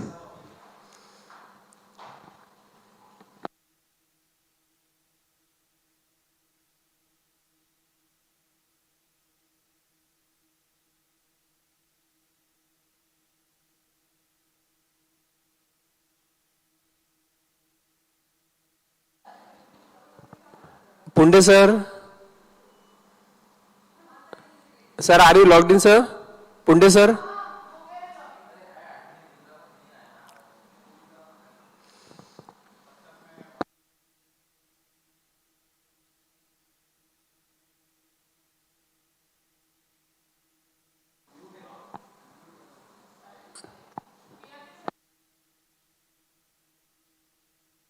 So we are moving on with our next scientific session.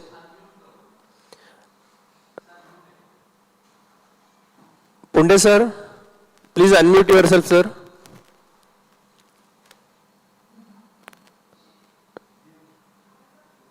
So we are moving on with our next scientific session lecture. So next lecture is by Dr. Punde sir. To moderate the session, I request Dr. Amrish Bukkawar sir to please kindly come out the dais and moderate the session. Hello. Yes, sir. Am I audible? Yes, sir. You are audible. We'll just you can. So I have shared my screen also. Yes, sir. I am handing over the mic to Dr. Amrish Bukkawar sir. Sir, he is the consultant physician here. He will be moderating your session. Okay. Yeah.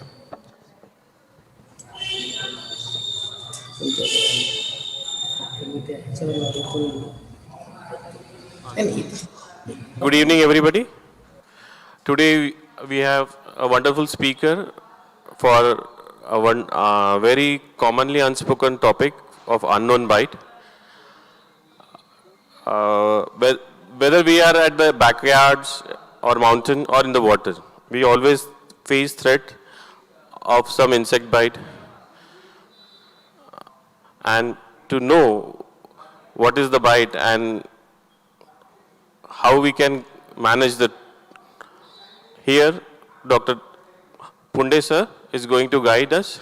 He is a consultant at Punde Hospital, Narakhed since 1997. Managed more than 6,000 snake bites cases till today. A very big number. Educated more than 5 lakh people at various educational programs about the snake bite. Several international publications on snake bite and the management. Mahatma Jyotiba Phule Award from Deputy CA Maharashtra has been awarded to him. He has many national as well as international lectures. He has taught more than 100 doctors about taught them about the bite, snake bite. I request Dr. Punde sir to continue, sir. Sir.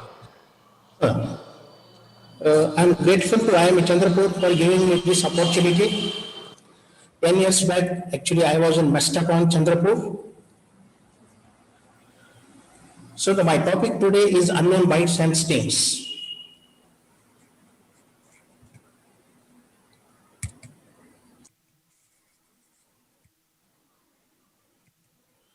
So this is my hospital. This is in a rural part of Maharashtra. This is a one-man institute. I am practicing since last 33 years. 4-bed ICU, 4-bed, 2 ventilators, side lab. and my score of bite is gone up to 7,000. So I will just share my experience. The content of this topic are unknown bites, unknown bite to snake bite, scorpion sting, honeybee stings, wasp, wall lizard, rat, and centipede bite. This is an Indian culture. You can see the worships and stunts. Lot of stunts we can see on the Facebook also. Occurrence of big four in India, that is cobra, crate, Russell, and E-case. Poverty is a main cause, poverty leading to poor living conditions, and farming is a main occupation, hence risk is 24 into 7 into 365. See the housing pattern. See the barefoot walking, farming pattern. If such is the situation, then why there should not be snake bite? 50,000 deaths per year. India loses 50, more than that. This could be a tip of iceberg. 1 million deaths study says 45,900. Maharashtra loses not less than 2,000. If an unknown bite patient of unknown bite comes to your hospital at any time, first see the ABC. Airway, breathing, circulation. Ask 3 questions. Which is the site of bite? What is the time since bite? Whether seen snake, rodent, insect, scorpion, or anything else. See for local signs, and patients unknown bite could develop signs of snake bite. If poisonous marks, 2 fang marks only with or without edema, 2 fang marks, other multiple marks with or without edema, there can be a single mark, there can be abrasion, there can be 2 abrasions, only ecchymotic wounds, local blood wounds, or even there may not be any mark. This is external exam. This is not a rule of thumb. Non-poisonous bite, you can see generally U-shaped lot of marks, can be a single, double mark, or multiple marks. We will be dealing with the big 4, that is cobra, crate, Russell viper, and saw-scaled viper. So I will deal with one by one. This is a cobra, nag. This is crate, manyar. Russell viper, ghonus or parrot. And then this is a saw-scaled viper, also called as fursai.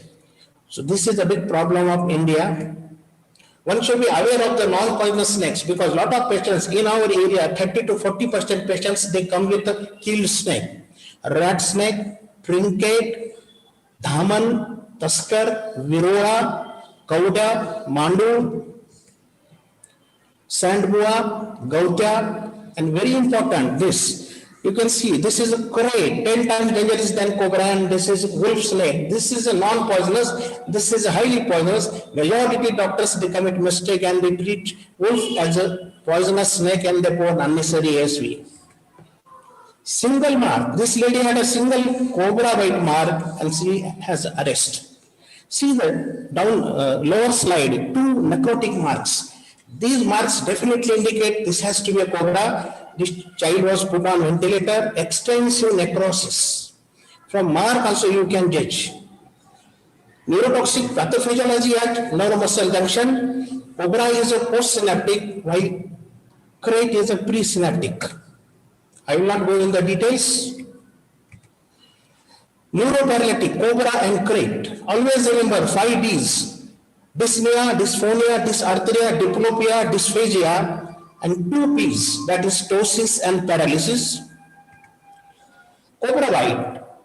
Majority patients, they present within 1 hour. There is a local edema, patient complains of giddiness, then descending paralysis, ptosis, ophthalmoplegia, quadriparesis, last is a respiratory paralysis and death. I have seen patient presenting from 10 minutes to 5 hours. Crate. There are minimal or not at all no local signs.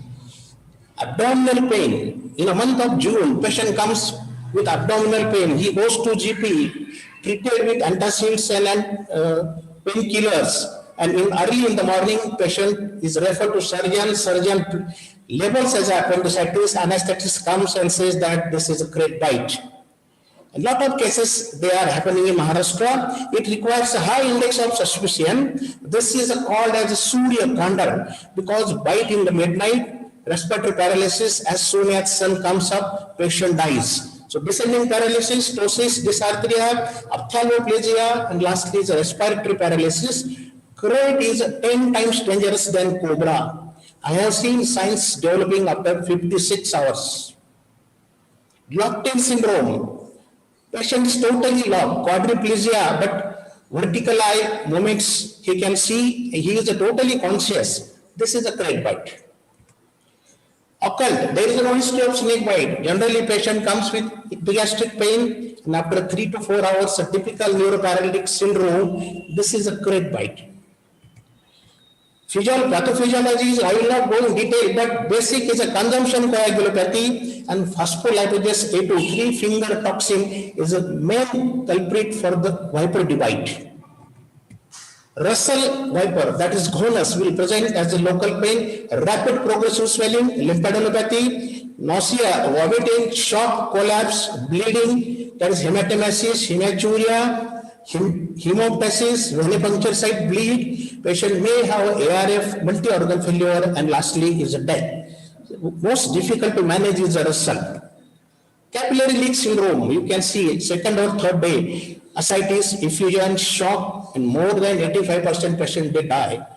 Soskell viper in our area is a less poisonous, slow development, edema, AKI is less, mortality is less. Very few investigations are needed at root level. I am at root level, population of 50,000.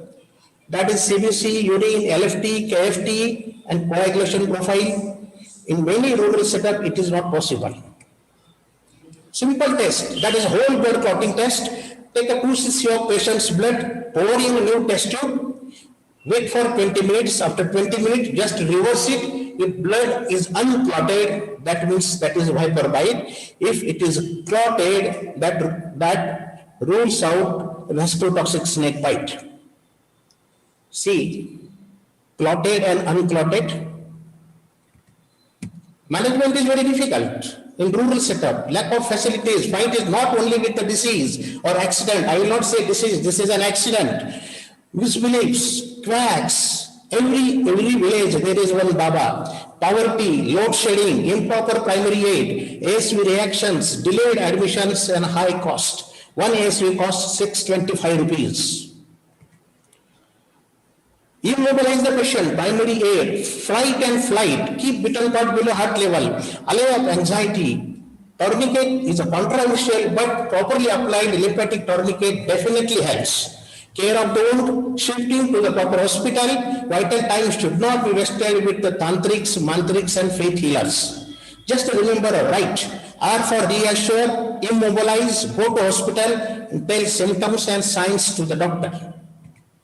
This is the Sutherland method. You can see lower one, splint and crepe bandage is applied. You can apply a cloth also. Be alert. Don't release the tourniquet as soon as patient comes. Patient may worsen within seconds. Unless and until ASV is ready, do not release the tourniquet, just apply it properly. General management, IV line, antibiotics, anti-inflammatory. If nothing is there, normal diet. If neuroparesis, GI bleed, NBM. ASV indications, rapid progressive swelling, if there is a swelling more than one joint, local bleeding, necrosis, neuroparesis, bleeding complications, bradycardia, abdominal pain, all these are the indications of ASV. Incoagulable blood, thrombocytopenia less than 1 lakh, altered PT, INR, increased FDP. If patients are delayed admissions and they have all these signs, ASV is indicated. We are using only polyvalent. India has a polyvalent against Big 4. We don't have a monovalent specific ASV. VTK, venom detection kit, is yet not available in India. ASV, absolute, no absolute contraindication. Keep adrenaline ready. If you don't have adrenaline, don't touch the patient. In my experience, 17% incidence, 16.95, massive anaphylaxis. And anaphylaxis, that's why majority doctors, they won't dare to treat. But now we are using 0.25 cc subcute adrenaline. If not contraindicated, it has reduced the incidence of ASV reactions. Cobra, 10 ml stat. If no improvement, in next 1 hour 10 vials in normal saline. Total 20 vials. If recurrence 5 vials more. Create ASV 10 vials stat in first hour and 10 vials in next hour. So Cobra create 20 vials. Very specific.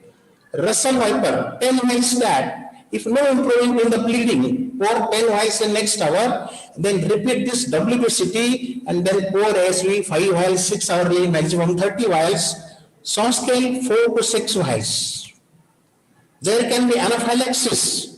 10 minutes to 180, even with 5-6 ml drip is infused, patient may be pulseless. Virogenic reactions, then late, even after discharge, you can see the serum sickness. Neuroparalysis should be managed with appropriate neostigmine, half-hourly drastic response, life-saving in Cobra Bite. There is a magic, patient opens the eyes within minutes.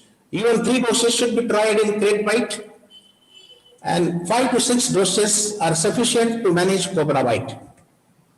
Fixed and dilated pupil in neurotoxic snake bite is a sign of envenoming and not the brain death. Don't be hasty to declare as a brain death. Treatment of respiratory paralysis, intubation, oxygenation, and lot many things you know. We have treated patient on Ambubag in previous days up to 42 hours. This lady had a Cobra Bite, simply saved on Ambubag. Just use Ambubag and you can give the life. So this is a respiratory journey, started with Ambubag, then ventilators, cheaper ventilators, now we are using advanced ventilators. In Crate Bite, calcium gluconate is useful. It enhances the regeneration of receptors. 10 ml 6 hourly. This is a good case. Man was referred at 3 a.m. with history of chest pain. ECG normal. I told the relatives that this is not an infarction, this is a snake bite. Not ready to accept the diagnosis. They went back to home, brought this killed cobra. I told them that this man is not bitten by cobra. Again they went back and next time they brought this crate. Cobra on one side, crate on one side, and family inside. This is a reality of India. Reality is different than reality show. So wonderful experience. Last year, this boy had a Russell Viper bite. He was sitting. Within 5 minutes before purchasing the medicine, this boy had a cardiac arrest. Lot of puzzle was there. Actually, he was here with CPR and mechanical ventilation. Then he had oral bleeding. So this could be ventricular fibrillation, fetal arrhythmia. So you can see that no more signs. So the bites on fingertips and toes should be taken very, very seriously because of high vascularity. Hyperkalemia and hypokalemia, you know, I will not discuss all these things. Bleeding, FFP, blood transfusion, then ulcers, debridement, skin graft, etc. Local edema should be managed with Maxel. Fasciotomy should be avoided. Always watch for compartment syndrome. You can see cobra bite, extensive wound. This is lower one is also cobra bite with contracture. Right hand is contracted. So snake bite is not only a cause of mortality, it is also cause of morbidity also. Delayed complications are hypertension after crate bite, memory loss after cobra bite, and hypopituitarism. We have published one case, hypothyroidism. Neuropathy is not common, but persistence of swelling after viper bite, like filaria, is many times seen. I presented one study at Oxford. It was a World Congress. It was a study of 2,535 cases. Out of that, 1104 were venomous bites. Anaphylaxis was almost 17 and mortality was 1.81. In 1988, I came in Mukhed, mortality was 25%. Today, it is 1.81 and our mission is 0. I will present this case. You can see, this is a correct. So, 19-year male boy was brought in the morning in gasping state. He had arrest, put a CPR, mechanical ventilation. Relatives gave history of giddiness, abdominal pain, throat pain. It was a classical pattern, sleeping on ground. So label was ultimately a crate bite. He was treated with ASV, mechanical ventilation, extubated after 48 hours. So this is a dead morning to good morning. Important lesson is, it is a reversible cause of coma. Fixed pupil, dilated pupil should not be taken as a brain dead, often misdiagnosed, requires high index. Mortality can be reduced if you diagnose it properly. This is the second case, Russell Walker White. 20-year male came with Russell Walker White, bleeding tendency. Russell was brought, he incoagulated blood, thrombocytopenia. He was treated with 30 vials of ASV. Second day, hemoconcentration, LFT, RFT deranged. Third day, he developed ascites, pleural effusion, facial edema. That is all signs of capillary leak. This is a Russell, edema, hematuria. Face looks like a parotid head, chemosis, effusion. So all signs of capillary leak syndrome. He was all right. Incidence in our area is low, it is very high in south, Tamil Nadu. Mortality is very high. This is a good case, very, very nice case. You can see cobra bite. 35-year male came with cobra bite. Cobra was along with the patient. He had a neuroparalysis. We poured 10 vials atropine neostigmine, massive anaphylaxis. He was all right. Same chap in 2006 came with Russell Viper bite to left foot. This time he brought Russell Viper. Actually, we expected a major reaction, but again he was treated with ASV and he was all right. Same chap, 2010, again came with third time snake bite to little finger, and this time he brought saw-scaled. So wonderfully, this time he never had a reaction. You can see cobra, this is a Russell, this is the saw scale. Out of big four, 3 are over. I hope that fourth time he will not come with great bite. There can be recurrent snake bite, requires proper awareness. Reactions should be observed. This lady who had non-poisonous bite was just kept for observation, suddenly complained of chest pain, hypotension, and we could saw the massive inferior EMI. A profound stress can cause, she was thrombolized. This is a post-thrombolysis ECG. Even non-poisonous bite should be observed. 75-year-old lady was declared dead by relatives, not allowed to treat. We did a CPR. Lot of CPR, she had fracture ribs, was treated with ASV, atropine neostigmine. She was extubated after 36 hours. Cobra bite, third day conscious, hemothorax, fracture ribs, non-healing ulcer, absolutely all right. CPR can save lot of lives. One doctor should be aware of BLS and ACLS. A child. This child had a cobra bite in front of doctor in Anganwadi. Child should be treated with same dose as an adult. ASV dose is same. 11-month female child. This big cobra, completely neuroparalyzed. This is a smiling child. Medicine is a science. Thrill, energy, enthusiasm, frustration, depression. Medicine is a mixture of all. We all experience daily. It's the festival of saving lives. Actually, here is a video. This lady was also brought here to confirm the death. We did a CPR, mechanical ventilation, and we could save. So my appeal is, do CPR. Snake bite patients, you can reverse the life. This man had a crate bite left ear pinna.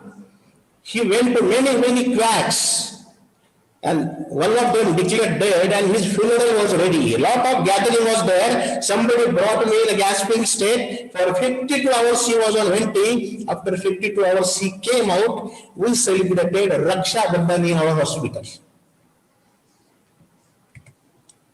ANC with snake bites. This is a crate bite. Second one is a cobra bite. This is a Russell viper bite. Literature says 40% fetal and 10% maternal loss. In our study, not a single fetus and not a single mother we have lost. Or we followed the cases till delivery. This is a good case. Only son, 3 a.m., came in tempo. Parents declared they were crying that he is dead. I saw a few beats were there. He had respiratory arrest. We put him on ambu bag for 42 hours because of flood situation everywhere. He came out. I had been to his marriage. He has kept my photo in Devghar. I was surprised to see. I told him that up to Namaskar, okay, don't garland because mice to go before I sleep and mice to go before I sleep. See a gratitude of a poor man. I know that I am in rural area and my pocket is empty, but heart is full of feelings. If I would have been in metro, my pocket would have been full, but heart would have been empty. On Diwali, one Diwali, we could manage 8 cases.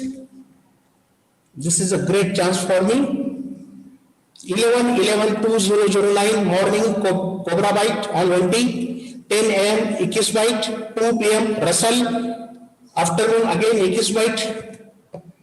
This is a wild honeybee sting. Non-poisonous bite. Unknown bite. There was war in hospital. Venom versus anti-venom. We could save all patients. Incidentally, it was my birthday. This is the highest number. It was published in Samna. 9 patients of venomous bite on 27/8/18. You can see all venomous bites. These are our publications. WHO has taken our reference, WHO guidelines. And now I will be going for scorpion sting. This is a Mesobatis camelus, a red scorpion. Ja vinchavachi nangi moti aste, that is more dangerous, not the body. There is stimulation of parasympathetic and sympathetic. Parasympathetic, sweating, vomiting, salivation, priapism, bradycardia. Sympathetic, vasoconstriction, tachycardia, tachypnea, pulmonary edema, hypotension and circulatory failure. There can be severe pain or autonomic storm, vomiting, profuse sweating, tachycardia, hypotension. There can be warm shock. Needed is ECG, electrolytes 2D. Treatment is processing, selective alpha adrenergic receptor blocker, 30 microgram 3 hourly till body becomes warm. When a patient of autonomic storm comes, now we are directly pouring anti-scorpion venom 3 to 5 hours. Because circulating adrenaline already works for a prophylaxis of anaphylaxis, and there is a drastic magic result. This is the chart. 35-year male, history of scorpion sting. He came in shock. He was in pulmonary edema. He was massively sweating. There was a priapism. Actually, he is very old. Ejection fraction was reduced. He was floating in the sweat. So this sweating is called as a skin diarrhea. He was given 10 vials of anti-scorpion venom and he was saved. You can see the pulmonary edema, fatal arrhythmias, hemoptysis. This boy was wrongly treated as a case of snake bite. ASV was given. You can see the priapism, sweating. Tall teas, Ashoka tree, tented tea, Ashoka tree like tea, that is definitely a scorpion sting. Wild honeybee sting. Now symptoms and signs. Wild honeybee, mohomashi. Pain, swelling, itching, redness, severe anaphylaxis, and there can be death. Treatment is symptomatic adrenaline. Careful removal of stinger, lot of stingers. You should not catch a stinger with forceps. Stinger should be moved with a reverse direction, otherwise there will be more envenoming. See the stingers on the face. This old man was saved with adrenaline. wasp bite, gandilamashi, pain, rash, anaphylaxis. I have seen patient in shock. Treatment is adrenaline, steroids, antihistamines, wall lizard, pal. They are generally harmless, but centipede, gome. I have seen one patient, they generally cause local necrosis, cellulitis, but I have seen one patient developing myocarditis and shock. Then there can be rat bite. Commonest thing, rat. A patient has a rat bite and lot of relatives become suspect a snake bite. Treatment is symptomatic. So simple. This is my own flow chart. Unknown bite or sting. See for local and systemic examination. If single local mark, pain, local sweating, autonomic storm, ECG changes. This is a scorpion sting. Treatment, analgesics, vasopress.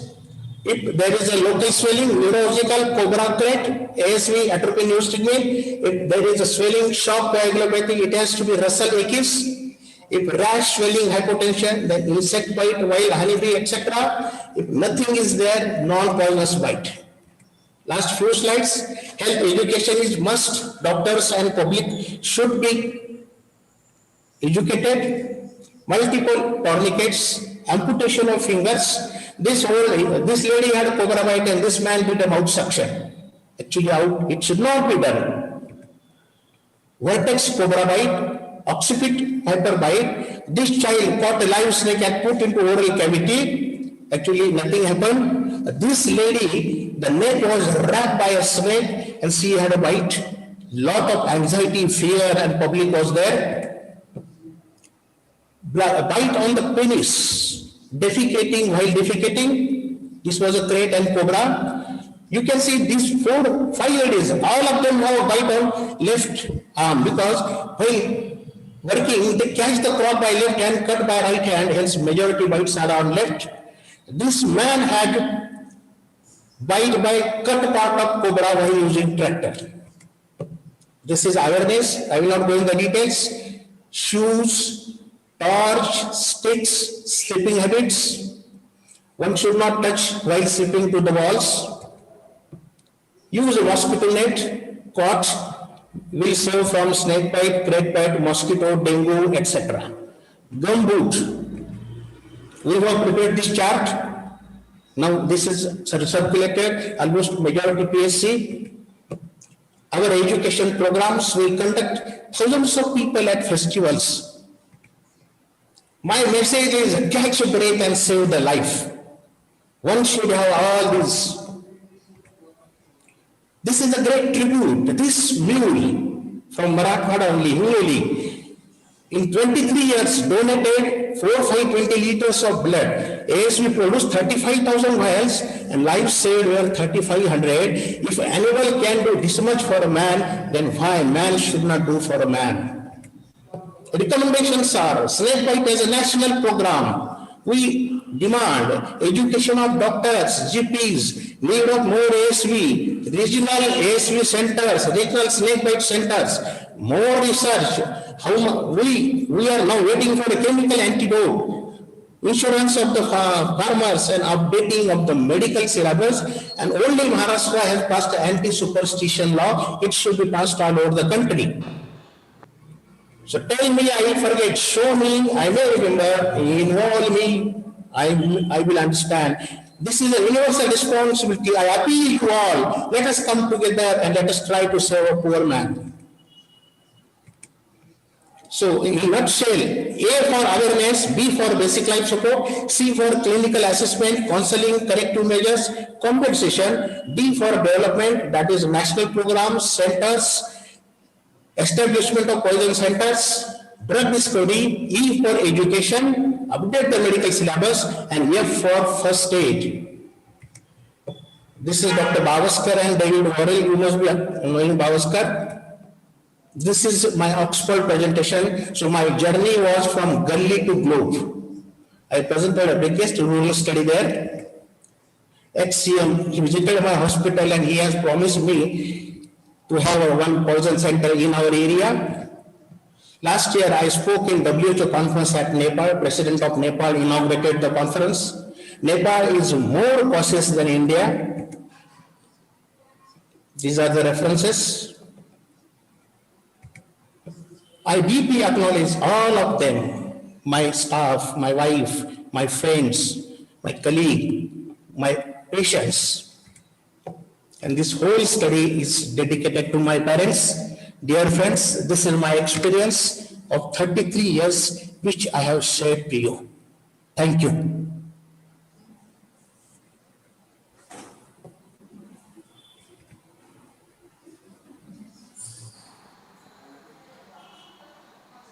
Hello. Thank you very much, sir, for the wonderful lecture on the snake bite and the unknown bites.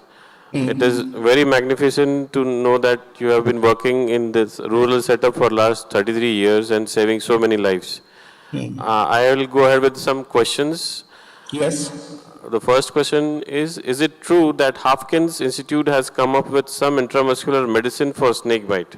No. Yet not. ASV only IV, not IM at all. It is not true. Second question is, what is the dose of ASV? How should we start and what is the maximum can be given?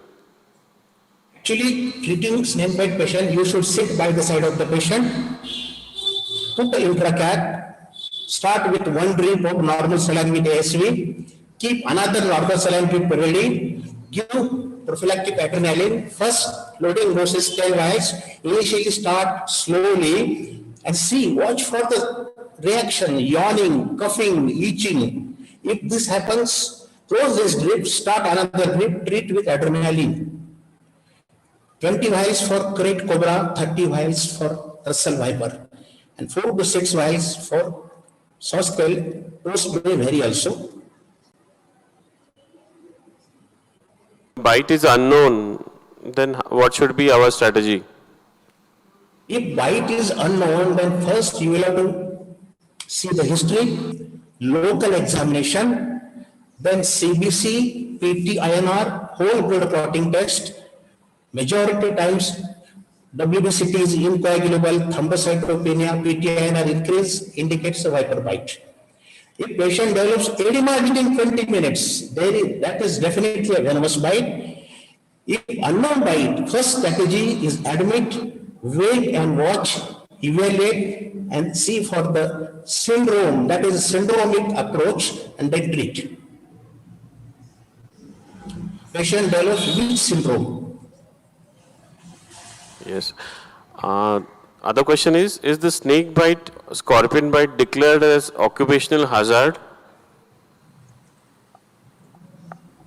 Occupational, actually we are requesting lot many times because some states they give some compensation. We are demanding national program. It is occupational hazard, WHO has declared. But still, our patients, those who are dying in rural area, I don't think that majority of them are getting any compensation. But it should be declared occupational hazard. It should have a better compensation, and there should be national program like malaria, filaria, HIV. India being an agriculture country, and yet we don't have a snake bite program. This is a sad part in Indian health services because snake bite is neglected at doctor level, it is neglected at social level, it is neglected at political level. Everywhere, farmers and laborers are neglected. So let us be a voice of voiceless. Are there any residual symptoms after recovering from snake or scorpion bite? You have covered this, I guess. There are morbidities there. Cobra bite, there can be gangrene, there can be contractures. In Russell, there can be edema. Scorpion sting, majority patients they come out, but if many times LV functions are depressed, patient may become dyspneic. But generally they recover. Cardiomyopathies. Residual damage, delayed complications are seen sometimes in Russell, great AKI. Few patients, very rarely, AKI may land into CKD. Yes, sir. At the end, I declare end of the question and answer session. Thank you very much, sir, for delivering such a wonderful lecture and joining with the Chandrapur IMA. Thank you very much. Oh, thank you for giving me this opportunity. So always I appreciate the work done by Chandrapur because I have given one face-to-face lecture in 2011. I appreciate your all activities always, always and always. Thank you. Thank you, sir. Thank you for the appreciation. I am really grateful to Ingrid Madam, Gulwade Madam, and you all. Thank you. I hand over this mic to Dr. Anup now. Thank you very much, sir, for your informative lecture. Sir, I request you to please kindly log out of the Zoom so that we can allow the next speaker. Thank you very much, sir. Thank you very much. Thank you. So as I told earlier, today evening from 8:30 p.m. onwards, we will be projecting our cultural program of the CIMACON 2021. That is solo songs and photography. So it will be started displaying 8:30 p.m. onwards. Going on to the questions of this session. So the answers to the question and prize winners will be announced after the academic sessions tonight. So please stay tuned. We are coming up with the next question of this session. So the first question of this session is, who was the first Indian in space? I am repeating the question. Who was first Indian in the space? So please send your answers as early as possible to Dr. Ram Bharat on its WhatsApp. WhatsApp number is 94221-82127. Who was the first Indian in space? Second question.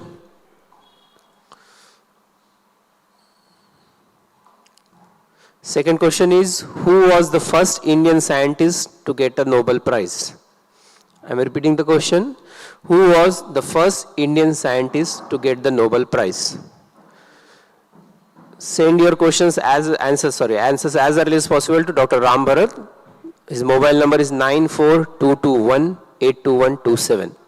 As I told you, today's all the answers and the winners will be announced today evening itself at the end of the scientific session, and 8:30 p.m. onwards we will be projecting cultural program, that is solo songs and photography. So we'll move to the next lecture of today evening scientific session in 10 minutes. So apart from 15 and 16, as I told you, all our events are virtual, but there is one event which will happen in person with proper social distancing norms at the Gaurav Lawns.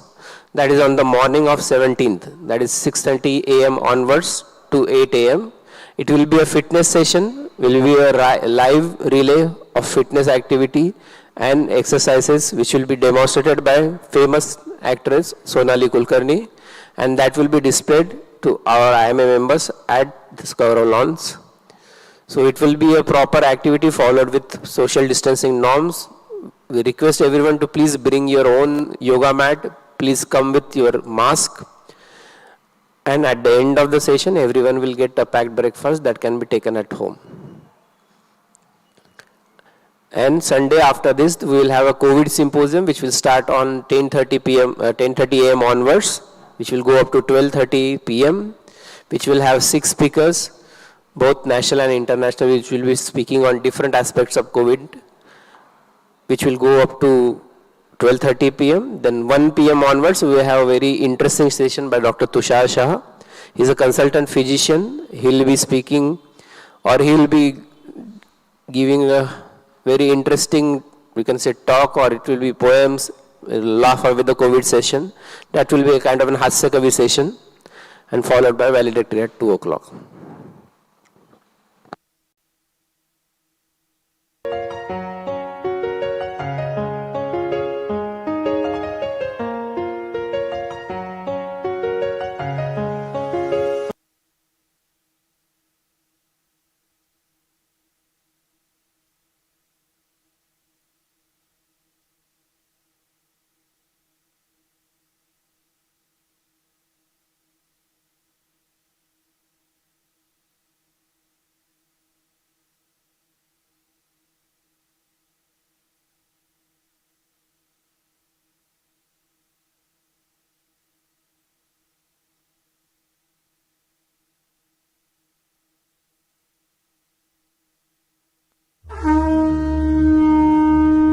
It was an Indian who first told the world that the earth is round.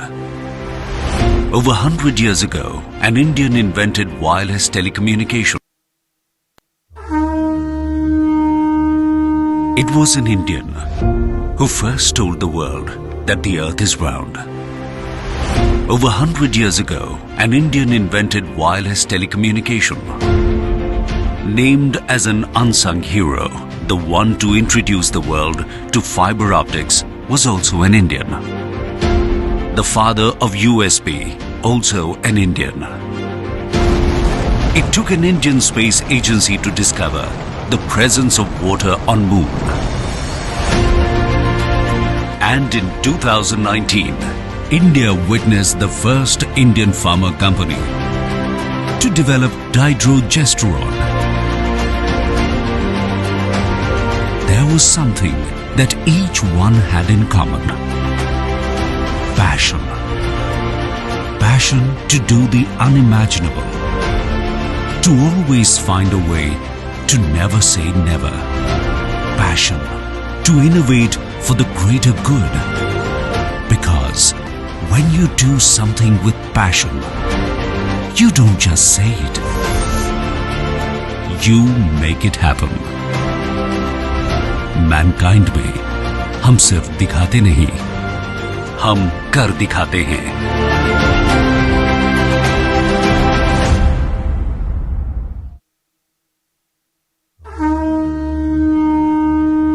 It was an Indian who first told the world.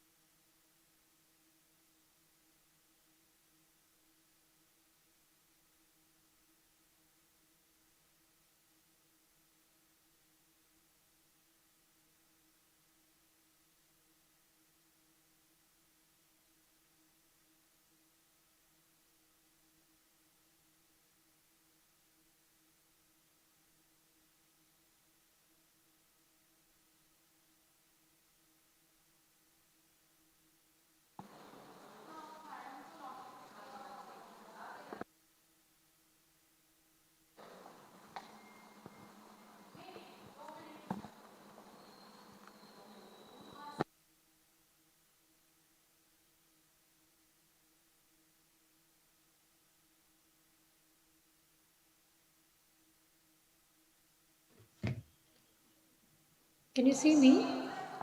Yeah, ma'am, we can hear you. Soon we'll make you host so that you can share your screen with us. You'll have to just guide me how to share the screen. My presentation is open on the desktop. MacBook. MacBook. No, I'm going to MacBook. Everything changes. Make us host. At that time. We are making you host, ma'am, so that you can share your screen with us. Can you hear us, ma'am? Yeah, I can hear you. Yeah. We are just making you host so that you can share your presentation with us. Okay. Yeah, we can see you, ma'am. Yeah. See me? Yeah. Great. Thank you. Yeah. Good evening, ma'am. We welcome you all on behalf of CIMACON 8. So I request Dr. Snehal Podduke, ma'am. She will be moderating your session. Yeah, I may just, Dr. Snehal, I may just need some technical assistance with to share screen. Just tell me when to share the screen.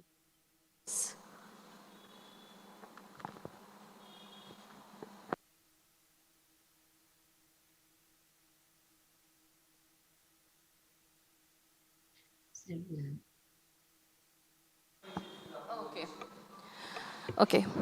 Good evening, all. Here is everyone's favorite topic, that is skin changes after 40. As we age, we become more knowledgeable person, which increases our confidence. But when we age gracefully, this adds more confidence to our personality. To know more about this topic, today we have a very eminent speaker, Dr. Malvika Kohli from Mumbai. I feel privileged to introduce her. She is consultant dermatologist in Jaslok and Breach Candy Hospital, Mumbai. Dr. Kohli is recognized as one of the pioneer of aesthetic dermatology. She has been in practice for 27 years. She is the director and founder of Skin Secrets with 2 clinics in Mumbai. Dr. Kohli is a sought-after educator and trainer for injectables and devices at international and national meets. On the advisory board and scientific chair for many educational dermatology and aesthetic dermatology forums and societies in India. She has been invited as a faculty in international conferences. She has curated various courses for IMCAS India and part of the scientific committee for IMCAS Asia. She is well known to society as a cosmetic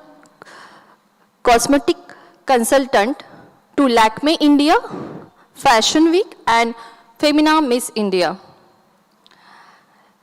She was a judge at the Vogue Beauty Awards.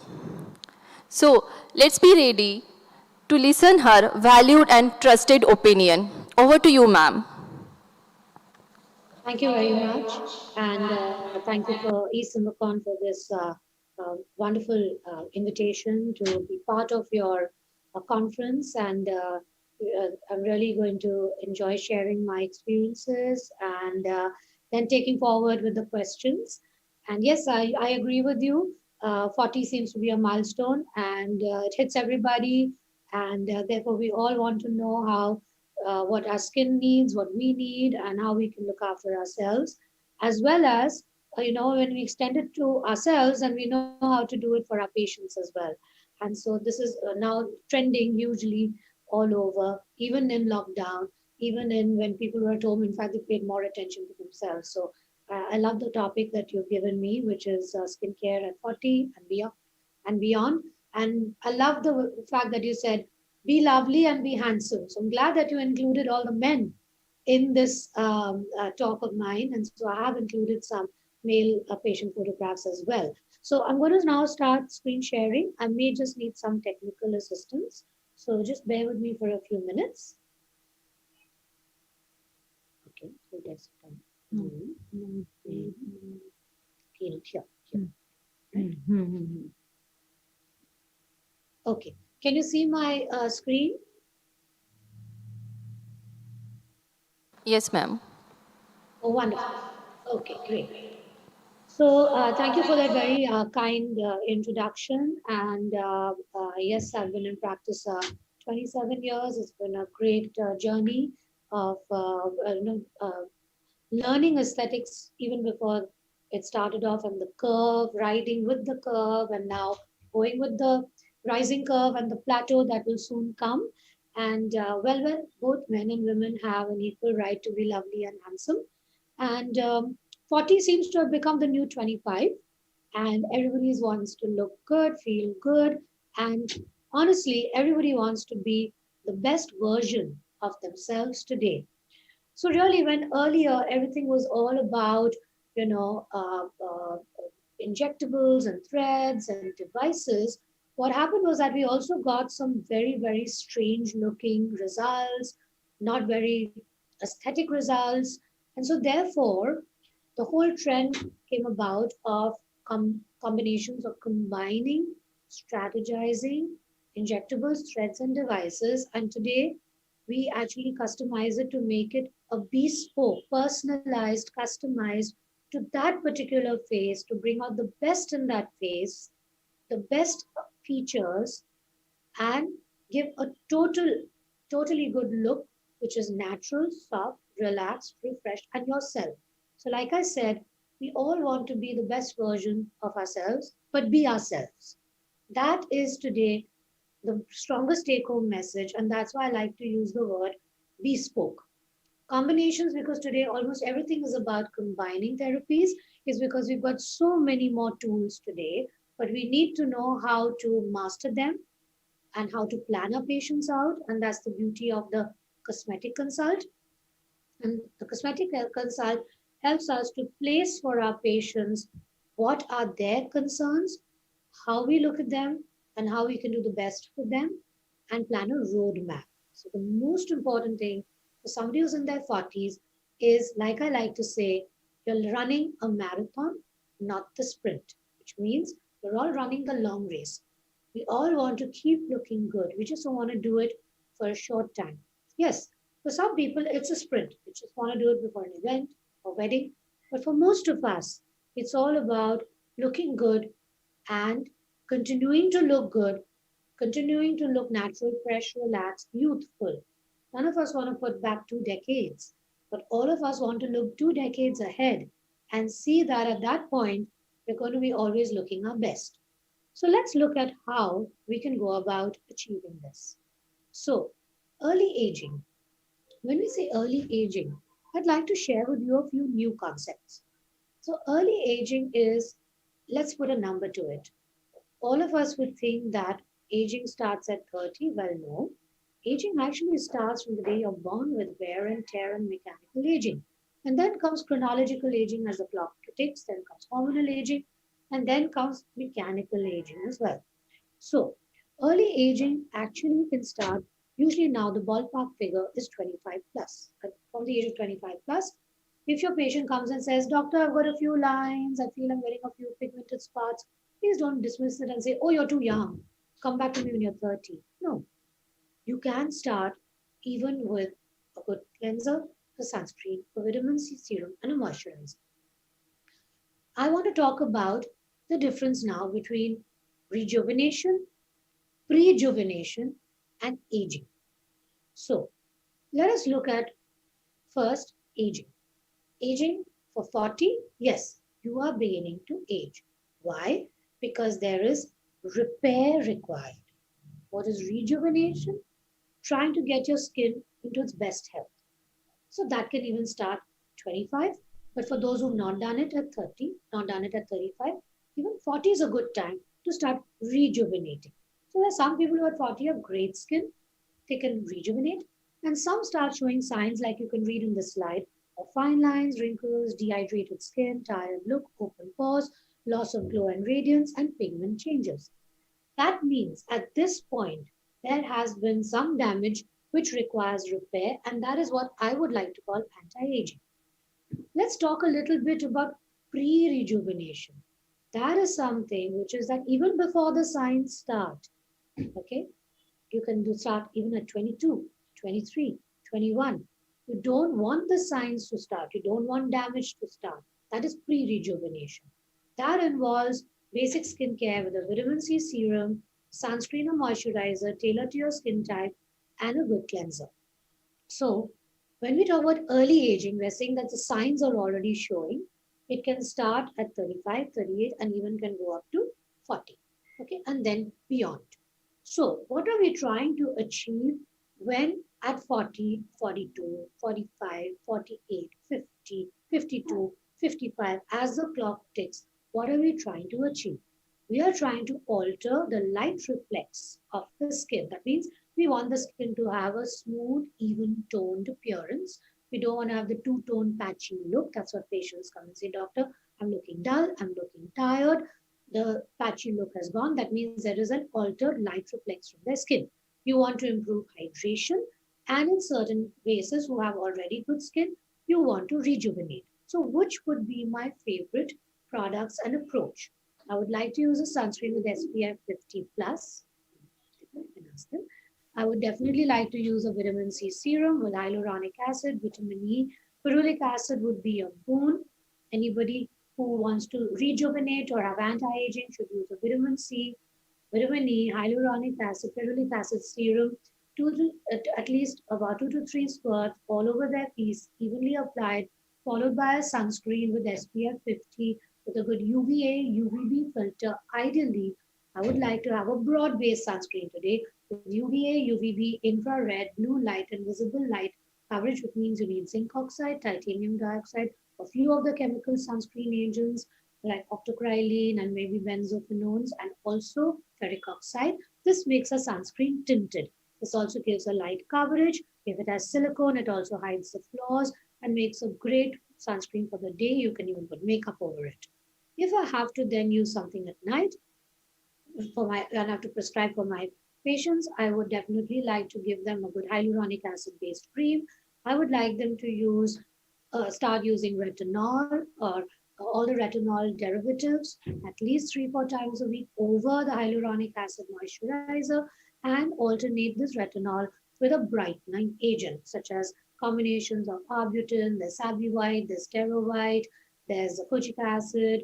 All of these newer agents, these all help in keeping the skin more one-toned, and combine this skincare routine with resurfacing, either using peels, the newer generation gel-based peels are good. There are so many medifacials available today, as well as we can use laser toning using the Q-switched ND-ad. You can use photofacial using the IPL. These are very good for improving light reflex and giving the skin a one-tone look. About 4 sessions once every 3 weeks, followed by maintenance once every 3 months, is a great plan. Radio frequency is great for skin tightening. So anybody who has also sagging, tightening requirements, jawline definition, improvement of the periorbital area, which can also be done with peels, lasers, and lights, and periorbital products, which are similar to what I described for dark circles or aging skin around the eyes. You can also use micro needling around the eyes. You can do roller. So the derma roller is a great device. The derma pen is a great device to deliver growth factors, brighteners, which can help in skin texture, open pores, give a one-tone look, and radio frequency with micro needling can also be used for tightening. So non-ablative radio frequency or radio frequency with micro needling is a great way to also tighten as well as help adults with acne scars and open pores. After this, after radio frequency, or with a derma pen or with a derma roller, the addition of PRP is a great boon. So is mesotherapy. So these are the various tools which I would use in somebody who showed early signs of aging anywhere just before 40, somewhere around 38, 39, 40 to 42. You can even do this up to 45. It also depends on the condition of the skin. Remember, if the skin is a very thick quality, microneedling is better, laser toning is better. If the skin is a thin quality, peels, the laser toning, PRP are great. PRP can be added at any point. Now let's look at this profile that I'm showing you. Here is a daughter who's 30, and that's a father who's 60. What do you see? You see, even at the age of 30, you begin to see hollowing, periorbital hollowing. That's an anatomical defect. That, along with the pigmented skin around her eyes, she is definitely going to need rejuvenation of the eye area, either through dermal roller or through now light HAs, which are skin boosters, through dermal roller, through injections like a product called Volite. You can also use skin boosters like Restylane like Vital, or you can also roll and then add skin boosters or growth factors, and you can also do a filler. Now, why has she got this hollowing? It's because she has very thin skin and a bony trough called a tear trough. As you can see over here, she has a prominent tear trough. Okay, but you can also see that her periorbital fat pads are beginning to flatten. Now you can see in her father, the periorbital fat pads have not only flattened, but even her mid cheek. All the orbital, along with the orbital, the medial, middle, and lateral fat pads have also deflated. That is why he's got ptosis of the face. And you can see a lot of photo damage on the skin. So he will have to, even before fillers, do a lot of skin rejuvenation through RF. He can do it through laser resurfacing. He'll do very well with a light ablative erbium YAG or a light CO2 laser, which will have to actually resurface, or even fractional film resurfacing with microneedling or with the sublative RF. After that, give him a good skincare plan and then look at fillers if required. And if he so desires, PRP would be very useful over here too. So here you've in the father, you've got to improve the skin quality, whereas in the daughter, the skin quality is a reasonably good value, but it's mainly remember, as early as the 30s, but in the 40s, you can get periorbital following tired, which gives the tired look. Now let's look at the next case. In the next case,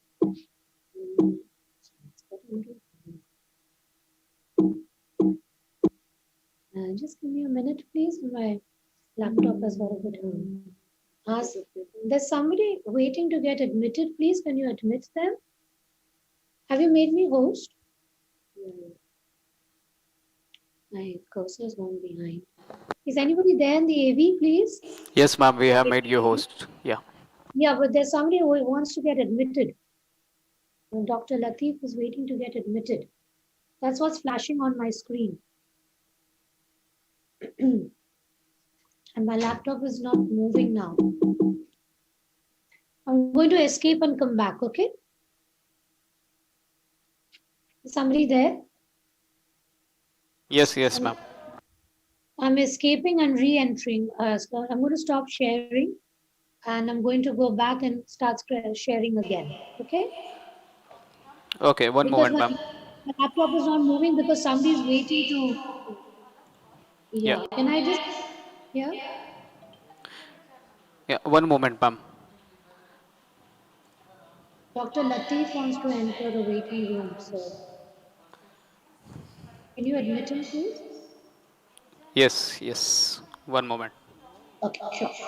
So I'll move to the next, while this is happening, I'll just move to the next slide, which is that this was all about the upper face, okay? So upper face skin texture quality is first periorbital, and then it is about the rest of the open pores that you see and photo damage, addressing photo damage and pigmentary change. Now, if we look at the next area, which is the mid-face, the main thing about the mid-face is the open pores around the mid-face area, and as you go down, it comes to the perioral area. So perioral area also ages as fast as the periorbital area, and this also requires similar specialized products or brightening agents, sunscreen, vitamin C, and you could also do skin boosters, roller, laser toning. This helps the perioral area as well. Can I escape and join back? Yeah, if there is a problem, then you can join. Yeah. No, I'm not you have joined. Move my laptop. Yeah, now it's come. Okay, fine. Now, where's my cursor? Is disappearing. No? And we can see and we can hear you, ma'am.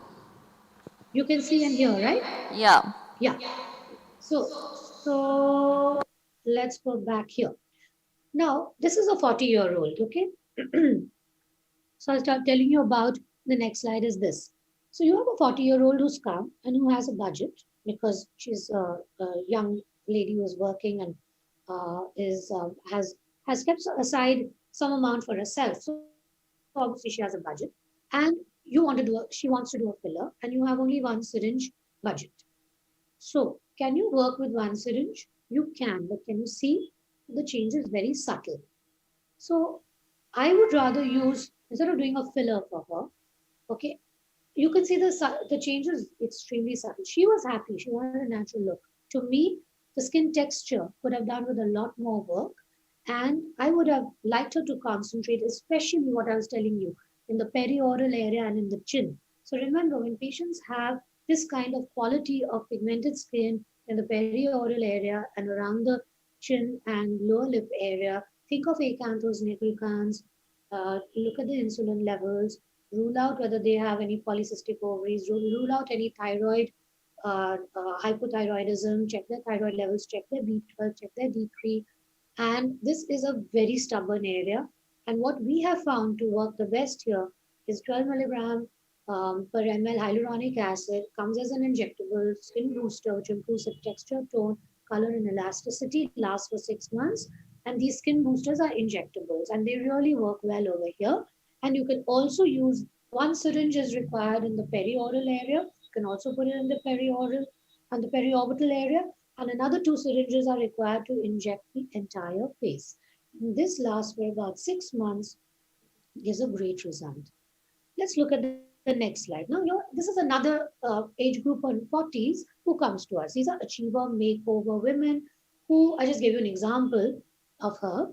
And these are people who want, who've done well in their life, who've done well in their life, who now have disposable income, and who want to look, like I said, the best version of themselves. And they want to get that chiseled look. Can you see? There's a transformation out here from a square, broader face into a chiseled, more angular face.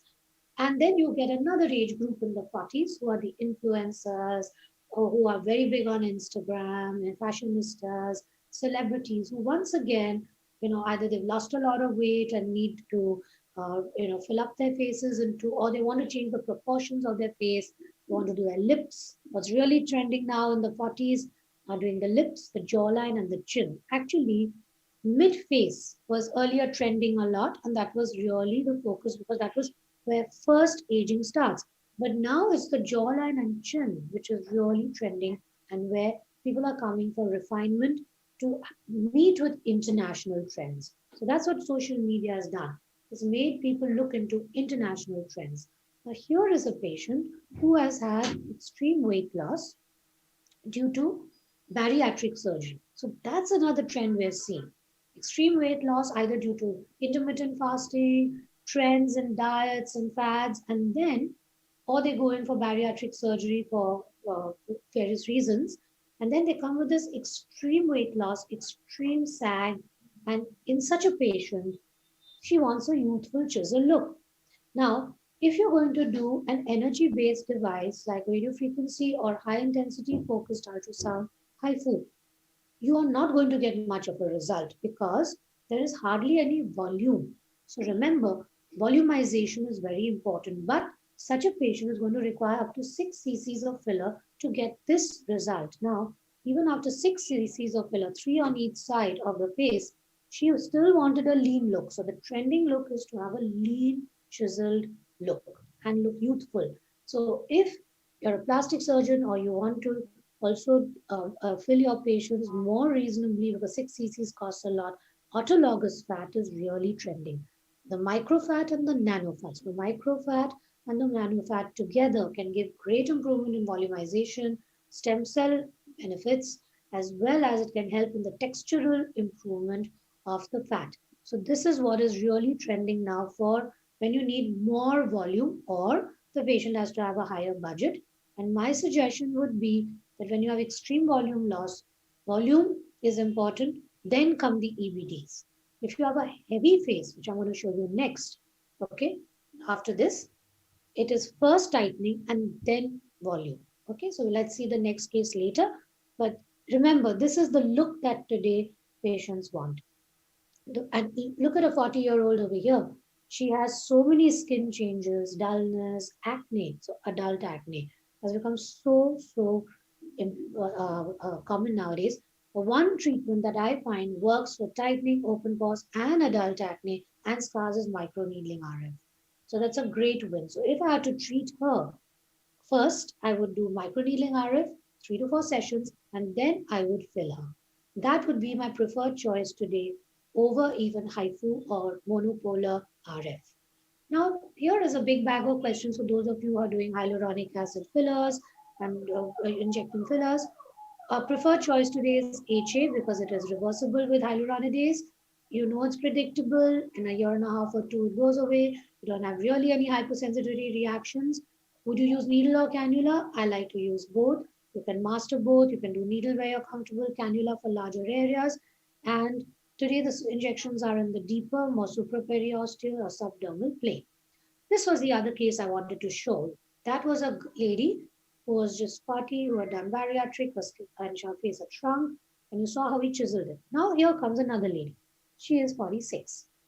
Now, in her case, she wants to come for firming and lifting. This is the classical case you will see in your clinic walking in. So what treatments would you suggest to such a lady? Would you suggest filler?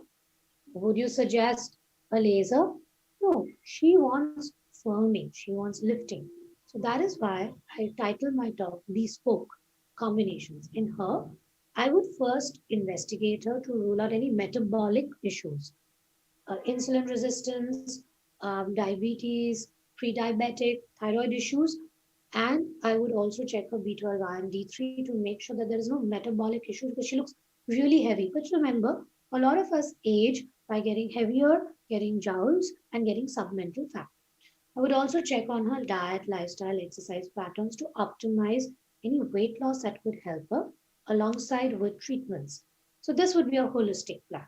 I would definitely give her supplementation with nutraceuticals like collagen peptides. These are of course controversial, but they do help. We've seen that clinically. And I would give her good supplementation with other nutraceutical antioxidant supplements. And then we can discuss that in the question and answer. And then I would start ideally. If you see her skin tissue quality is a bit thick, she's got quite a bit of jowl fat, she's got also submental fat. She is an excellent case for HIFU, high intensity focused ultrasound. I would place at least 500 lines all over her face. We now even do it periorbital. We do it in the SMAS. We do it here. So I do 4.5 mm here, all along her neck and jawline, 3 mm along the cheeks, and 1.5 mm along her periorbital area and forehead. And she, at least 500 lines, will give her a great result. Call her back 2 months later. Look at the improvement, give her a few touch-up shots. And only after a month of doing HIFU, I would decide between filler, because she has mid-face volume loss, or I would do threads in her lower face, or I would do a combination of filler in her mid-face and threads in her lower face. Or if HIFU does the job and she loses weight, her lifestyle improves, we correct any metabolic issues, she may not need anything at all.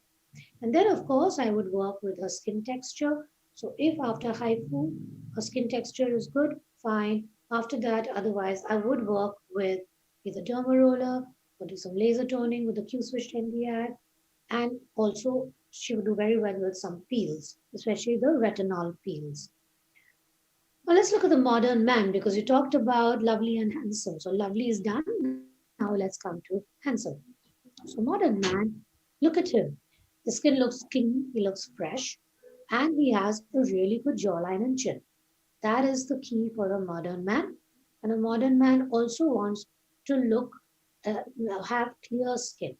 So, and a modern man wants to have a well-defined jaw. So if I look at this young gentleman, yes, for males, my take is keep it simple, have a really good face wash with a little glycolic or lactic acid. Some microbeads usually help.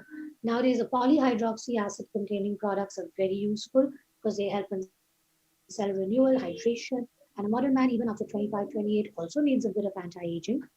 And then I would definitely give him her sunscreen. Normally, I like to give a 2-in-1 product, sunscreen And then I would give him a night cream, which has a little retinol or glycolic with the brightness, arbutin, glabretin.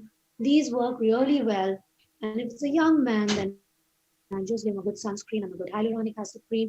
And if the sunscreen uses a good vitamin C, anhydrous gel preparation men prefer with a silicone-based sunscreen. Men don't like to look shiny. This works well for a young man. If he's older, then definitely a more mature man in his 40s, like this gentleman, then I would be definitely working on the skin texture, as you can see, has improved with the use of retinol. And also, we have done microneedling in him. So microneedling really helps, and fractional skin resurfacing with RF are one of my popular treatments with men for their scars, texture, open pores. And you can see over here that we have worked on his masseter, because remember, masseteric reduction is very important in a male jaw to reduce the bulk of the jaw. And a lot of people also have parotids. So we did HIFU followed by botulinum toxin, and this really helped to give him a lovely refined look. So if you look at advanced staging, I need only 5 more minutes. Is that fine? Can I have 5 minutes? Organizers, may I have 5 minutes more? It's 7:40. Yes, ma'am. We have 8 minutes. Okay, We have 8 minutes. great. So I'll just finish in 3 minutes so we can have some questions. Yeah, ma'am. Yeah, ma'am. Go ahead. So Yeah. advanced staging is when you have deeper lines, folds, excessive skin laxity, as you saw in the earlier lady, volume loss, as I described, jowls, as you saw, with deeper pigmentary changes, severe melasma. So these are the patients. So with severe melasma, of course, you need a good sunscreen. I prefer to have sunscreens with ferric oxide. And I also use tranexamic acid intralesionally. We also give it topically. You can also give tranexamic acid orally, 500 a day for at least 6 months, but please be careful about DVT. And in advanced staging, you're not only looking at all the cosmeceuticals, sunscreens, and nutraceuticals that I talked about, we also talked about HIFU. You can also relax the glabella, the forehead, and the jaw and the neck with botulinum toxin. We talked about RF and threads and PRP and lasers. Threads are especially popular in males. In females, a combination of Botox, threads, filler are popular. PRP, everybody likes. So if you're looking at doing something like a skincare program with PRP, I particularly like the PRP, which has the growth factor, higher concentration of growth factors. Then I do that every 4 months, PRP, with a good skincare routine. HIFU once a year works well for a lot of patients. And after HIFU, if patients don't want to do fillers, I do threads in specific areas if they want to do more of firming, more of lifting. Now, so what are the tools available? So here we go. We've discussed almost all of them. So if a patient is in their early 40s, my preference would be Botox in the glabella, fillers in the mid-face or periorbital, chemical peels, mesotherapy, PRP. Maybe some radiofrequency if they have scars or open pores. Lights are useful, but as they go from 45, 48 into their 50s, my preference would definitely be more of HIFU, followed by threads, volumizing fillers, or jawline definition with chin. Works very well also as the lower face shortens as you age. And then, of course, PRP. This would be as you grow into later 40s. Now look at her. From this lady is actually now in this, she's about 56 out here. So, patients come, post-menopausal patients come. Let's look at her. We've got a long-term follow-up out here. This was her when she came 3 years ago. That means she was 56 now in the last photographs. In the first photograph, she was 53. You can see deep marionette lines, nasolabial folds. 6 months after doing, I beg your pardon, 1 month after doing HIFU, we did her fillers. And this is her 3 months after doing HIFU and fillers. She looks nice.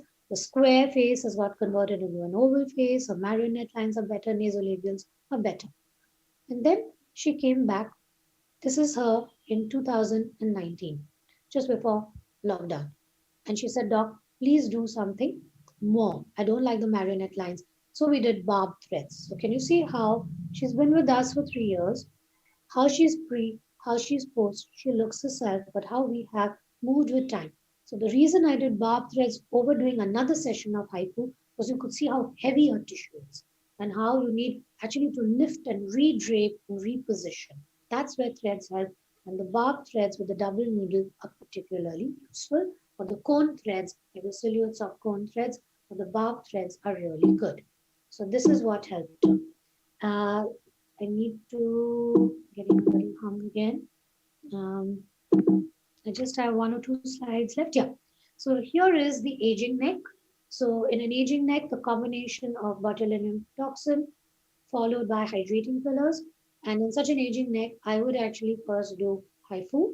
And even after HIFU, on the same day, I wait for an hour and do microneedling RF for the more superficial improvement of the crepiness of the skin. So HIFU gives the shape and the contouring, and then the microneedling tightens.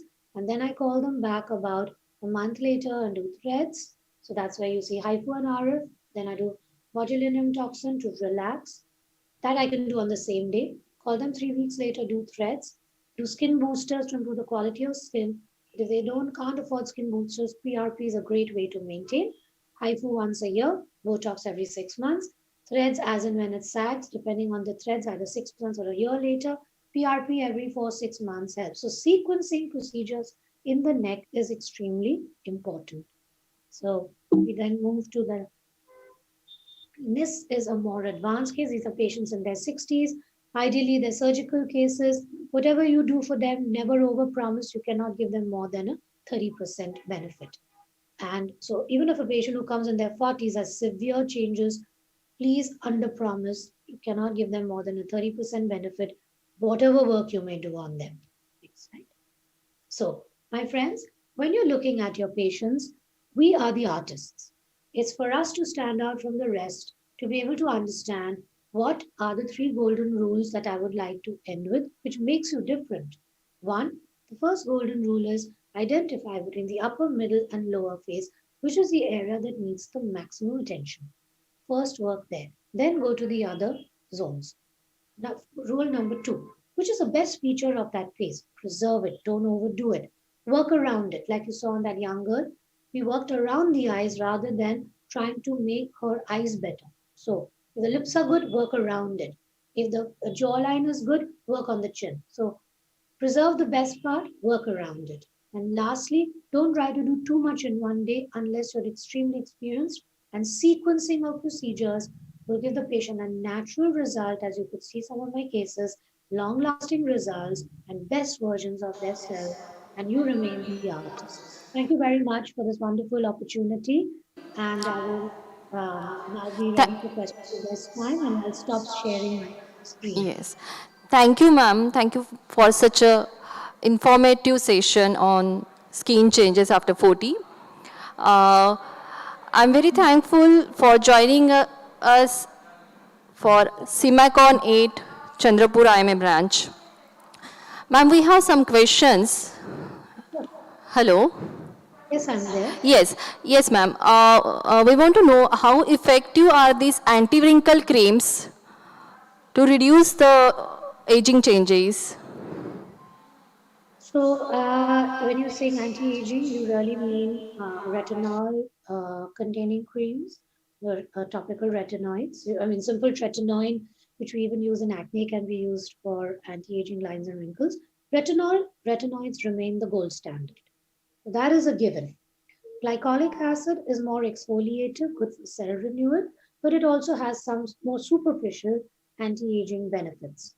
You need to use them at least 4 to 5 times a week.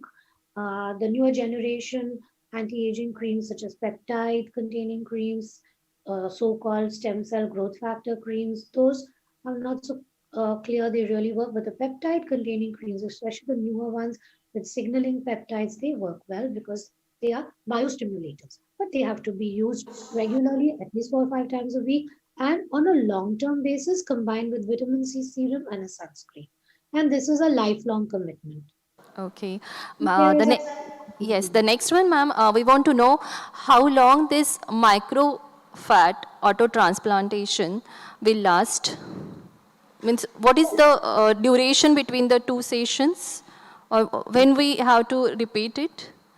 So if you do a really good job of the micro and nano fat, right, you have to separate the fat into micro and nano fat and use it by injecting it through a cannula, evenly distribute the correct quantity. It can last up to even 5 years because if you harvest it well, distill it well. So harvesting it, distilling it, separating it, and injecting it in the right plane, you will have stem cell potentiating benefits from those adipose cells. It can last even up to 5 years, but minimum 2 years. Minimum, but usually 5 years. With always the two benefits are you have to overfill so that it when you some of the fat gets absorbed, you get the ideal filling about a month later. But it also gives a lot of skin textural benefits. Yes. So that is about Yeah. the other side. Yes. Thank you so much, ma'am. My pleasure.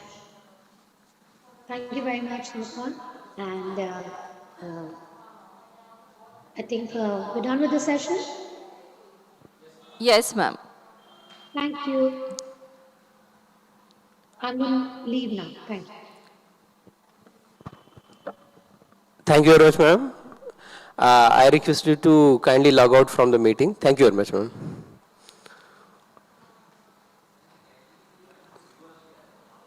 So we are slowly moving towards our last lecture of today's scientific session.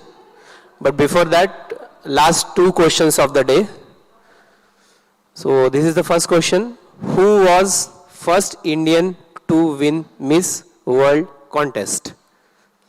I am repeating the question. Who was the first Indian to win Miss World contest? Kindly send your responses as early as possible to Dr. Ram Bharat. His mobile number is 9422182127. Who was the first Indian to win Miss World contest? Second question. Second question is, who scored first century in IPL? Who scored first century in IPL? Send your answers as early as possible on WhatsApp to Dr. Ram Bharat. His number is 9422182127.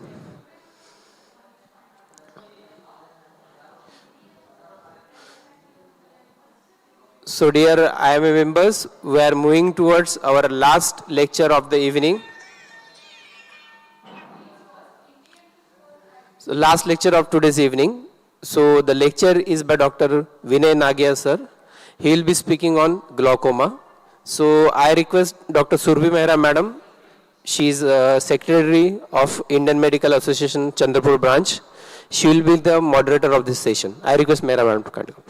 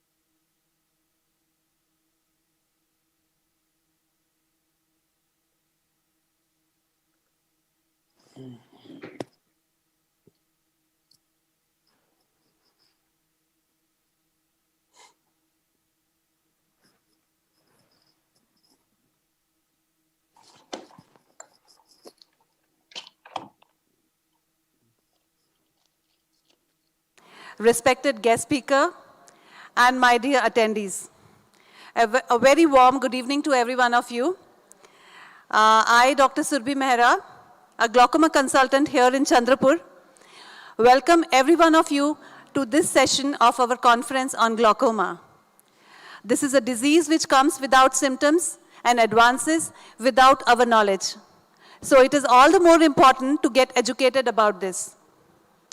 Friends, our guest speaker, Dr. Nangia sir, has made a powerful contribution to the field of glaucoma, both in research as well as clinical.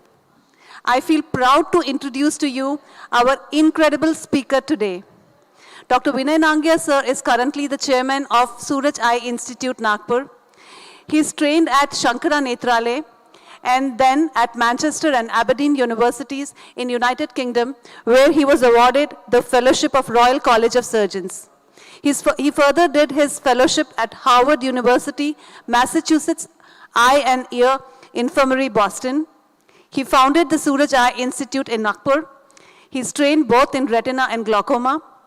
He was a principal investigator along with Professor Josh Jonas for the Central India Eye and Medical Study, a population-based study done in rural Central India. He has significant expertise in performing population-based study. Several publications resulted from Central India Eye and Medical Study in prestigious international journals, including Ophthalmology, IOVS, AJO. He has also co-authored 6 publications in The Lancet and is an expert in global burden of disease study in 2013. He has 137 publications to his credit. He was also principal investigator for Children Eye Study, which resulted in publications related to visual improvement and vitamin A deficiency. He developed successful partnerships with Orbis, Rotary Holland, Rotterdam Foundation for Blind, Cordaid, and with Heidelberg University. Dr. Nangia is an expert in global burden of disease. He was the former president of Glaucoma Society of India. Welcome, sir. Welcome on behalf of IMA Chandrapur. Thank you. Thank you so much for having me with you. And it's a pleasure because I haven't had the chance to speak to my colleagues in Chandrapur for a long time. So I will now start my presentation. I'm just about to start sharing my screen. Sir.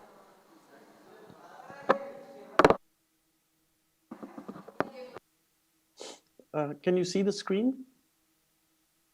Yes? Is the Yes, screen sir. visible Yes, to sir. everyone? Yes, sir. Terrific. Okay. All right. I'm just going to play it. All right. So I'm going to, one of the great challenges is, how do you get people who are not ophthalmologists to show interest in a talk about glaucoma? And that's why I chose this topic. What is glaucoma and how does it affect all of us actually? All right, so glaucoma is a condition which is characterized by classical changes in the optic disc, and it may or may not be associated with elevated intraocular pressure. I think that's very important to understand that 50% of the patients that present to us with glaucoma do not have elevated intraocular pressure, and therein lies the importance of examining every patient that walks into your clinic. So just like a patient walks into your clinic and you don't know that he's got very high blood sugars or that he's got very low blood sugars or he's got very high blood pressures. But you have a system, physicians have a system that when a patient walks in, they'll check the pulse, check the blood pressure, check the blood sugar, look at the patient for evidence of anemia. So that's how it is also with glaucoma, that you really need to examine patients that come in for a routine eye examination. So we did the Central India Eye and Medical Study. This was done on about 5,000 subjects from rural communities. They were brought to the institute over a period of 2 years, and they were examined in great detail, both for their eye ailments, for eye parameters, and for their systemic parameters. And it's very important to understand that just like you have blood pressure, and blood pressure, the prevalence increases with age, so also the prevalence of glaucoma increases with age. So for the population of 40 plus years, the prevalence was 3.45%. And for the population 60 plus years, it was 7.5%. And we may just remember that this diagnosis was done just on the basis of the optic disc appearance and the retinal nerve fiber layer appearance seen on color photographs. And I often, when I give talks, I say that if all of us sitting in this hall were 60 and above, as I'm sure many of my colleagues and many of my friends are, then I would say that almost 1 in every 10 of us would have glaucoma. And so therefore, it's very important that if the prevalence is so high, we do need to consider glaucoma as being in the community and that we need to diagnose and take care of it. So how do you diagnose glaucoma? You do that by just doing a normal, good clinical eye examination and use the slit lamp biomicroscope, check the intraocular pressure. I normally recommend applanation tonometry, though there are other methods, and also do gonioscope to assess the angles, because primary angle closure glaucoma that I will just come to is very different from primary open angle glaucoma. And the difference is that primary open angle glaucoma comes to us very silently.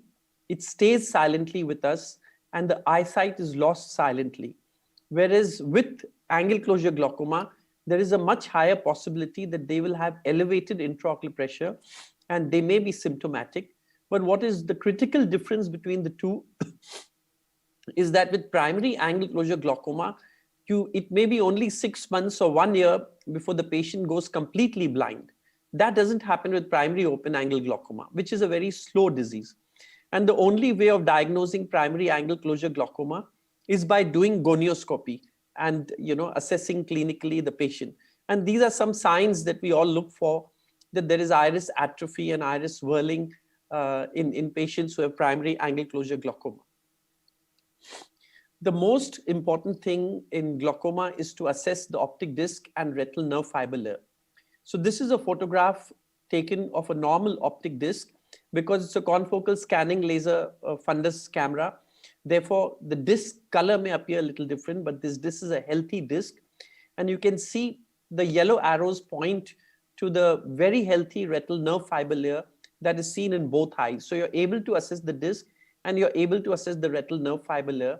And it also, the appearance also tells us that this patient is not very old and probably at least less than 40 or even less than 30 years, because that's when you get the appearance of this shimmering, healthy retinal nerve fiber layer.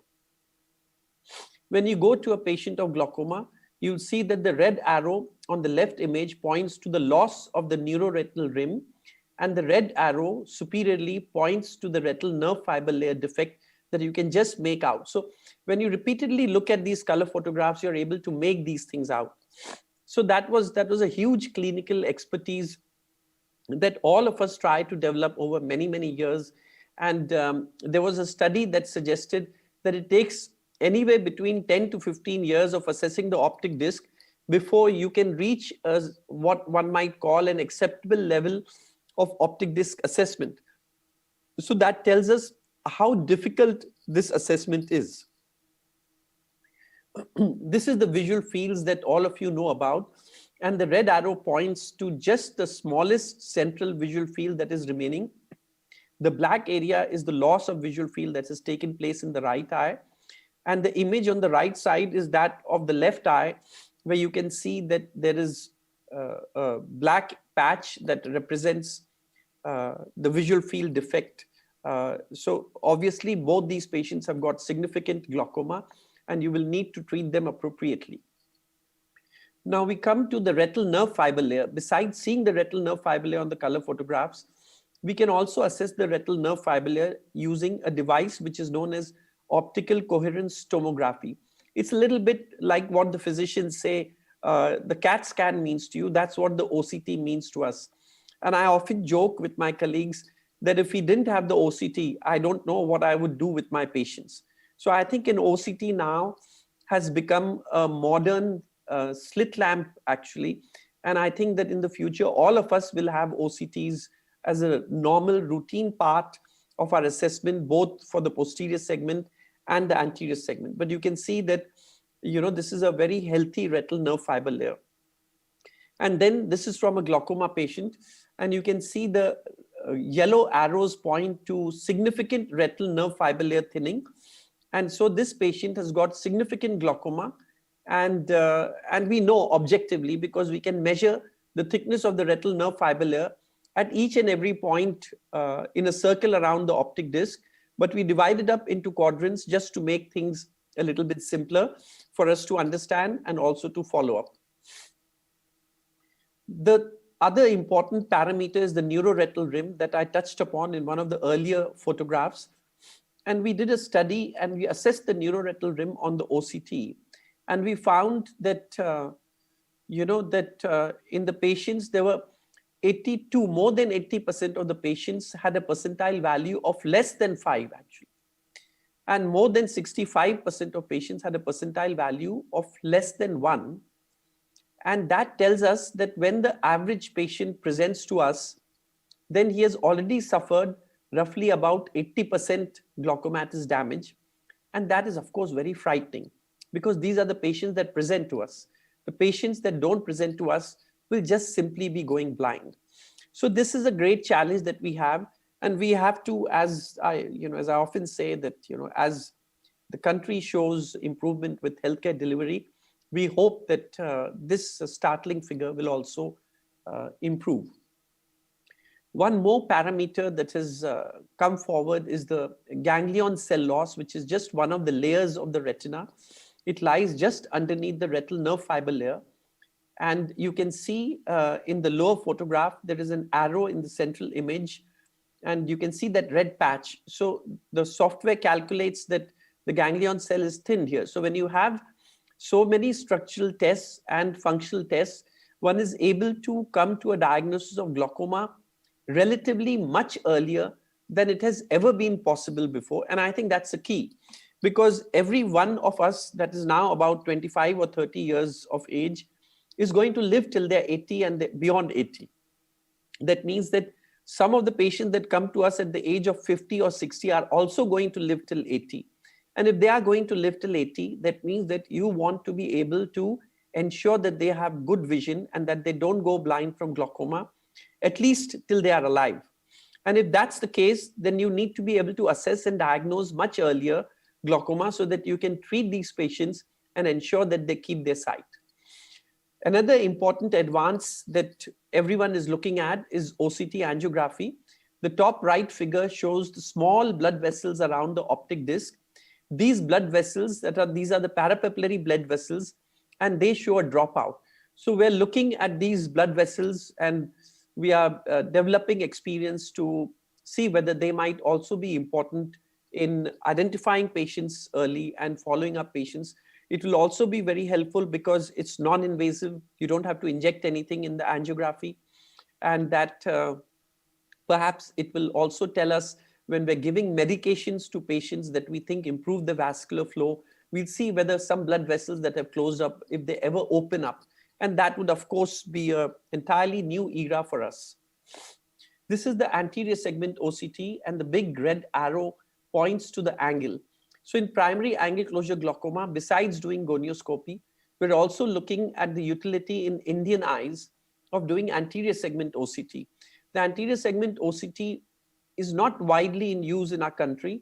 And so we really don't know clinically how important it is going to be. Is it going to be an addition to gonioscopy?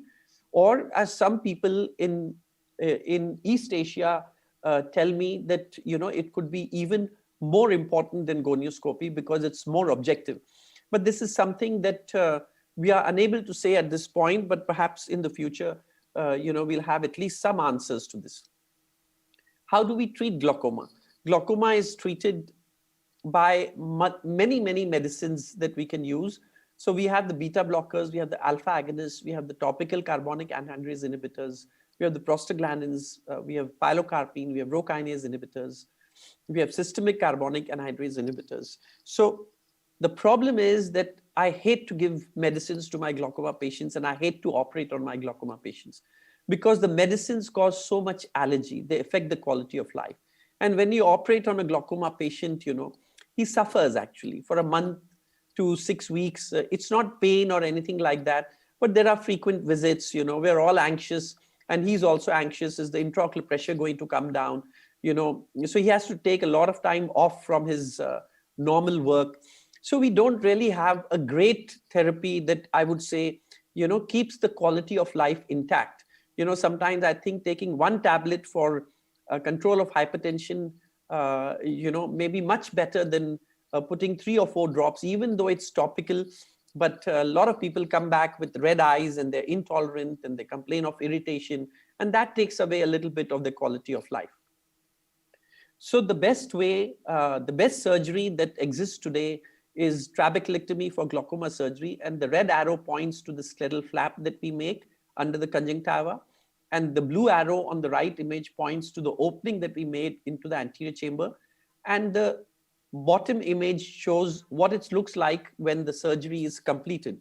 So it's not such a bad surgery or anything like that. It's just that you're not able to say how much pressure reduction you're going to get in each patient that you operate. And all patients need significant follow-up. So I always say that don't operate on a patient if you're not able to follow up the patient. In fact, I have sent back several patients. If they said, we won't be able to come for a follow-up, I said, then I don't want to operate on you, because if you don't come for a follow-up, I won't be able to do justice actually. And you can see the top left image shows the green arrows, and the bottom image of the same arrow shows the black arrows. So this is an evolution of the bleb. The bleb is the area under the conjunctiva where the fluid comes out actually. And the right images show the red arrows, and then you can see that the right lower image, you can see how different it is from the upper image. So these are the evolutionary changes that take place in a bleb. And sometimes they're not great changes, because then the bleb may not work so well over a period of time. So there is something that's taking place under the conjunctiva. It's a little bit of healing. It's a little bit of wound modulation that's taking place under. But ultimately, if something like this happens, then there is a much higher chance that the pressure reducing efficacy of this bleb following trabeculectomy is probably going down. And now we have objective ways of studying that. If you take a look at the left image, you'll see the opening that we created into the anterior chamber. That's the yellow arrow.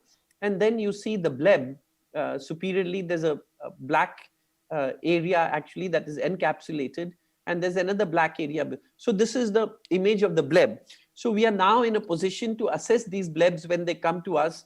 And we will be able to at least know that if there are significant changes taking place, then we feel that there is a possibility of predicting that at some stage, at some time point in the future, there is a possibility that this bleb may not function as well as it was functioning. And therefore, this patient will need follow-up. And I think that's important, actually. It may also allow us to understand the structure. It may allow us to modulate the wound even further at the time of surgery, so that we may be able to prevent the healing that takes place over many, many years under a bleb. Another important device that we use in patients where we're not able to do trabeculectomy, or a trabeculectomy has failed, is what we call as the glaucoma implant. On the left-hand side, I'm showing you the two most common glaucoma implant. One is the Ahmed glaucoma valve, and below that is the Orolab drainage implant, which is also known as the Baerwells implant. And you can see multiple steps on how we do that. It's intricate surgery. Post-operative follow-up is very important, and but there are many patients that do get saved. But I do want to tell you, after several years of experience, that it is not the be-all and end-all, that there will be patients who, after having an implant surgery, still tend to have not completely controlled intraocular pressure. It may be slightly elevated, and then you may have to give anti-glaucoma medications even after undergoing a valve surgery. And sometimes you have to do 2 valves in the same eye. So that is also something that one should be prepared for. But I think the cost is worth it. The effort is worth it if you can save a patient's sight. So this is the glaucoma implant. On the left-hand side, you can see the tube, and the right-hand side also you can see the tube. We've had reasonably good results with implants, and we do recommend it, very frequently. We do a reasonable number. And I think we've had a great, experience with doing this. And we hope that we'll be able to save many patients' sight. And then we have laser treatment. It's called laser trabeculoplasty. And just take a look at the image on the left-hand side. What you see with the yellow arrows is a puncture that is done by the laser. And what you see with the right arrows, the red arrows on the top left image, is the healing process that takes place actually. And so there are 2 types of laser trabeculoplasties. One is meant to be less harmful. And there are suggestions that maybe in many patients, we may not necessarily start them on medical therapy, but we may just do laser for them. That has yet to reach India, but I think that maybe in a few years' time, we may have more data on where do we go with this and whether it's going to be ultimately better than medicines, or at least it may avoid us using medicines for a few years to begin with. Now, in primary angle closure glaucoma, there is a procedure that is used quite commonly, and that is known as laser peripheral iridotomy. The image on both the images show red arrows, and they point to crypts. These are depressions on the iris surface where the iris is thinned, and we are able to puncture this. And you can see on the left side, the blue arrows point to the small holes that we make with the YAG laser. And this often helps at some stages of laser PI. It's not a panacea. It doesn't work in every patient, but it works in certain situations, and it works in early stages of primary angle closure disease. But it has, we've always felt it's been a little overused. And I think that there are many people now that are coming around to the view that, that it needn't be done in every single patient where you suspect he has got narrow angles or what we call as primary angle closure. So how many people are there in India? So if you take 40 plus population in India, that's 326 million roughly. So the prevalence is 3.45%. And so there are about 11.27 million who have glaucoma. And if you take those over 60 plus years, then there are 7.78 million people with glaucoma. So those are big figures actually for any non-communicable disorder. Not more than 10% have been diagnosed or are aware that they have glaucoma. And 70% of all glaucoma is in rural areas because that's the demographics. It's almost all undiagnosed. 90% of glaucoma subjects are potentially under threat of visual impairment and blindness. And visual impairment and blindness is significant in glaucoma, not complete blindness, but reduction of visual field also results in blindness. And that is something that, again, we have to look at. Okay, so I think I've said this. So what is the daily cost of medicines? Why do people from rural communities or from less well-off backgrounds have difficulty? The total current cost will come to roughly about 19 rupees or so actually. And the annual cost will come to about 7,000 if you're using 3 drops. But, maybe it's possible that the cost could be reduced and the cost will come down just to about 3 rupees. I think that that's a real possibility because there's no rocket science. Most of the glaucoma medicines have been around for a long time. So we need better surgery. We need a surgery that's easier, takes less time, less expensive, less complications, especially less post-operative follow-up, and has a greater success rate. Now, why do we have a problem with glaucoma? We don't only have a problem with glaucoma, we have a problem with hypertension, we have a problem with cardiovascular disease, we have a problem with road traffic accidents, we have a problem with multiple risk factors, with water that is not completely potable. So there are several reasons. And the most important reason that has been pointed out, if you take a look at the GDP of India, it's 2.6 trillion. UK is 2.63, USA is 21 actually. And the per capita income is $1,791, whereas the UK is at 42,000 and USA is 53,000 actually. The total expenses is just 3.6% on healthcare in India, whereas in the UK it's 7.2% and USA 17.7%. So the real point is that unless and until the economy increases, we will continue to struggle with all non-communicable diseases, including glaucoma. And it's going to take roughly about 30 years to reach or cross the GDP of USA. That means that if everything goes well, and I really hope it does, then we will be a much better nation. Not necessarily that the per capita income will reach the United States, but at least the GDP will reach the United States. And perhaps the healthcare spending will increase, and that would bring about a lot of help for the community. So it's economic growth, socio-demographic index, public health funding, universal health coverage, and screening. For example, I'd like to tell you that the Mahatma Jyotiba Phule scheme, of which we are a partner because we are able to reach out to so many people who can't afford eye care, it doesn't cover glaucoma actually. It doesn't cover cataract. It's very hard for me to connect with the people who are responsible for the scheme. But how do you explain that the first and second most important cause of blindness are not covered properly in a scheme?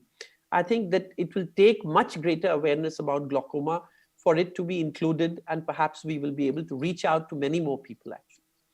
So we need low-cost, rapid methods to diagnose and tackle glaucoma. But I want to tell you there are currently no low-cost and rapid methods to diagnose glaucoma. They've all become increasingly expensive, and the only way of reaching that is that we become much bigger as an economy so that we are all able to, including our patients. So this is just an armamentarium of what is really required. What do we do for a glaucoma? If you look at these instruments, how do you reach out with these instruments to patients who don't have the money? And that's a real challenge. And the only way you can do that is by waiving the charges, which is what, all of us, I think the entire community in Vidarbha often has to reach out to patients by waiving charges.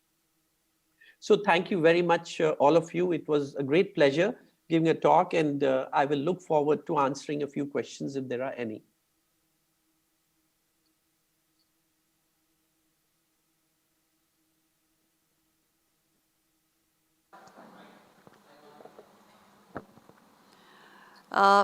Thank you, sir.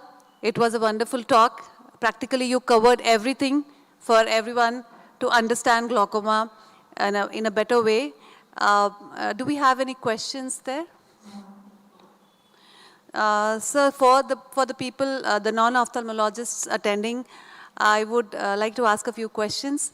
So for them, sir, can you please elaborate, sir, what is the role of primary care physician in the diagnosis of glaucoma? Is there any role, sir, do you think? I think the most important thing is that, at least the community of patients that they have, which are over 40 years of age, they should request them to go at least once in 2 to 3 years to the ophthalmologist, so that, the ophthalmologist will get a chance to make sure that, they're all right and that they're not showing signs of glaucoma. So I think once in 2 to 3 years is not such a big deal. And that sometimes you may, if you have the time, also ask for a family history of glaucoma. If there is a family history of glaucoma, then you can make a much stronger recommendation that you should go to an ophthalmologist. And so, like some people like to drink a lot of water in the morning. Like people believe that drinking a lot of water at once is very good. So how does that affect people with glaucoma? Can you elaborate on that, sir? I've never been very impressed with the theory that just simply drinking water is going to get you glaucoma, actually, although I haven't done any research on it and I don't have any evidence to prove what I'm saying, actually. But I'm a little bit skeptical that just drinking 2 or 3 glasses of water in the morning, or even 4 glasses of water in the morning, is going to really harm your eyes. I don't think that will happen. Yoga positions which are said to be causing increase in intraocular pressure. Yes, opinion about the impact of yoga on optic disc damage is a little bit divided, actually. For example, one of the most important things when a patient comes to us is, how are you going to treat the patient without disrupting his lifestyle? So you have a patient, who has glaucoma.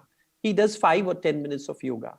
His intraocular pressure is well controlled, What are we going to do, actually? So we're not going to really tell him not to do yoga. The only thing rarely that I tell my patients is, please don't inhale and, push yourself into a Valsalva maneuver, actually. Because I think that sometimes can cause, because patients, glaucoma patients are more predisposed to developing central retinal venous occlusion or branch retinal venous occlusion. So that would be the only thing that would concern me in such a patient, that they should not, yoga should not result in a Valsalva maneuver taking place. So also, sir, you can't prevent glaucoma. But is there any way you can advise people that they can lower the risk of disc damage, like eye damage, like?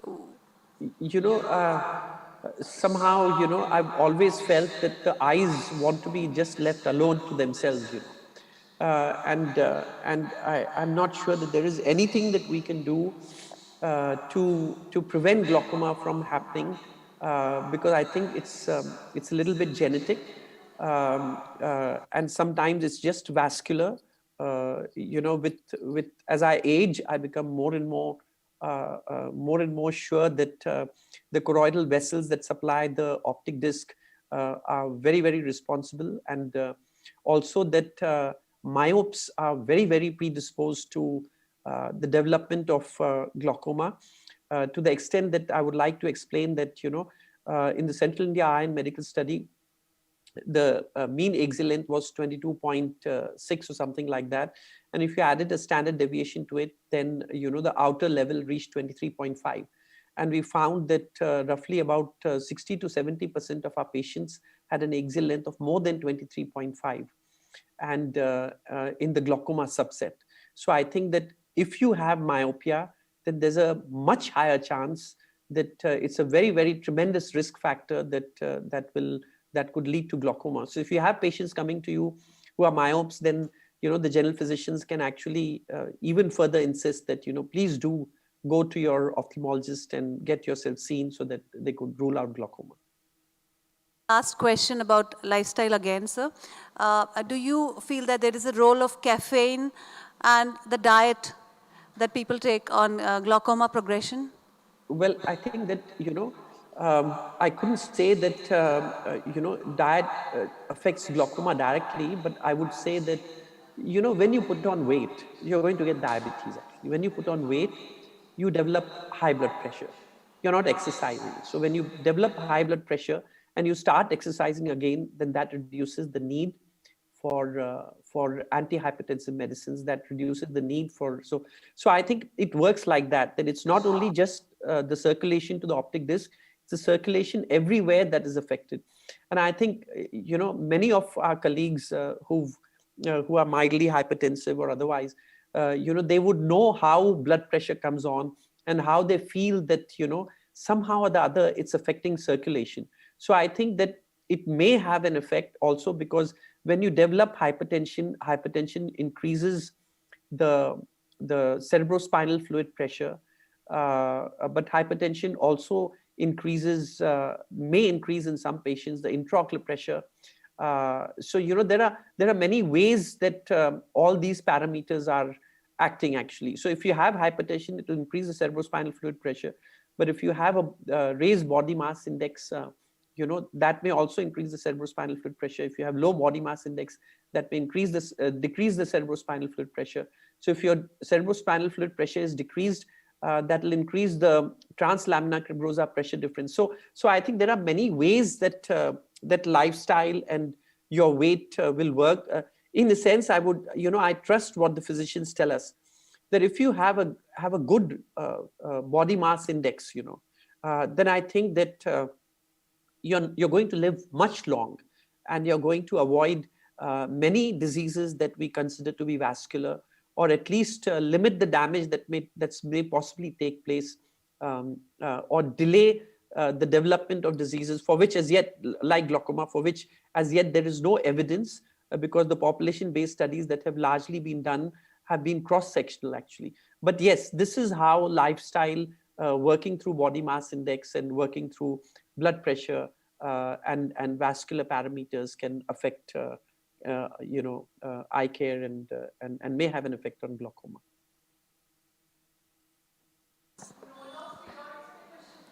So there's a question from the audience about the role of steroids in glaucoma.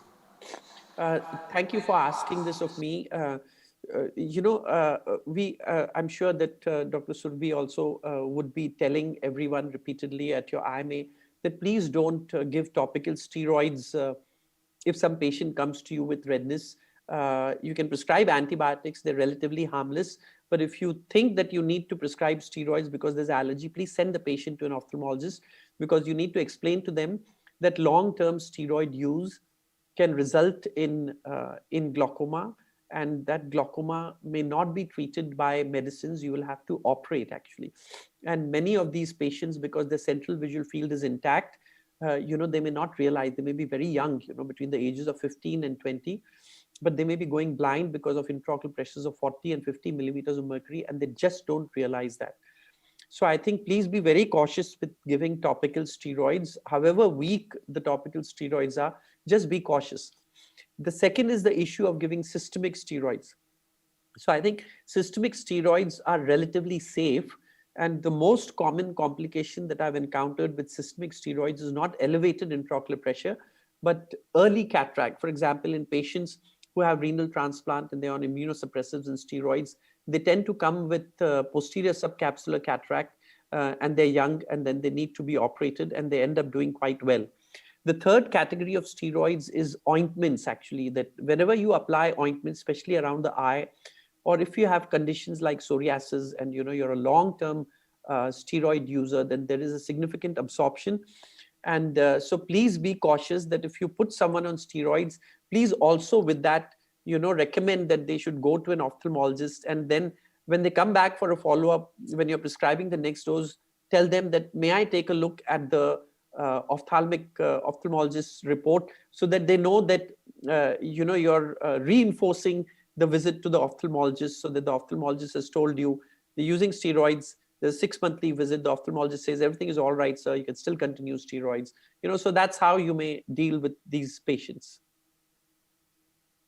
Thank you so much, sir. Thank you for looking into your expertise. You have come down to such basic level for IMA Chandrapur, and you have explained glaucoma in such a simple way for everyone. Thank you so much, sir. It was wonderful having you here. And thank you, sir. Thank you, sir. Thank you. Thank you so much, Dr. Surbi, and thank you everyone at IMA for sending me all the messages and for making sure that I knew when to join and what to do. Thank you, all of you, once again. Bye-bye. Thank you, sir. Bye, sir.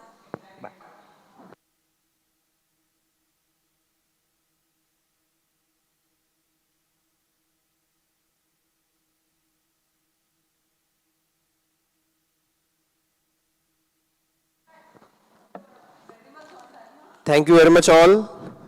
Now it is time for announcing of the results of today's quiz.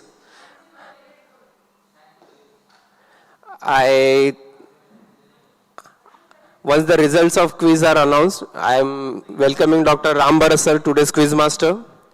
He will be announcing answers also and winners of the quiz also. I request Rambharat sir.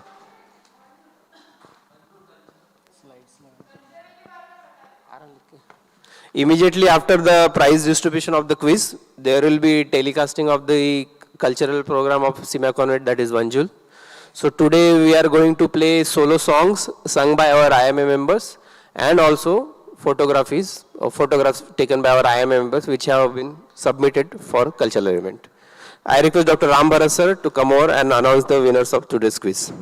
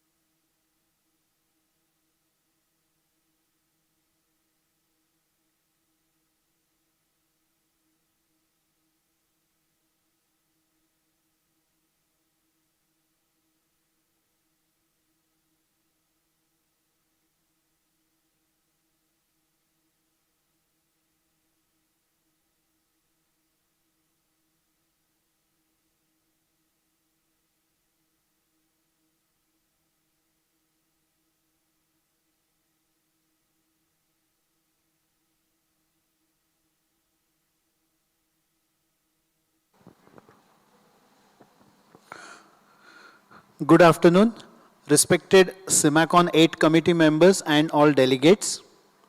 It's pleasure to me to announce the prize winners as a quiz master. First of all, I congratulate all participants. I got overwhelming response and I got so many responses, and many times in all questions it happens. that there was a tie between quick responses. And after discussing with the E-CIMACON committee members, it was decided, and what I had done, I took a chit from all the quick responders from my kids patients in my OPD and decided the lucky winner. The first question was, what was the name of Basanti's horse in movie Sholay? Answer is Dhanno. Second, the lucky winner of this question is Dr. Neeta Dhande. Second question.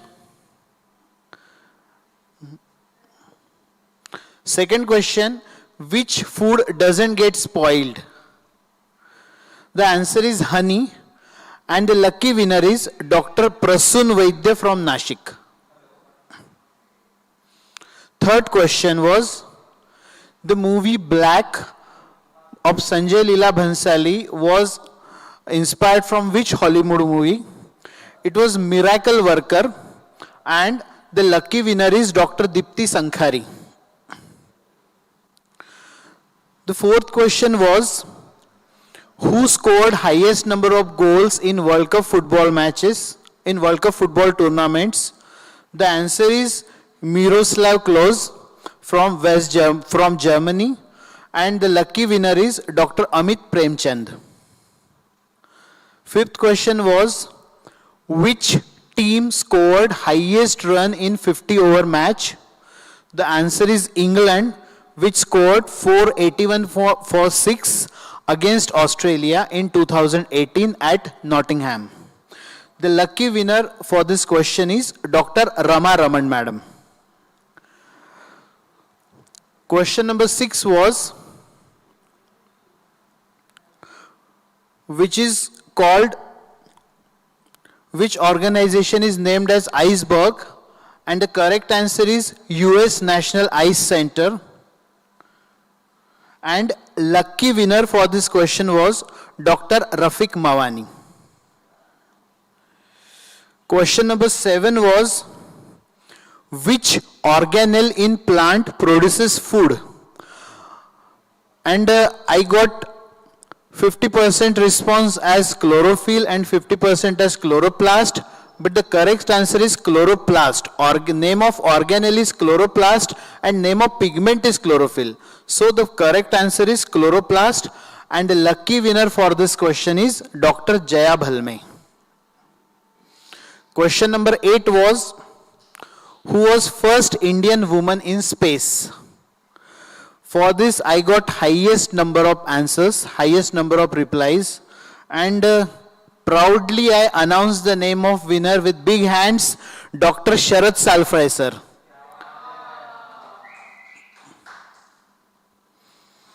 Question number 9 was, who was first? The answer was Kalpana Chawla. Question number 9 was, who was first Indian in space? The answer is Rakesh Sharma. And the lucky winner for this question is Dr. Sampada Dixit from Chandrapur.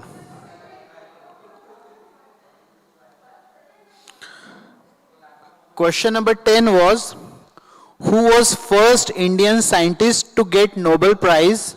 And some of the delegates get confused. I got many answers as Rabindranath Tagore. Rabindranath Tagore was first Indian to get Nobel Prize, but the question was first Indian scientist to get Nobel Prize, and the correct answer is C.V. Raman, and the lucky winner is Dr. Shailendra Yadav from Gujarat.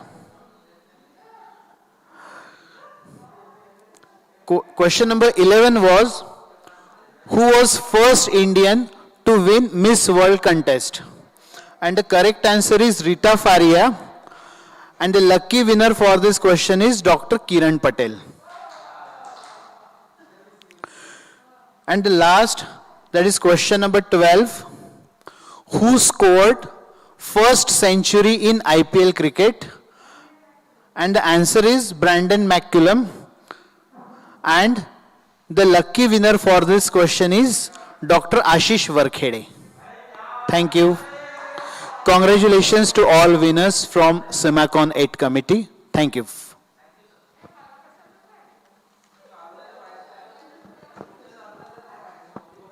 Thank you very much, Rambaras sir.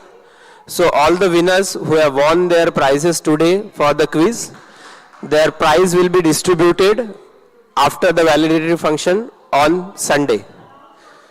So once again, announcement for the cultural program, that is Vanjul cultural program. Today we are having two events, that is solo songs and photography.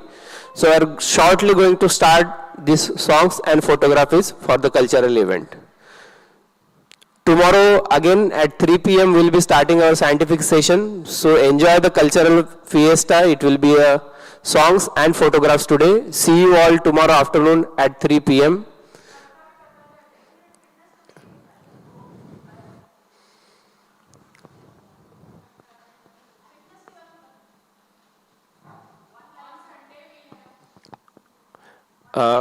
There is also one competition going on regarding fitness one-liners. You have to send that fitness one-liners to Dr. Prajakta Aswar Madam on her mobile. Winners of this competition will also be announced after the valedictory function.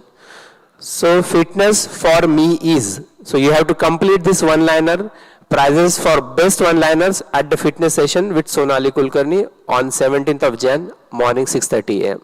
So send your entries to Dr. Prajakta Aswar Madam on her WhatsApp. Her WhatsApp number is 9423116122. So see you all tomorrow at 3 p.m. Enjoy the cultural program now. Thank you very much. Good night.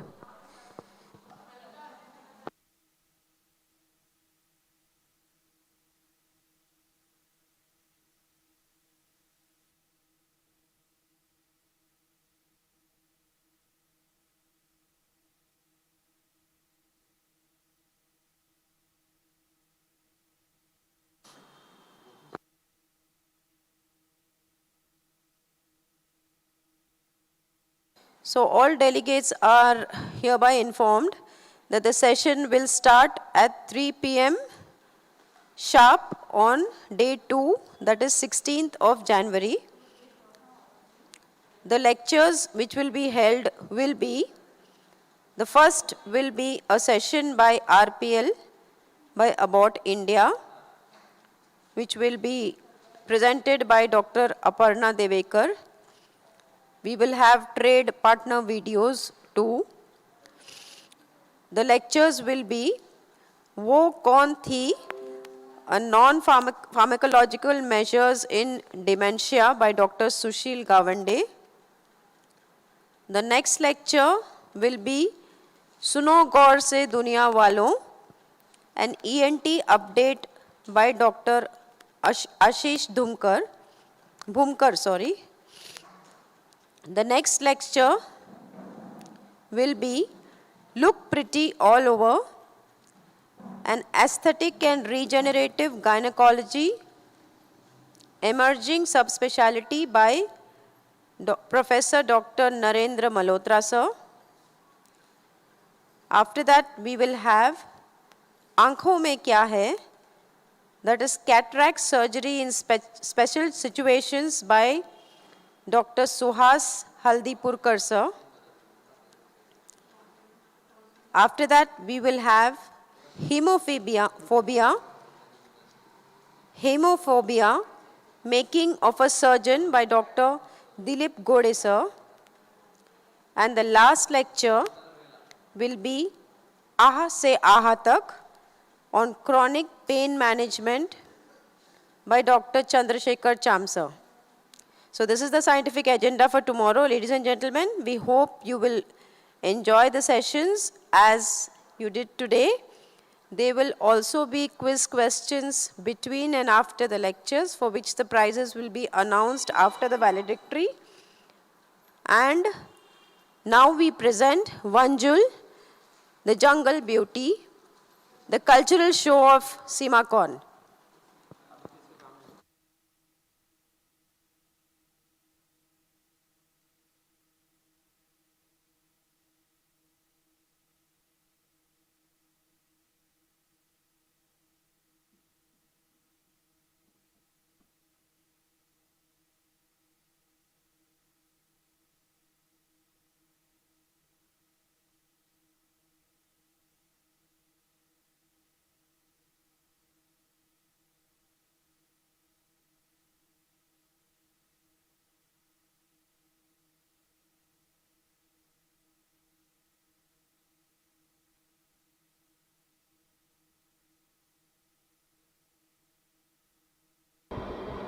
I, Dr. Prerna Kolte, and I, Dr. Archana Murke, we welcome you all to the cultural event of E-CIMACON VIII Vanzur, the beauty of forest.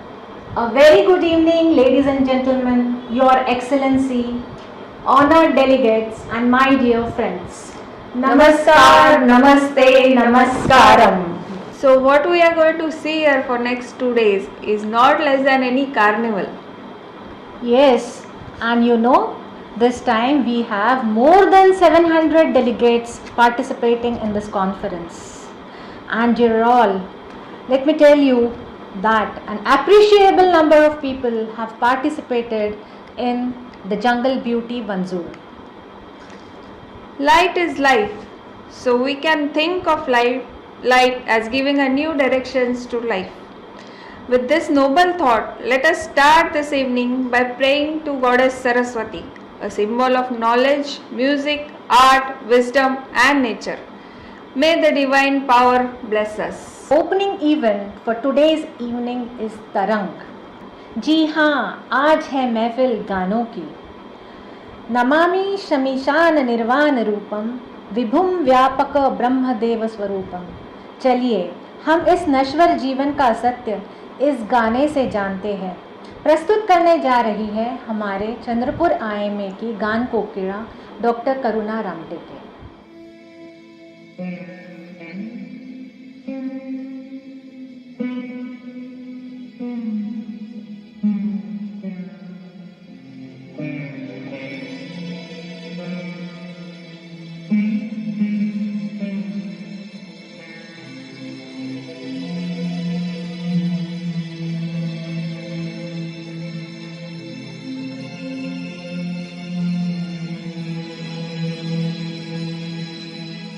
He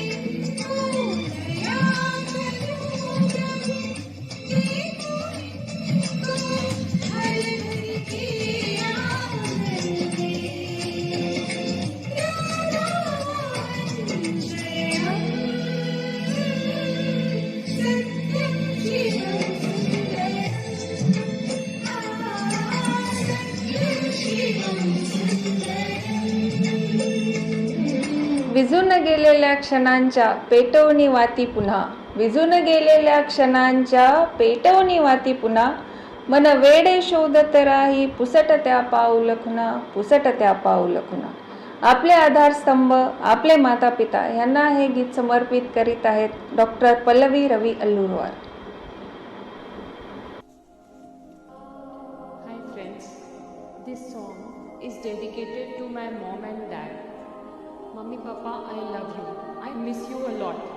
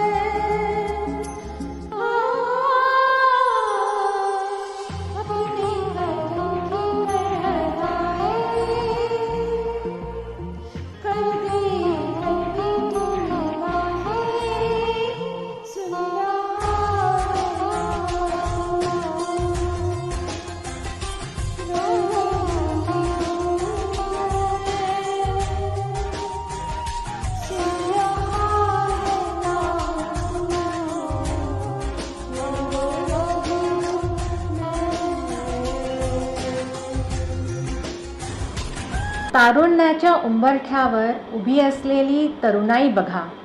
जुर्म हम बार बार करते हैं, कोई आया है ना आएगा कभी, फिर भी हम इंतज़ार करते हैं.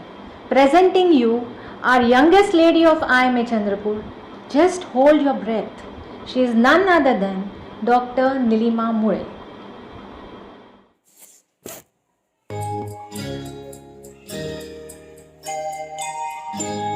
ना तुम हमें जानो ना हम तुम्हें जाने, मगर लगता है कुछ ऐसा, तेरा हमदम मिल गया.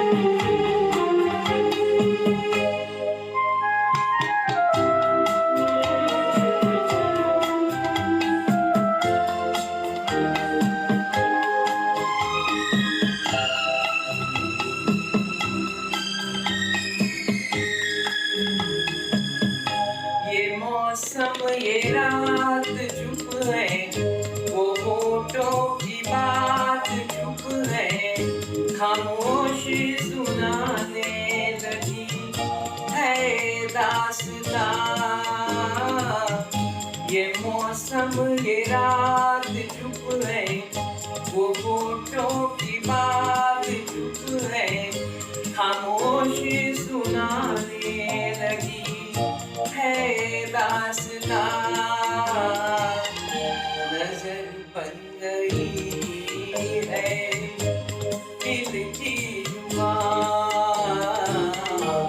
ना तुम हमें जानो ना हम तुम्हें जाने, मगर लगता है कुछ ऐसा मेरा हमदम मिल गया। हम इश्क के मारों का इतना ही फसाना है, रोने को नहीं कोई हंसाने का ज़माना है। अगली पेशकश है IMA ब्रह्मपुरी से। जी हाँ, secretary of IMA Brahmapuri doctor Siddheshwar Naringe, a very dynamic, enthusiastic and artistic person.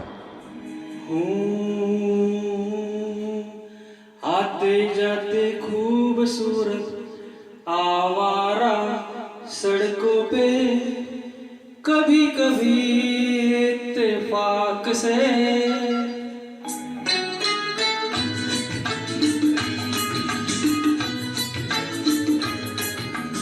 आते जाते खूबसूरत आवारा सड़कों पे, कभी कभी इत्तेफाक से कितने अनजान लोग मिल जाते हैं, उनमें से कुछ लोग भूल जाते हैं, कुछ याद रह जाते हैं,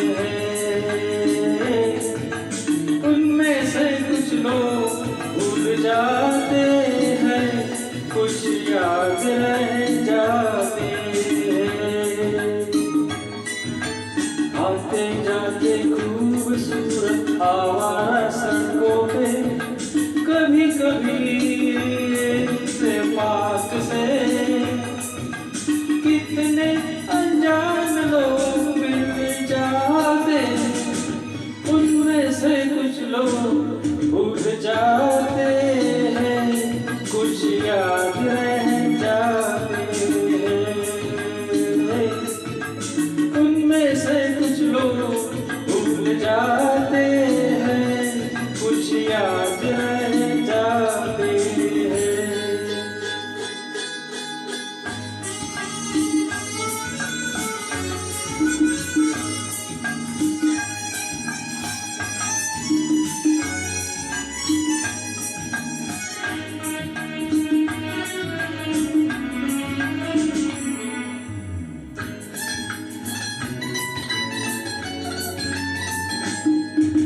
आवाज की दुनिया के दोस्तों, कल रात किसी जगह भी मुझको किस कदर ये हंसी ख्याल मिला है, राह में एक रेशमी रुमाल मिला है, किस कदर ये हंसी ख्याल मिला है, राह में एक रेशमी रुमाल मिला है, जो गिराया था किसी ने जानकर, जिसका भूल जाए वो पहचान कर, वरना मैं रख लूंगा उसको अपना जान कर, किसी हुस्न वाले की निशानी मान कर, निशानी मान कर, हंसते गाते लोगों की बातों ही बातों में, कभी कभी एक मजाक से कितने जवान किस्से बन जाते हैं, उन किस्सों में क्षण भूल जाते हैं, क्षण याद रह जाते हैं, उनमें से कुछ लोग भूल जाते हैं, कुछ याद रह जाते हैं। नजरेची हो, नजरेची ही भाषा असते, कळणाऱ्यालाचही कळत असते. म्हणूनच नजरेलाही नजरच लागत असते. प्रस्तुत करीत आहे एक मनमोहक मेजवानी XMOH मनपा चंद्रपूरच्या डॉक्टर अंजली आंबटकर.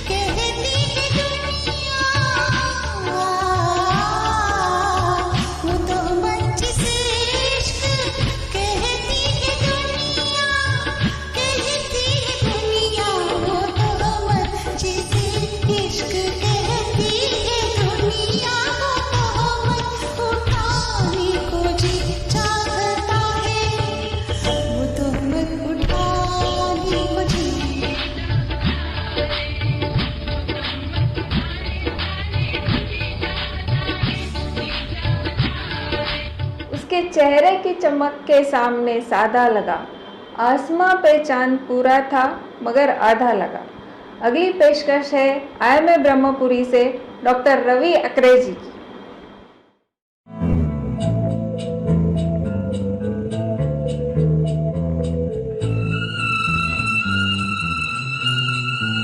हो चेहरा है या चांद खिला है, जुल्फ घनेरी शाम है क्या, सागर जैसी आंखों वाली ये तो बता तेरा नाम है क्या.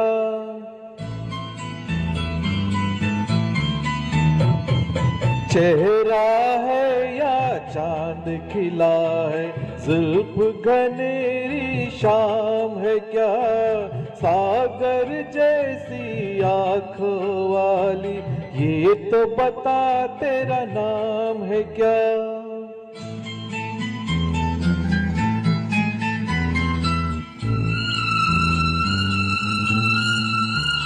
अरे तू क्या जाने तेरी खातिर कितना है बेताब ये दिल, तू क्या जाने देख रहा है कैसे कैसे ख्वाब ये दिल.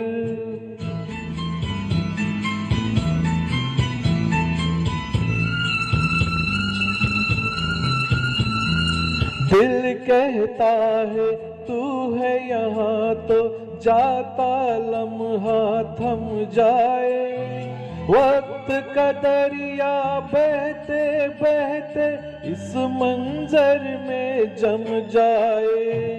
तूने दीवाना दिल को बनाया, इस दिल पे इल्जाम है क्या?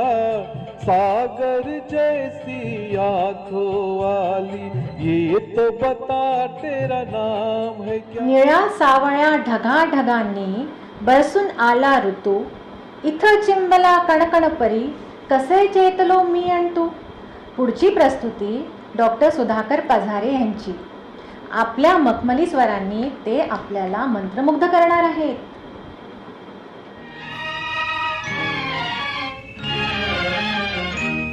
एक हसी शाम को दिल मेरा खो गया, एक हसी शाम को दिल मेरा खो गया.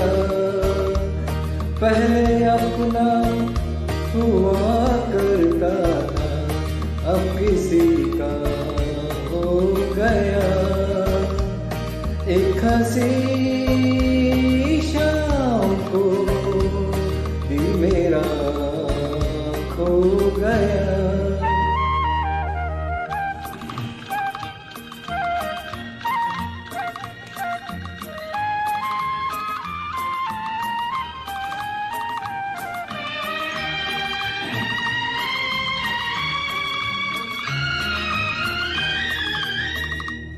मुद्दतों से आरज़ू थी जिंदगी में कोई आए, सुनी सुनी जिंदगी में कोई शमा मिलाए.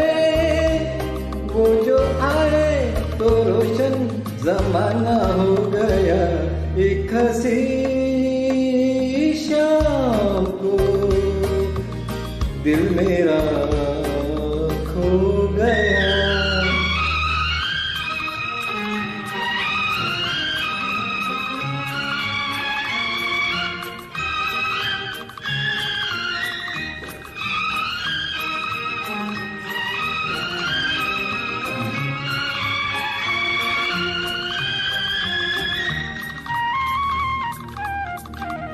मेरे दिल के कारवां को ले चला है आज कोई शबनमी सी, जिसकी आंखें थोड़ी जागी थोड़ी सोई.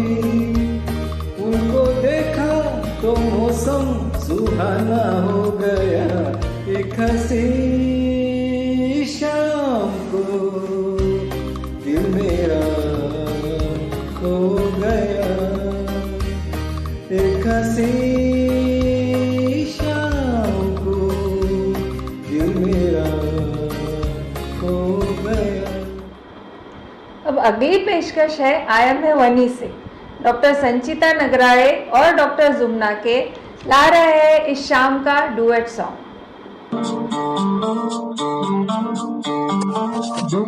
किसी के प्यार में दिल सुबोरा, पर तुम्हें लिख नहीं पाऊं मैं उसका नाम. हाय राम, कुछ लिखा? क्या लिखा?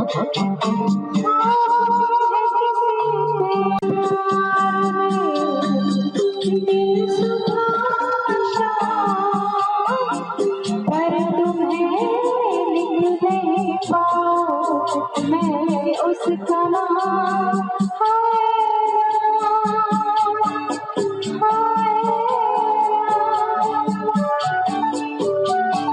अच्छा, आगे क्या लिखा?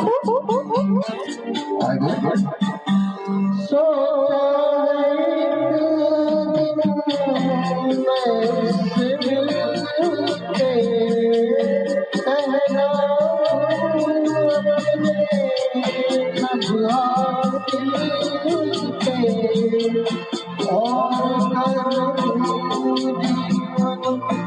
उसके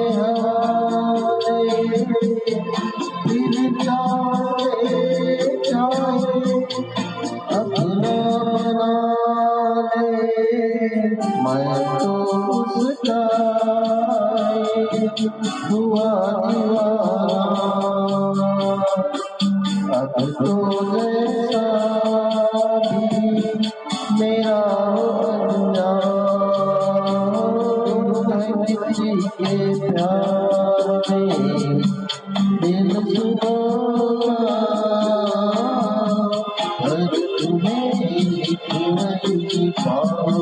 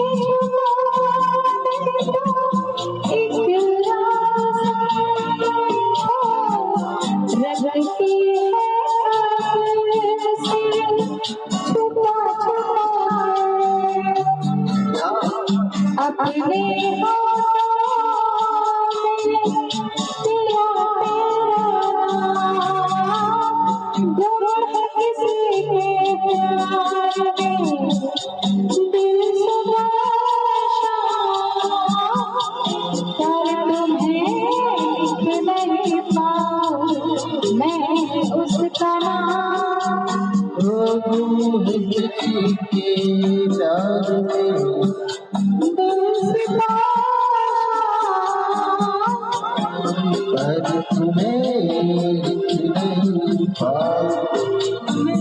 देखना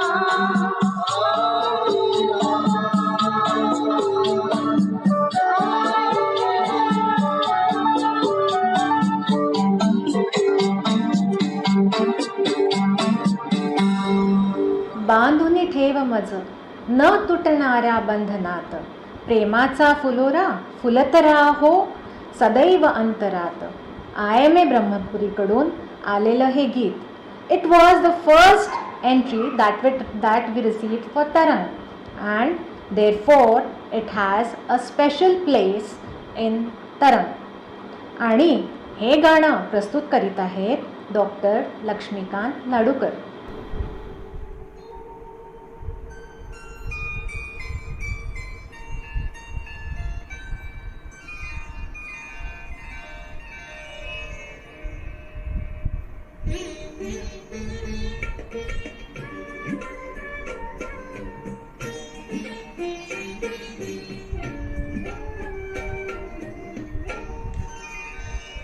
चंदन सा बदन चंचल चितवन धीरे से तेरा मुस्काना.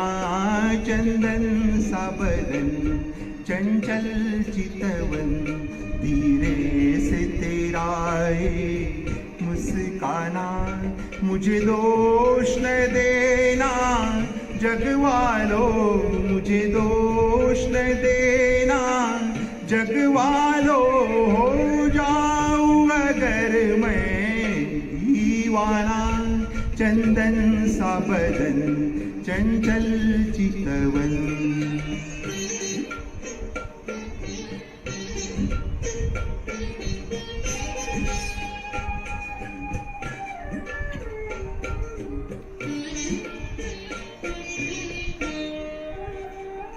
ये काम कमान भवे तेरी पलकों के किनारे कजरारे. ये काम कमान भवे तेरी पलकों के किनारे कजरारे. माथे पर सिंदूरी सूरज ओठों पे दहकते अंगारे. साया भी जो तेरा पड़ जाए, साया भी जो तेरा पड़ जाए. आबाद हो दिल का वीराना. चंदन सा बदन चंचल चितवन।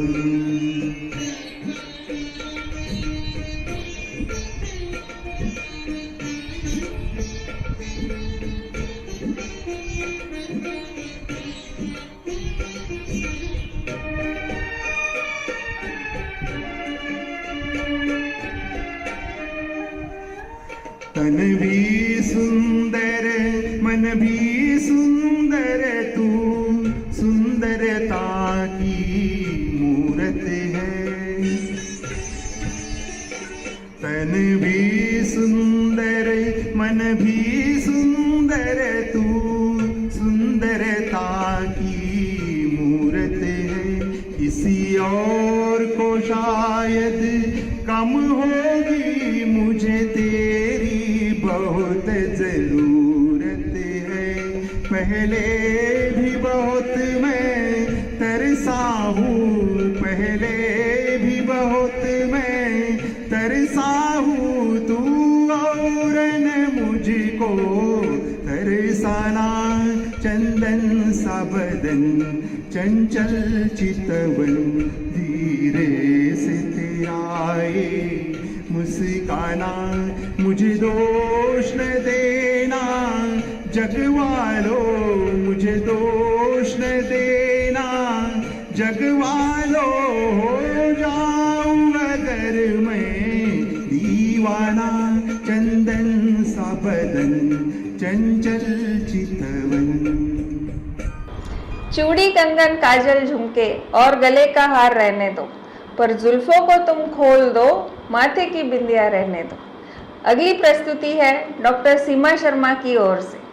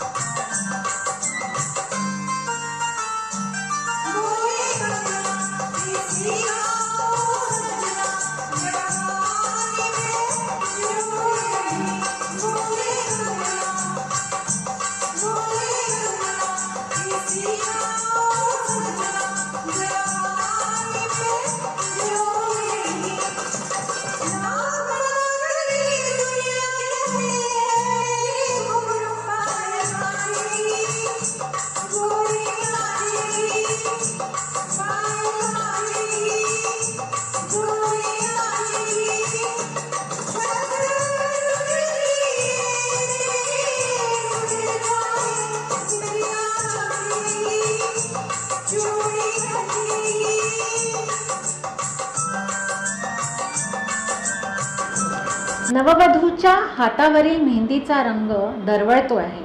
बरं का मंडळी, बंगाली आणि मराठी ह्या भाषेतलं हे निराळच गाणं घेऊन येत आहेत चंद्रपूर IMAचं सृजनशील व्यक्तिमत्व डॉक्टर शर्मिली पोद्दार मॅम.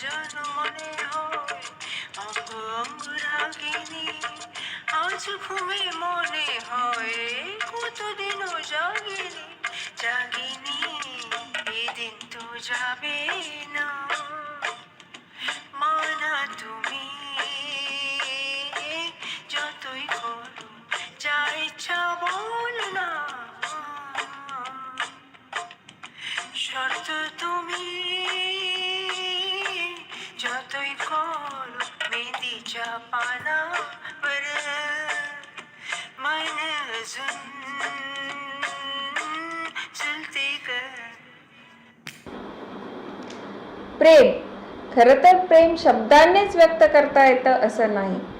चेहऱ्यावरच्या मूक भावनाही नजरेच्या भावस्पर्शाने अनुभवता येतात. IMA चंद्रपूरची आणखी एक तारिका डॉक्टर सुवर्णा सोनवले यांची ही प्रस्तुती.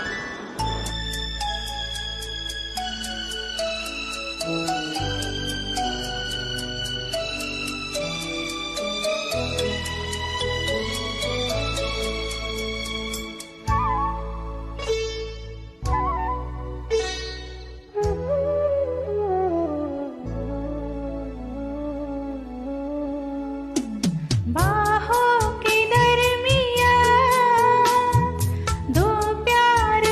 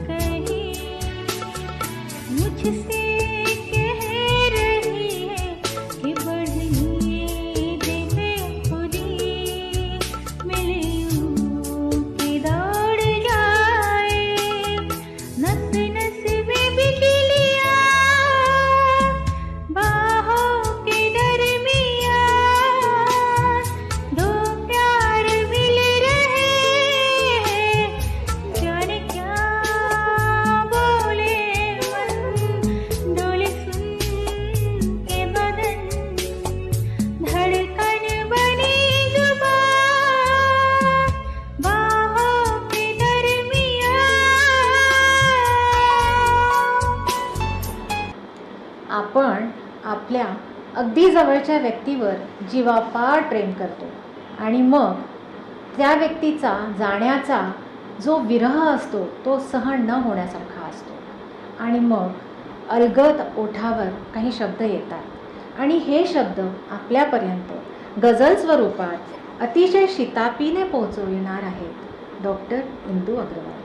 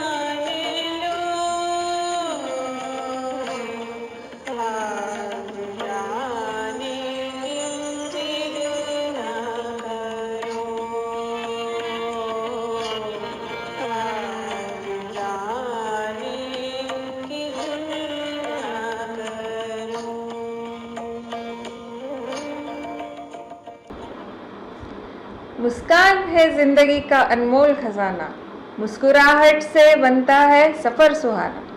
जिंदगी का ये राज आपके सामने ला रहे हैं डॉक्टर राम भारत। किसी की मुस्कुराहटों पे हो निसार, किसी का दर्द मिल सके तो ले उधार, किसी के वास्ते हो तेरे दिल में प्यार, जीना इसी का नाम है।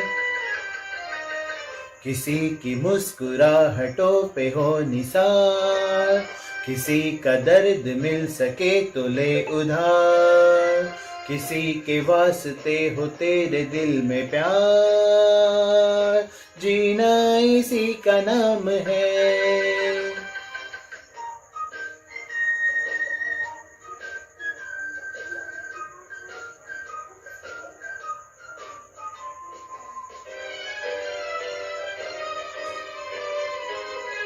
माना अपनी जेब से फकीर है, फिर भी यारो दिल के हम अमीर है। माना अपनी जेब से फकीर है, फिर भी यारो दिल के हम अमीर है। मिटे जो प्यार के लिए वो जिंदगी, जले बहार के लिए वो जिंदगी, किसी को हो न हो हमें है एतबार, जीना इसी का नाम है।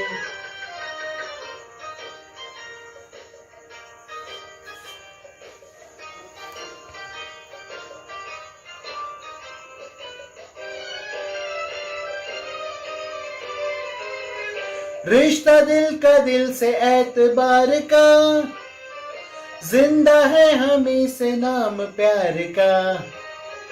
रिश्ता दिल का दिल से एतबार का, जिंदा है हमी से नाम प्यार का।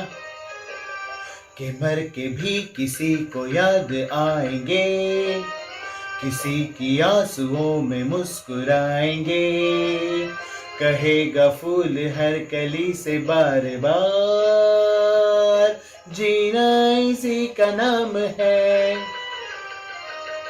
किसी की मुस्कुराहटों पे हो निसार, किसी का दर्द मिल सके तो ले उधार, किसी के वास्ते हो तेरे दिल में प्यार, जीना इसी का नाम है।